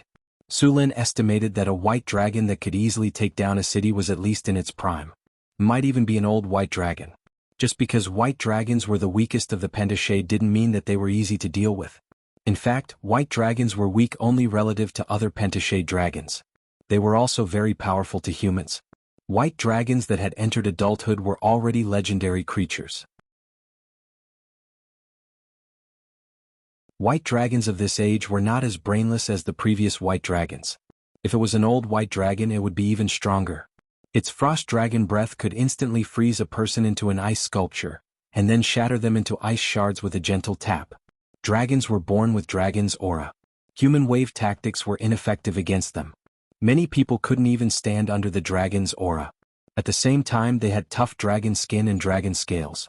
Ordinary weapons couldn't even break through their skin. Many people used to think that white dragons were the weakest of the Pentashade dragons and looked down on them. When they really fought, they realized that even the weakest of the Pentashade dragons was still very dangerous. In addition, the white dragon's innate ability to cast spells was not friendly to adventurers at all. 99% of the adventurers who wanted to make a name for themselves by slaying dragons were killed by the dragons like bugs. Their weapons and armor also became the collection of the dragons. Su Lin was very interested in dragons. Slaying dragons not only had extraordinary significance and fame, but also represented amazing returns. Moreover, this was a white dragon that had just robbed an entire city. Other than the white dragon's treasure, the most important thing was the white dragon's body materials. From its blood, dragon meat, dragon scales, dragon horns, claws, dragon skin, and even dragon crystals, these were all precious magic materials. It was not impossible to create one or two legendary magic items from a dragon's body. There were many Euron species in the northern wastelands, but there weren't many pure-blood dragons. White dragons were also rare. They were mainly distributed in the depths of the glacial mountains and the cold islands overseas. This time, the white dragon attacked the city of Wallachia. Based on the dragon's habits, it was very likely that its nest was near the city. Dragons rarely strayed far from their nests. This white dragon had most likely just moved its nest here.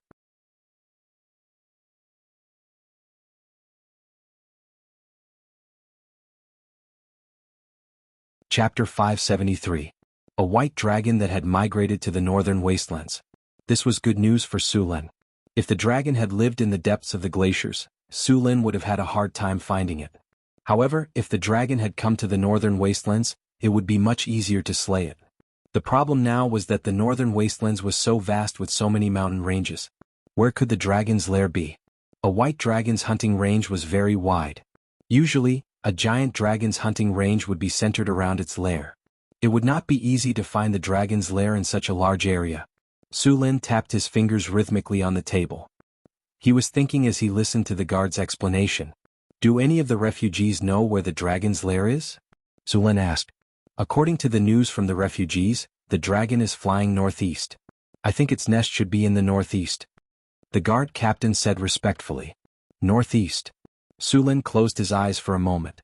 He opened the system map and found the location of Wallachia City. He then began to look for a suitable location for the dragon's lair on the strategic map. There were many mountain ranges to the north of Wallachia City. The Granwell mountain range was to the northeast.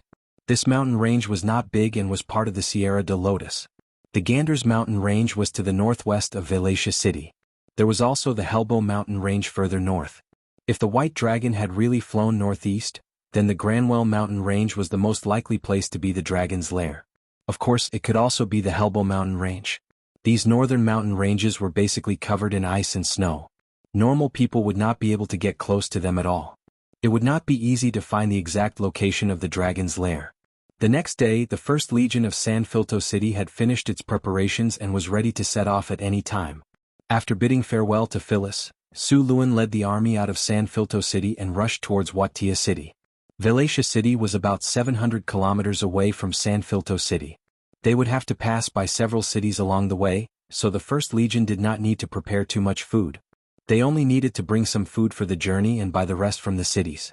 When they arrived at these cities, Su Lin could clearly see the temporary residences outside the cities. These temporary residences were filled with refugees. Not all of the refugees from Wuxia City had rushed to the capital. Many of them were scattered to other cities, and only a portion of them made it to the capital. It had been at least a week since the fall of Wallachia, but Su Lin had only just received the news. Su Lin knew very well that there was something fishy going on. It was nothing more than the work of the nobles. Su Lin had secretly made up his mind to increase the scale of the brocade guard when he returned. Before this, Su Lin had always let the embroidered uniform guards develop in the southern provinces.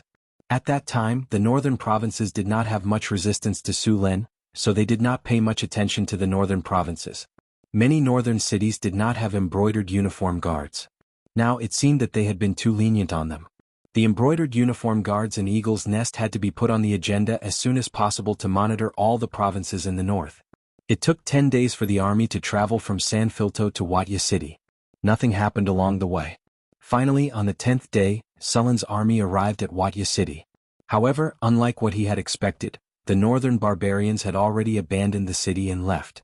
At that moment, Wuxia City looked like a ghost town. Broken walls were everywhere in the city, and one of the city gates had collapsed. The city was in a mess as if it had been raided by the Japanese. The city gates had been torn down, and there were a few stray dogs running around in the city. If it had not been for the words of Wuxia City on the city walls, Su Lin would have thought that he had arrived at the ruins. Seeing the situation, Su Lin immediately gave the order to set up camp, and then sent people to search the city.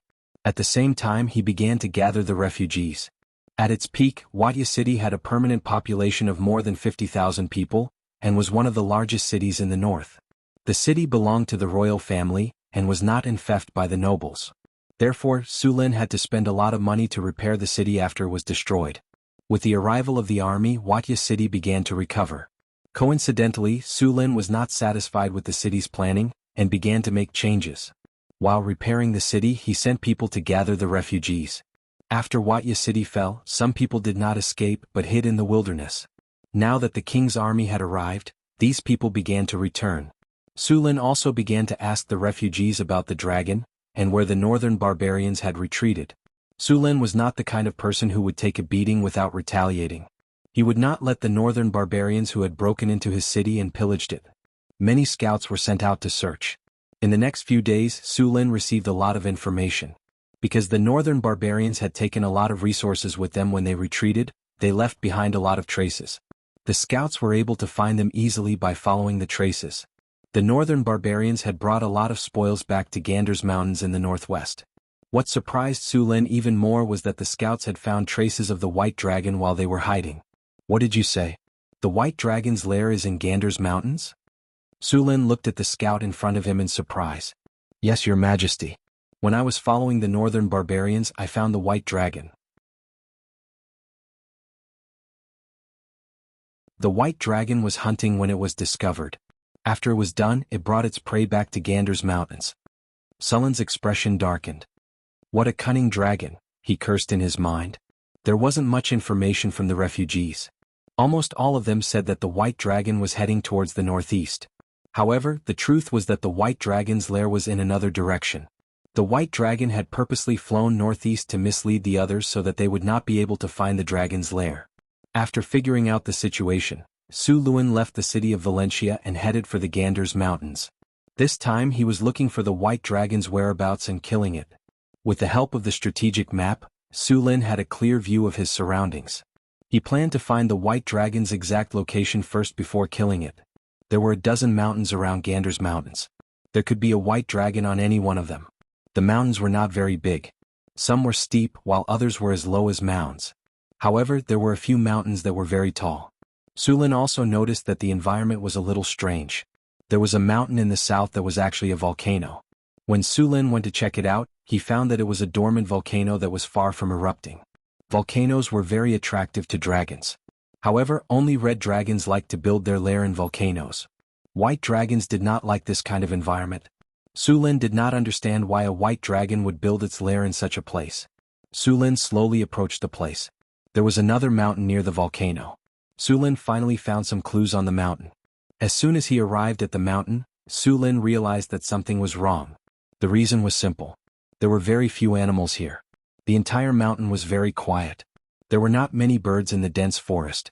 Under normal circumstances, there should be many animals living here. Then birds would like to build their nests here. But now it seemed that there was nothing here. Animals were far more sensitive to auras and danger than humans. Since there were so few animals here, it could only mean one thing. There should be a terrifying creature nearby, most likely a dragon. The dragon's natural aura would drive away the animals around it. Any creature that got close to it would have to go through a test of will to not be affected. Otherwise they would be shrouded in fear and shock. The dragon's aura would drive away other creatures near the dragon's lair. Other creatures would not dare to get close unless they were enslaved servants. There did not seem to be any animals or birds here. It was probably because the dragons flew by from time to time, scaring the animals away. At the same time, he also found the tribe of the northern barbarians. Su Lin did not expect that the barbarians lived here too. After getting the information, Su Lin did not rush to attack. Instead, he brought a part of his army. There were many people in the tribe. Since they dared to attack the city of Valencia, they naturally had to pay the price. Su Lin did not let the army attack when they arrived at the outskirts of the tribe. This place was not far from the dragon's lair. If a battle broke out, the white dragon would be easily alerted. If the white dragon ran away, it would be difficult to catch it. Su Lin let the army lie in ambush, then prepared to go around the tribe and continue up the mountain. He planned to deal with the white dragon first. After he dealt with the dragon, the army hidden below could then attack.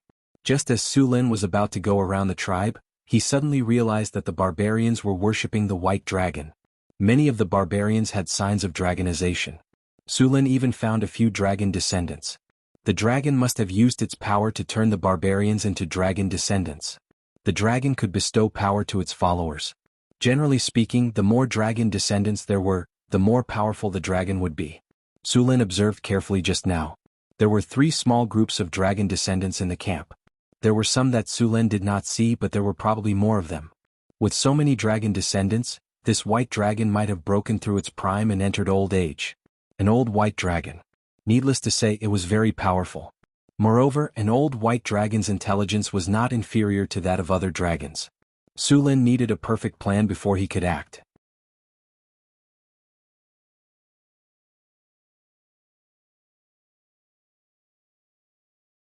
Chapter 574. Su Lin hid in the bushes, a cold glint flashing in his eyes. Su Lin had already sentenced the barbarian tribe to death in his heart. They would definitely be punished for daring to attack his city. But before that, he needed to seal off the area. He looked up at the top of the mountain, which was covered in snow. That was the white dragon's lair. He couldn't alarm the white dragon when dealing with these barbarians. A faint magic power came from Su Lin, but the barbarians in the camp didn't notice it at all. They were still busy with their own tasks. A few barbarian warriors were wrestling in the open space, while the dragonkin warriors sat beside them and ate meat. Because they had conquered Valencia City, the barbarians' harvest was beyond imagination. Originally, most of the barbarians used bone and stone weapons. Now they had all changed to metal weapons. Some of the barbarian warriors even wore full body armor.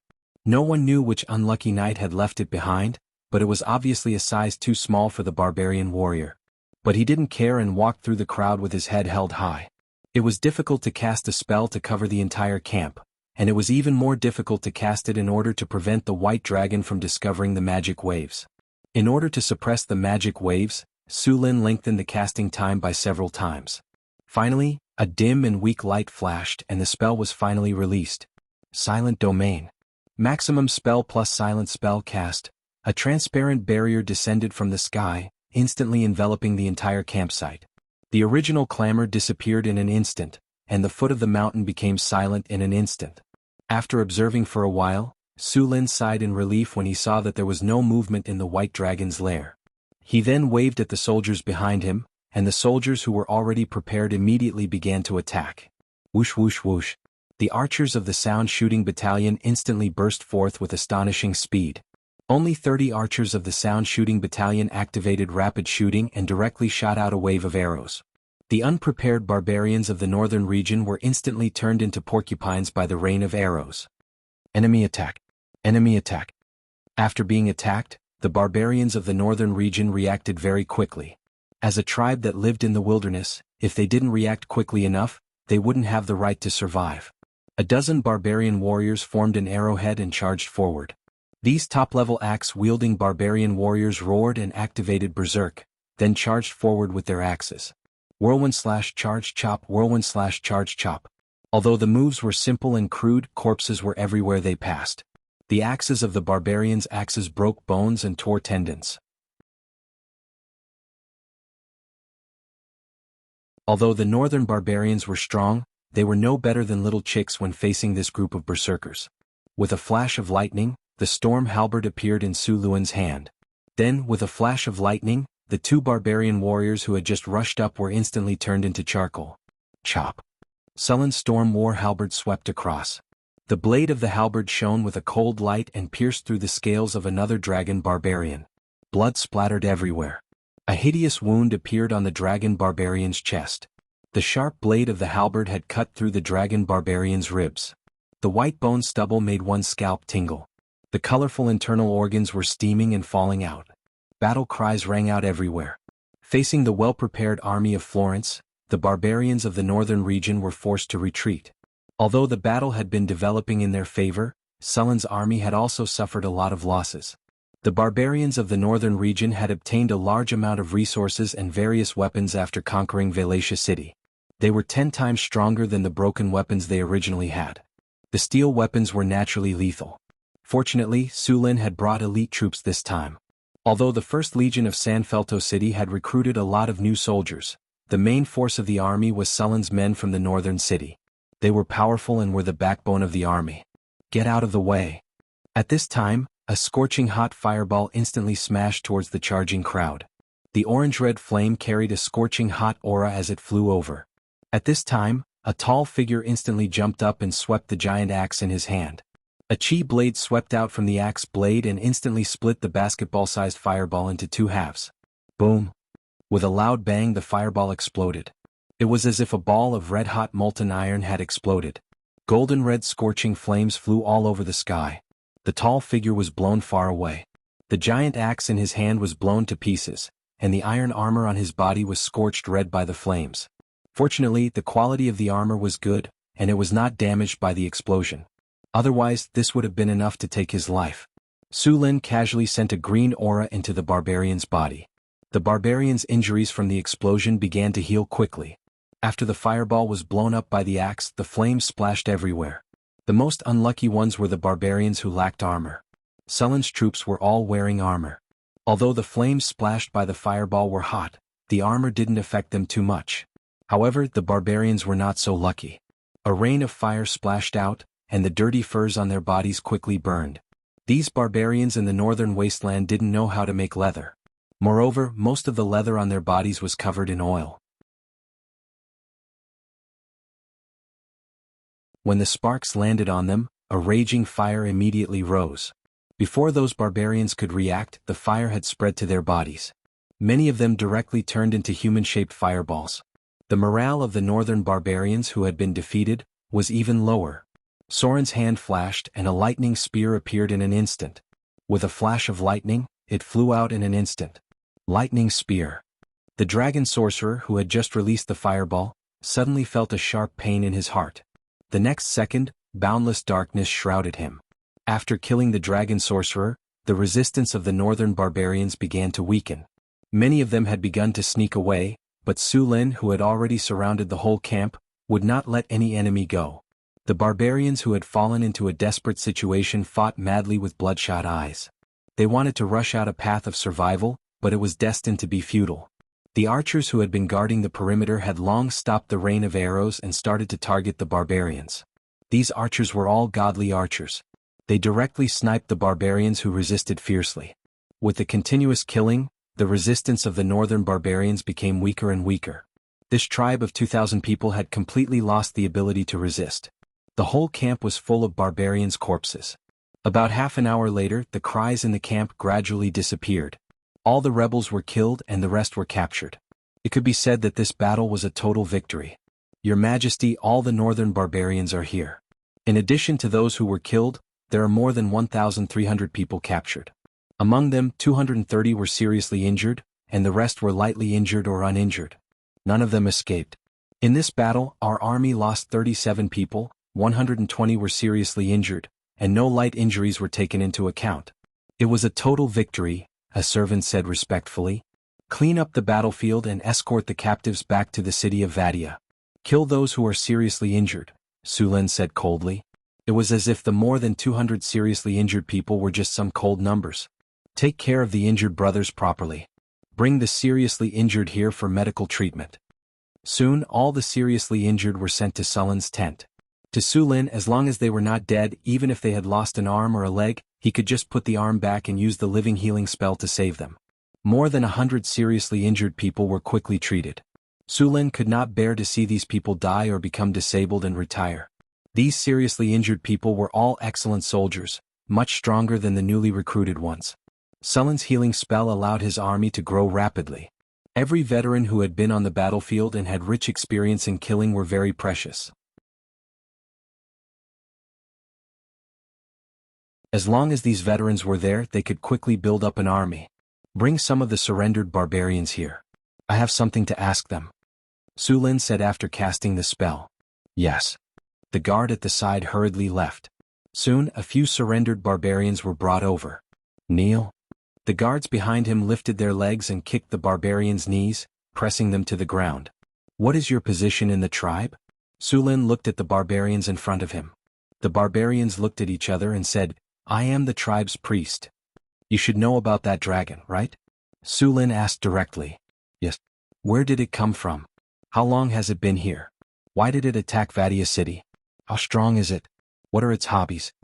Su Lin stared at the barbarian priest. Are you planning to attack the dragon god? I won't tell you. Don't think you can get any information about the dragon god from me? Hearing Sulin's words, the barbarian priest's expression changed and he shouted. Looks like you won't give up until you see the coffin.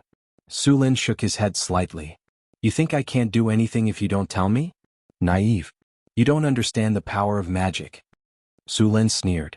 The barbarian priest's expression changed. He struggled and tried to hit the sharp blade next to him, but he was too late. Dominate human.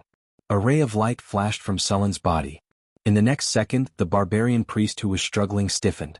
Then his gaze became dull. So what if you resisted? You still have to tell me, right? Su Lin sneered. Then he began to ask the barbarian priest questions. After that, Su Lin casually summoned a ray of light and controlled another barbarian to ask the same questions.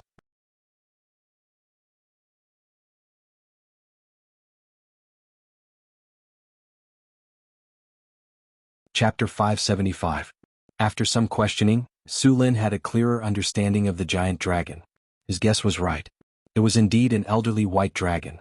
According to the barbarians, this elderly white dragon had come here from the north 2 years ago. After arriving, it immediately conquered a few surrounding tribes and united them into a tribe of about 2,000 people. After converting a group of dragon descendants, it went into a deep slumber. It was only a year ago that the white dragon woke up and began to move around.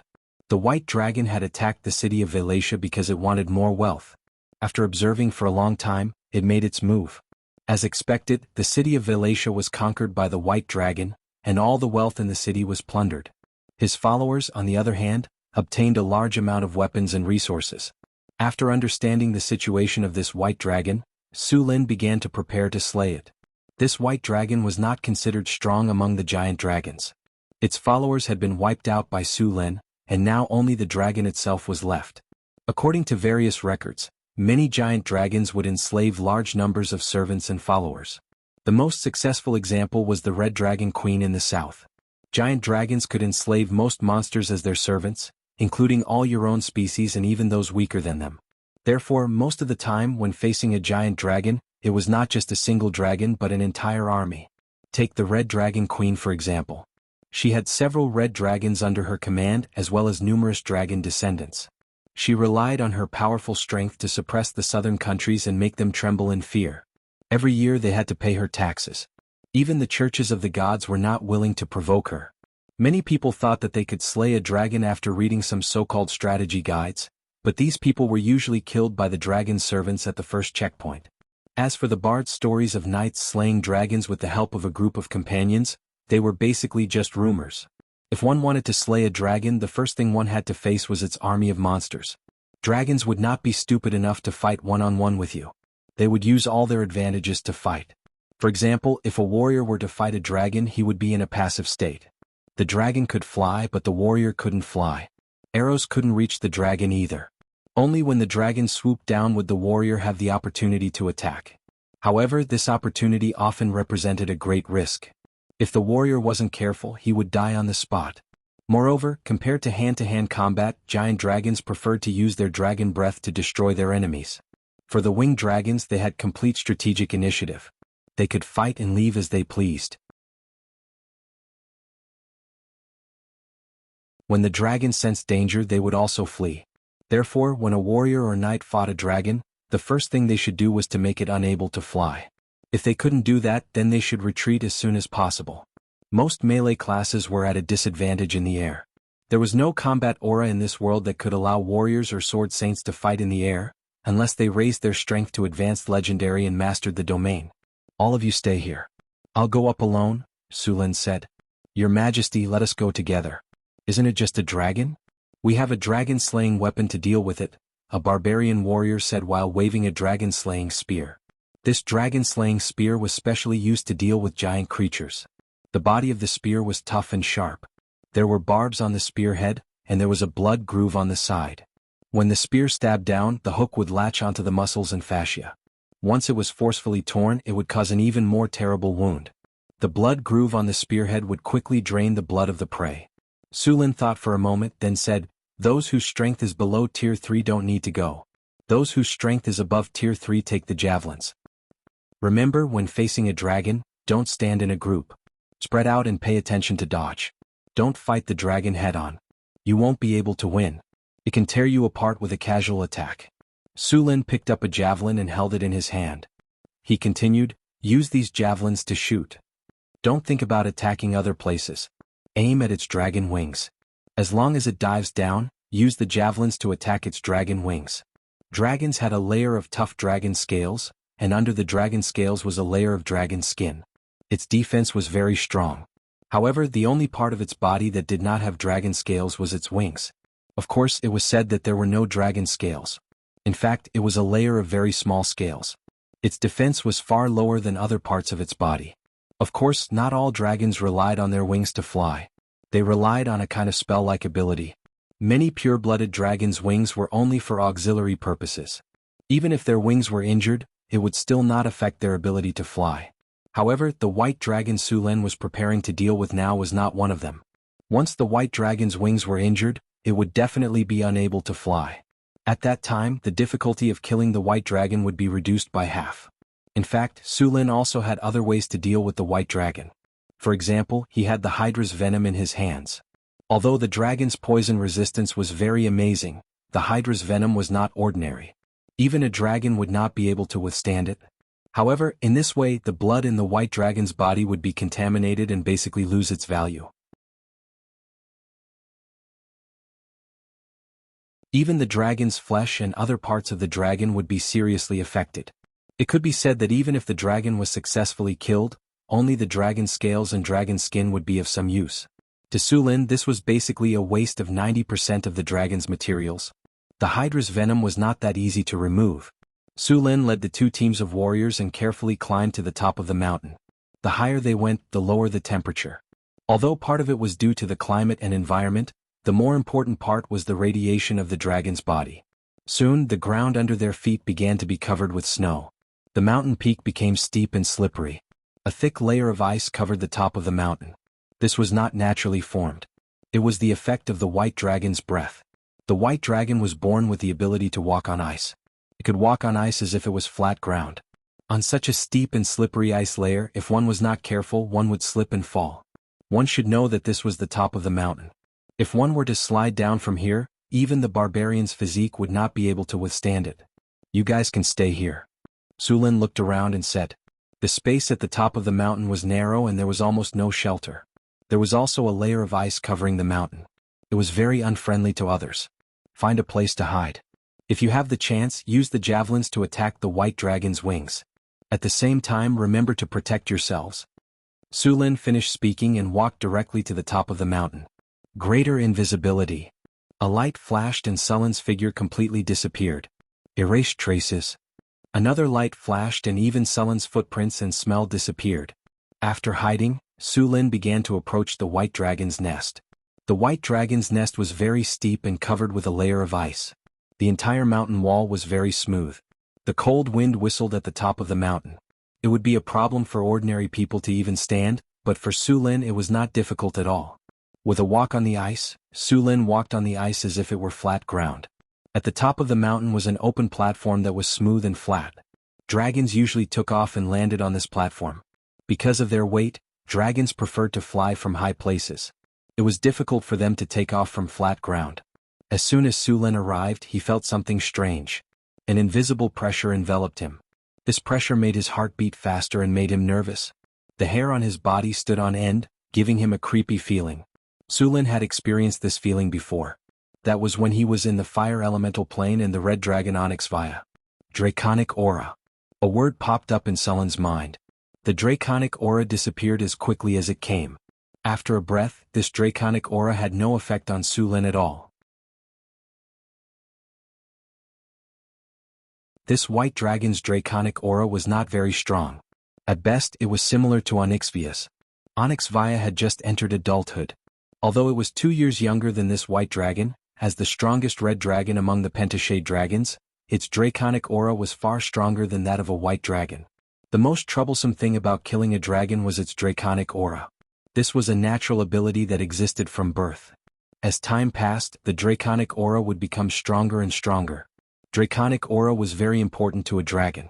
They could easily enslave a large number of monsters with their draconic aura. At the same time, when facing a large number of enemies, it could intimidate the enemies. Those creatures with weaker minds and weak wills would not even have the courage to attack. Ordinary people could not withstand draconic aura at all. Even professionals would have to go through a test of will. More than 80% of professionals would not be able to withstand it. Therefore, there was no need to think about using human wave tactics to deal with a dragon. In fact, the more powerful and high-end the battle, the higher the requirement for will. In a battle of this level, there would often be a need for a test of will. Many of the wizard's control spells also required a test of will. Once the test failed, the target would be controlled by the spell. The more powerful the monster or demon, the more likely it was to have this kind of control spell. For example, the succubus queen in the bottomless abyss. Her seduction spell could not be resisted even by high-grade legendary figures. Once the target failed the test, they would be controlled by the succubus queen. When he came to the platform, Su Lin quickly found the white dragon's nest. Before he got close to the nest, the dragon's nest was not deep. Su Lin saw the target at a glance. It was a huge white dragon. This white dragon was at least 30 meters long. Its scales were smooth and had a layer of mirror-like silver white. It had sharp claws, sharp bone spurs, and a small mountain of gold treasures under its body. It was very similar to a powerful dragon. The wealth possessed by a dragon also represented the dragon's strength.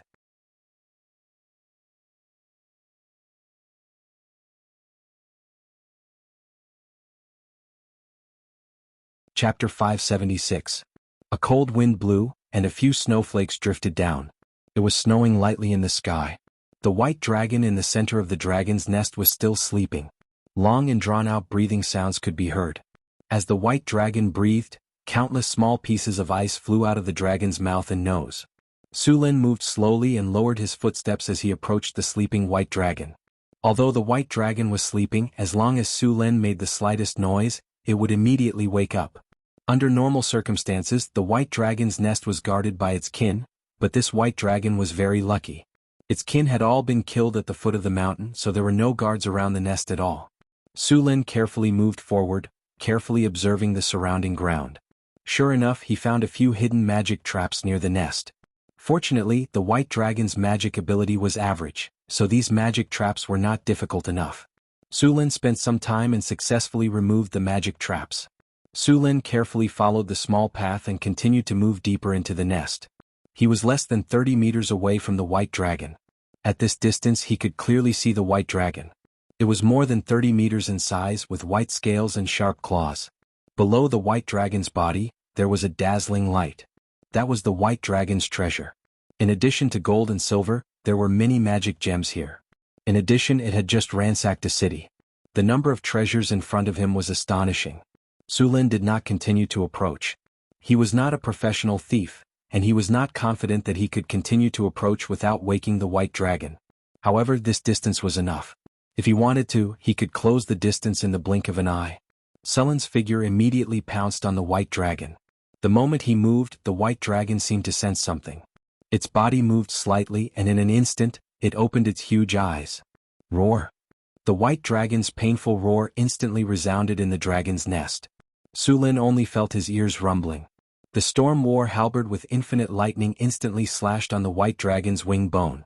A sound of fine iron colliding rang out, and the hard dragon bone was directly broken.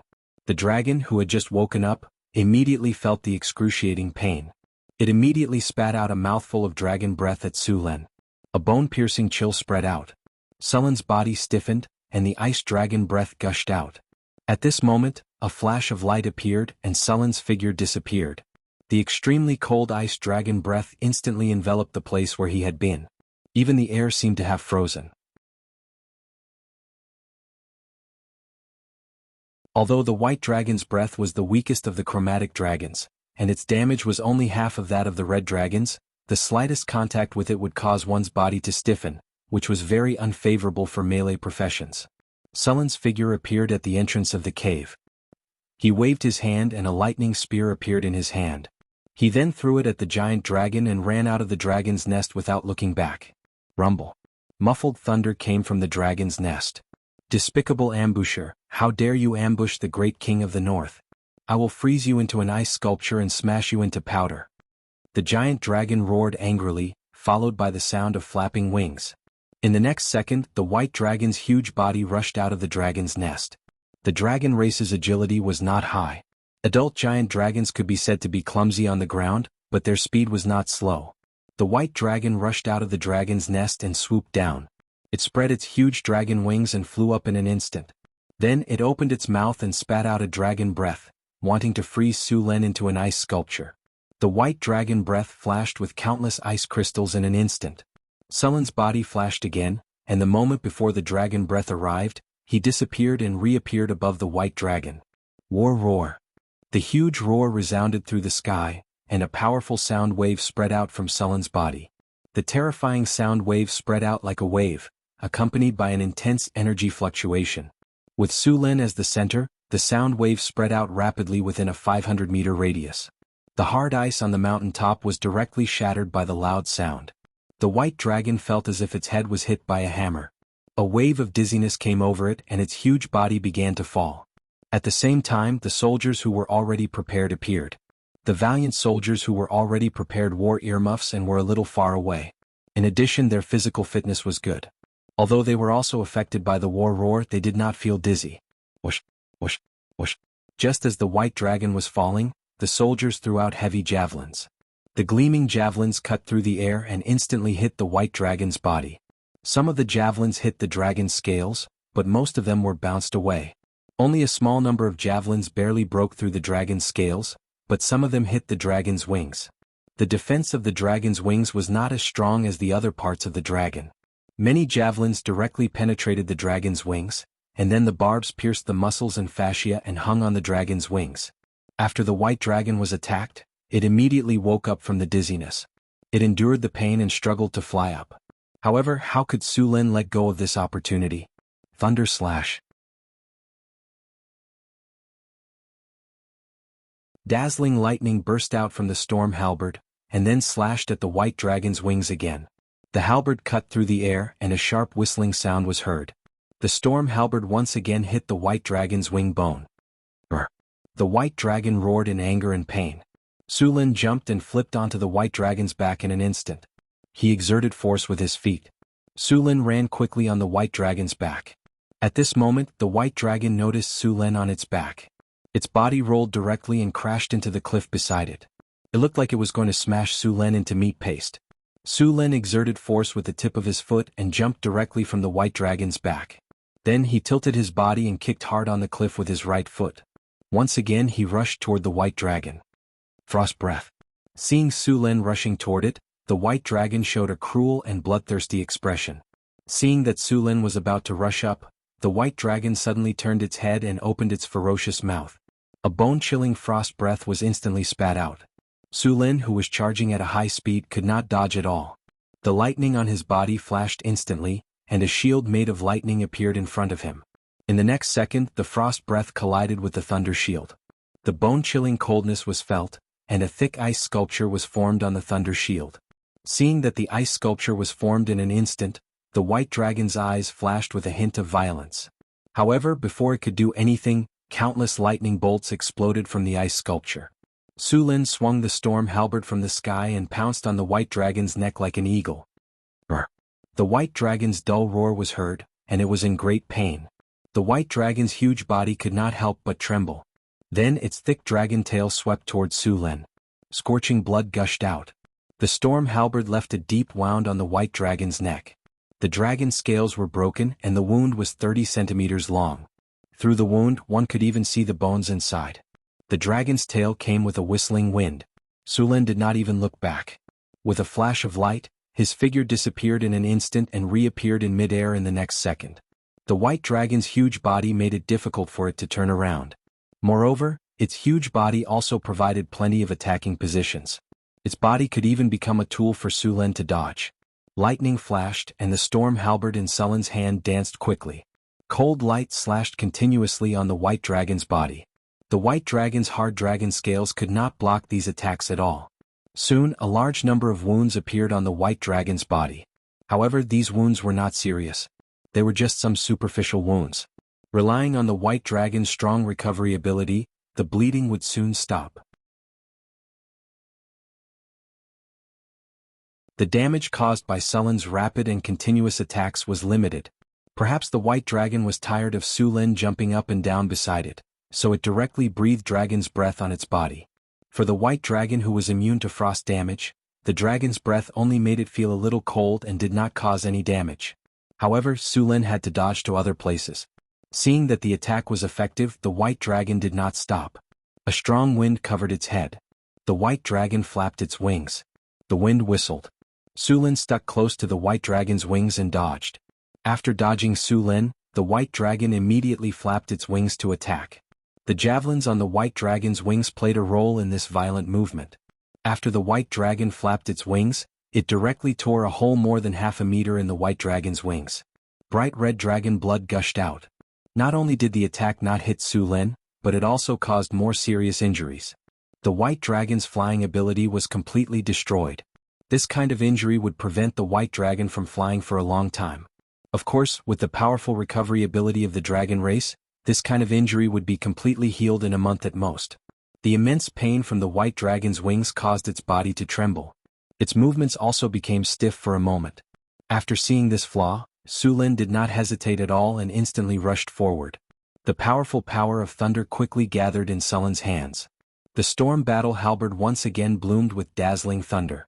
Sullen's halberd swept horizontally and once again slashed at the white dragon's neck. At this moment, 50 points of strength exploded. The storm battle halberd directly broke through the white dragon's scales, then cut through the tough muscles and fascia, and deeply cut into the white dragon's neck bone. A mournful dragon's roar sounded out, and the immense pain made the white dragon even crazier. It tried to throw Su Luan away, but Su Luan used this force to put away the storm war halberd. Although the white dragon's neck was not cut off, the injury was also very serious. Su Lin knew very well how hard the white dragon's bones were. Unless he was holding the silver sword of Gith or an artifact of the same level, it was basically impossible for him to cut off the white dragon's neck with one strike. The sharp pain from the white dragon's neck caused a trace of fear to rise in its heart. At that moment, it felt the fear of death. The fear in the white dragon's heart began to spread. After seeing Su Lin, the white dragon spat out a bone-chilling dragon's breath again. At the same time, a strange energy appeared in an instant. Ice fog spell. A large amount of ice fog rose in an instant and enveloped the white dragon. The ice fog spread quickly and in the blink of an eye, it covered an area of a few hundred meters. Sullen's vision blurred, and the surroundings instantly turned into a white world. At the same time, a large amount of ice began to condense on Sullen's body. A flash of lightning flashed, and the surface of Sullen's body was instantly wrapped in lightning. All the ice fog around him was dispersed. It's hiding in the ice fog? Seeing the scene in front of him, Sullen's eyes quickly scanned the surroundings. However, it was a vast expanse of whiteness, and he could not see the white dragon's shadow at all. And as time passed, the surrounding coldness became stronger and stronger. Sullen's body flashed, and then he rushed out of the range of the ice fog spell in the next second. The white dragon hid in the ice fog, and the white scales on its body became the best camouflage color. There was no trace of it at all. Seeing this situation, Su Lin turned his palm, and in the next second, a flag appeared in his hand. Wind Tornado. A powerful spell fluctuation came, and the wind elements quickly gathered. In the blink of an eye, 2 tornadoes that reached the sky appeared in front of him. The tornadoes moved quickly around, and the originally white ice fog was instantly blown away by the tornadoes, and the scene inside was completely exposed. To Sullen's surprise, the white dragon was not preparing to launch a sneak attack, but was preparing to run away. All the javelins on the dragon's wings had been pulled out, and the dragon's wings were broken and bloody. However, the white dragon did not care and directly breathed dragon's breath on the dragon's wings. The original holes and wounds were instantly frozen. Although it was still somewhat inconvenient to move, it could now fly again. Seeing this situation, Su Lin was a little surprised. At that time it was reasonable. Although dragons were arrogant, they were not brainless. After confirming that they could not beat them, they would also run away. One must know that dragons often ran away in the affairs of dragon whelps, and even dragon whelps, but they would usually remember these things. Dragons were very vengeful creatures. They would even be attacked when they were young, and then when they were strong, they would directly fly over to retaliate. Seeing that the dragon was about to run away, Su Lin rushed up without thinking. He did not want to be remembered by a dragon in the future. Thunder Spear. The dazzling thunder flashed in Sullen's hand, and in the next second, a spear completely composed of thunder and lightning flew out in an instant. In the blink of an eye, it hit the dragon's body. The infinite power of thunder and lightning exploded on the dragon's body, and the white dragon who was about to escape, was stunned for a moment. Sullen's figure flashed, and in the next second, he appeared beside the white dragon. The storm halberd swept across, and the sharp halberd blade instantly cut the dragon's wing bones. The dragon's wing bones, which were already overwhelmed, could not withstand the pressure and directly broke. Roar! The cold dragon's breath came and Su Lin moved his feet. His body instantly went around the dragon's side, and the storm halberd in his hand quickly attacked.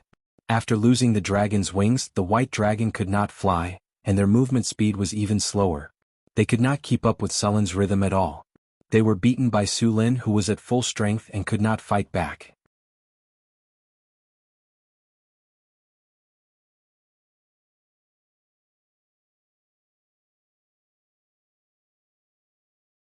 Chapter 577. Roar. A dragon's roar echoed around the top of the mountain. The snow had stopped, but the air was getting colder. The white dragon became crazier after realizing that it had no hope of escaping. It wanted to kill Su Lin at all costs. The white dragon's wings, neck and back were torn apart. Dragon blood kept dripping onto the ice. Although the dragon looked like it was in a sorry state, it was only on the surface. The dragon's strong vitality gave them an extraordinary tolerance for injuries. Even now, the white dragon's injuries did not cause it to enter a state of serious injury. The white dragon's eyes were red. It had just used the frost dragon's breath to freeze its wounds, and then relied on its rapid recovery ability to recover. Seeing this ferocious beast in such a sorry state, a few barbarian warriors not far away also became eager. In their eyes, this dragon was about to die. As long as they could leave a wound on it, it would be enough for these barbarians to brag about for the rest of their lives. Finally, after seeing the hideous wounds on the dragon's body, the barbarian warrior waved his giant axe and chopped at it with all his strength. "Don't attack, retreat." Sullen's expression changed when he saw the barbarians break the rules and attack the dragon. He immediately reminded them loudly. Unfortunately, it was too late. A bloodthirsty look appeared in the white dragon's eyes. Its originally slow movements sped up in an instant. Its huge body was unexpectedly agile at this moment. The barbarians who had just rushed up did not have time to react. They were instantly slapped down by the dragon's huge claws like flies, and then stepped on with force.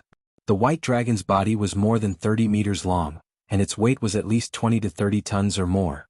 One could imagine the explosive pressure when all this weight was used on its feet. The armor made of fine steel was completely useless under this pressure. It was as if Mount Tai was pressing down on it. Bang! A dull thud sounded, followed by the sound of metal rubbing against each other. The armor made by the dwarven master was flattened like a can. The barbarian warrior was stepped on like a ripe tomato. Bright red juice splashed out, and the hard ice cracked like a spider web. The surrounding ground was instantly blood red. In this situation, no matter how powerful Sullen's physical healing technique was, it wouldn't be able to save him. Unless he upgraded his physical healing technique to the highest level and learned the 7-star life-prolonging lamp, he would be able to revive him. "Back off, everyone back off," Su Lin said with an ugly expression. Then lightning appeared on his body again. After the white dragon finished its attack, it didn't have the slightest intention of stopping. Those people were too close to it just now and there was no time to dodge. The white dragon's huge body twisted slightly, its ferocious head stretched forward, and its mouth full of sharp teeth opened slightly. Sullen's expression changed and he immediately shouted, "Dodge, it's the dragon's breath." Who? The piercing cold shrouded in an instant, and countless ice crystals were spat out from the white dragon's mouth.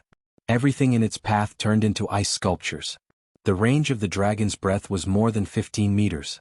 Those who didn't dodge in time were directly frozen. Countless ice crystals quickly condensed on their bodies. Almost at this moment, their bodies were frozen into hard ice sculptures. The dragon's breath dissipated, and 3 lifelike ice sculptures flickered under the sun. Through the layer of ice on the ice sculptures, one could clearly see the expressions of those people before they were frozen. Bang! The huge dragon claw suddenly slammed forward, and the 3 ice sculptures in front of them were like crystal glass, instantly shattering into countless pieces. The other barbarian warriors around them were furious. Their brothers died in the blink of an eye, and they wanted to rush up to avenge them. However, under Sullen's command they all pushed away. In this battle, those barbarian warriors could only harass from a distance. Those who dared to intervene directly were all killed by the dragon. In this level of battle, even a grade 4 profession could only be a bystander. The difference between the body of a human and a dragon was too big. The dragon weighed more than 20 tons and it would be crushed easily. Flash! With a flash of lightning, Sullen's figure instantly appeared beside the dragon, and he quickly swung the storm war halberd in his hand. Clang! The sound of metal colliding rang out. The white dragon blocked with its claws, and the storm war halberd left a deep mark on its claws. A piercing pain came from the claws, and the white dragon opened its mouth and spat out another mouthful of dragon's breath. Su Lin tiptoed, and his body changed direction in an instant with a strange posture. He narrowly dodged the dragon's breath, and then quickly circled to the dragon's feet. The storm war halberd in his hand cut along the dragon's scales, and then pierced into the muscle tissue under the dragon's skin. With a fierce twist, the white dragon's fascia was directly cut off. Dragon's blood sprayed out. Sullen's body was also drenched in dragon's blood, and a burning sensation came from his body. The dragon's blood was very corrosive, and its nature was like a strong acid. If one didn't have a strong enough constitution, just the dragon's blood alone could burn a person to death. In the songs of many bards, a dragon-slaying hero bathed in dragon's blood would become invulnerable, and his strength would increase rapidly. This saying was not accurate. Dragon's blood didn't have such a powerful effect. As for bathing in dragon's blood, it could indeed increase one's strength. There was a type of dragon's blood baptism ceremony that could enhance one's physical fitness, but this kind of enhancement was only effective for people whose constitution was below 40. Moreover, the dragon's blood baptism was divided into 5 levels, corresponding to the 5 types of dragons: red, blue, green, black, and white. 5 levels of dragon's blood baptism could directly promote a warrior below the legendary rank to the legendary rank. However, the dragon's blood baptism ceremony was obviously of little value to Su Lin. After cutting off one of the tendons, Su Lin didn't stop at all. He moved his feet and rushed out in an instant. The moment he rushed out, a thick and powerful dragon's tail swept directly at him. Su Lin exerted force on his feet, and his body instantly leaped onto the white dragon's back again. Without any hesitation, Su Lin quickly ran up the dragon's spine and quickly arrived at the dragon's neck again. At this time, the white dragon also noticed Su Lin's intention. At the thought of the attack that almost cut off its neck not long ago, the white dragon didn't even think about it. It didn't care about the dragon's pride and directly rolled on the ground like a lazy donkey. Its huge body rolled on the ground like a small mountain. Sensing that something was wrong, Su Lin didn't have time to attack, and instantly jumped down from the dragon's back. Boom! The 30-meter-long giant rolled on the ground, and the movement was very loud. The barbarian warriors who were originally around ran as far as they could. If they didn't dodge in time, they would end up being crushed into a meat patty. After the white dragon rolled and shook off Su Lin, its long tail swept over. The dragon's tail swept across, and wherever it passed, the rocks and branches in front of it were all swept away. With a flash of lightning, Su Lin's figure disappeared in an instant and then reappeared beside the dragon. As soon as he appeared, Su Lin felt a piercing chill. Before he could react, the frost dragon's breath covered his head. Su Lin had just used flash, so he didn't have time to dodge again and was directly hit. The cold chill shrouded Su Lin, and the surface of his body began to condense ice. After this period of battle, the white dragon had discovered a pattern. Every time Su Lin flashed, he would appear around it. So when it saw Su Lin flash, it directly used frost dragon's breath to cover the surrounding area in an instant. This was also the reason why Su Lin collided with the frost dragon's breath as soon as he appeared. Feeling the stiffness of his body, Su Lin's expression changed greatly. The lightning power in his body exploded in an instant, and the ice on the surface of his body quickly shattered. In the blink of an eye, Su Lin was about to break free, but it was too late. The huge dragon's tail swept over with a whistling sound. Su Lin's vision turned black and he felt a sharp pain. His body flew backward involuntarily, and the lightning shield on the surface of his body collapsed under this huge force. Bang! With a loud sound, Su Lin crashed heavily on the rock, and the hard rock was directly smashed into cracks. After the white dragon sent Su Lin flying, it didn't stop at all. It rushed up, ready to completely tear this guy who had caused it so much damage into pieces. Sensing the danger approaching, the lightning power in Su Lin's body surged out instantly, and countless lightning bolts burst out. Su Lin's figure was like lightning, and he quickly rushed toward the white dragon. This time, his burst of power was extremely shocking. In short distances, he was even faster than when he flashed. The moment he clashed with the dragon, Su Lin instantly turned over and jumped on the dragon's back again. The storm battle halberd in his hand carried infinite lightning bolts as it swung down fiercely. Thunder slash. This time, Su Lin used all his strength to attack the dragon's head. The blade of the halberd slashed at the white dragon's neck, and the huge force directly pressed the white dragon's head down, but it still didn't cut off its head. Su Lin didn't care. The storm battle halberd in his hand slashed at the white dragon again, this time at the same position as before. The white dragon let out a mournful cry, and its huge body fell to the ground.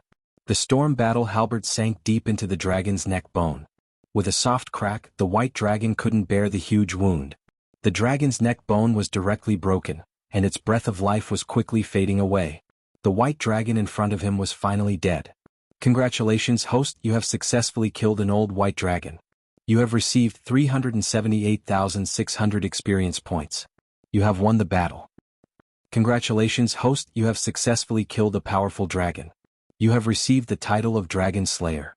Your name has been widely spread throughout the continent. Your name has been sung by bards. You have successfully killed a dragon. Your own creatures will fear your aura, and pentashade dragons will loathe you. The chances of evil dragons attacking you have increased. You have received the favor of the metallic dragon.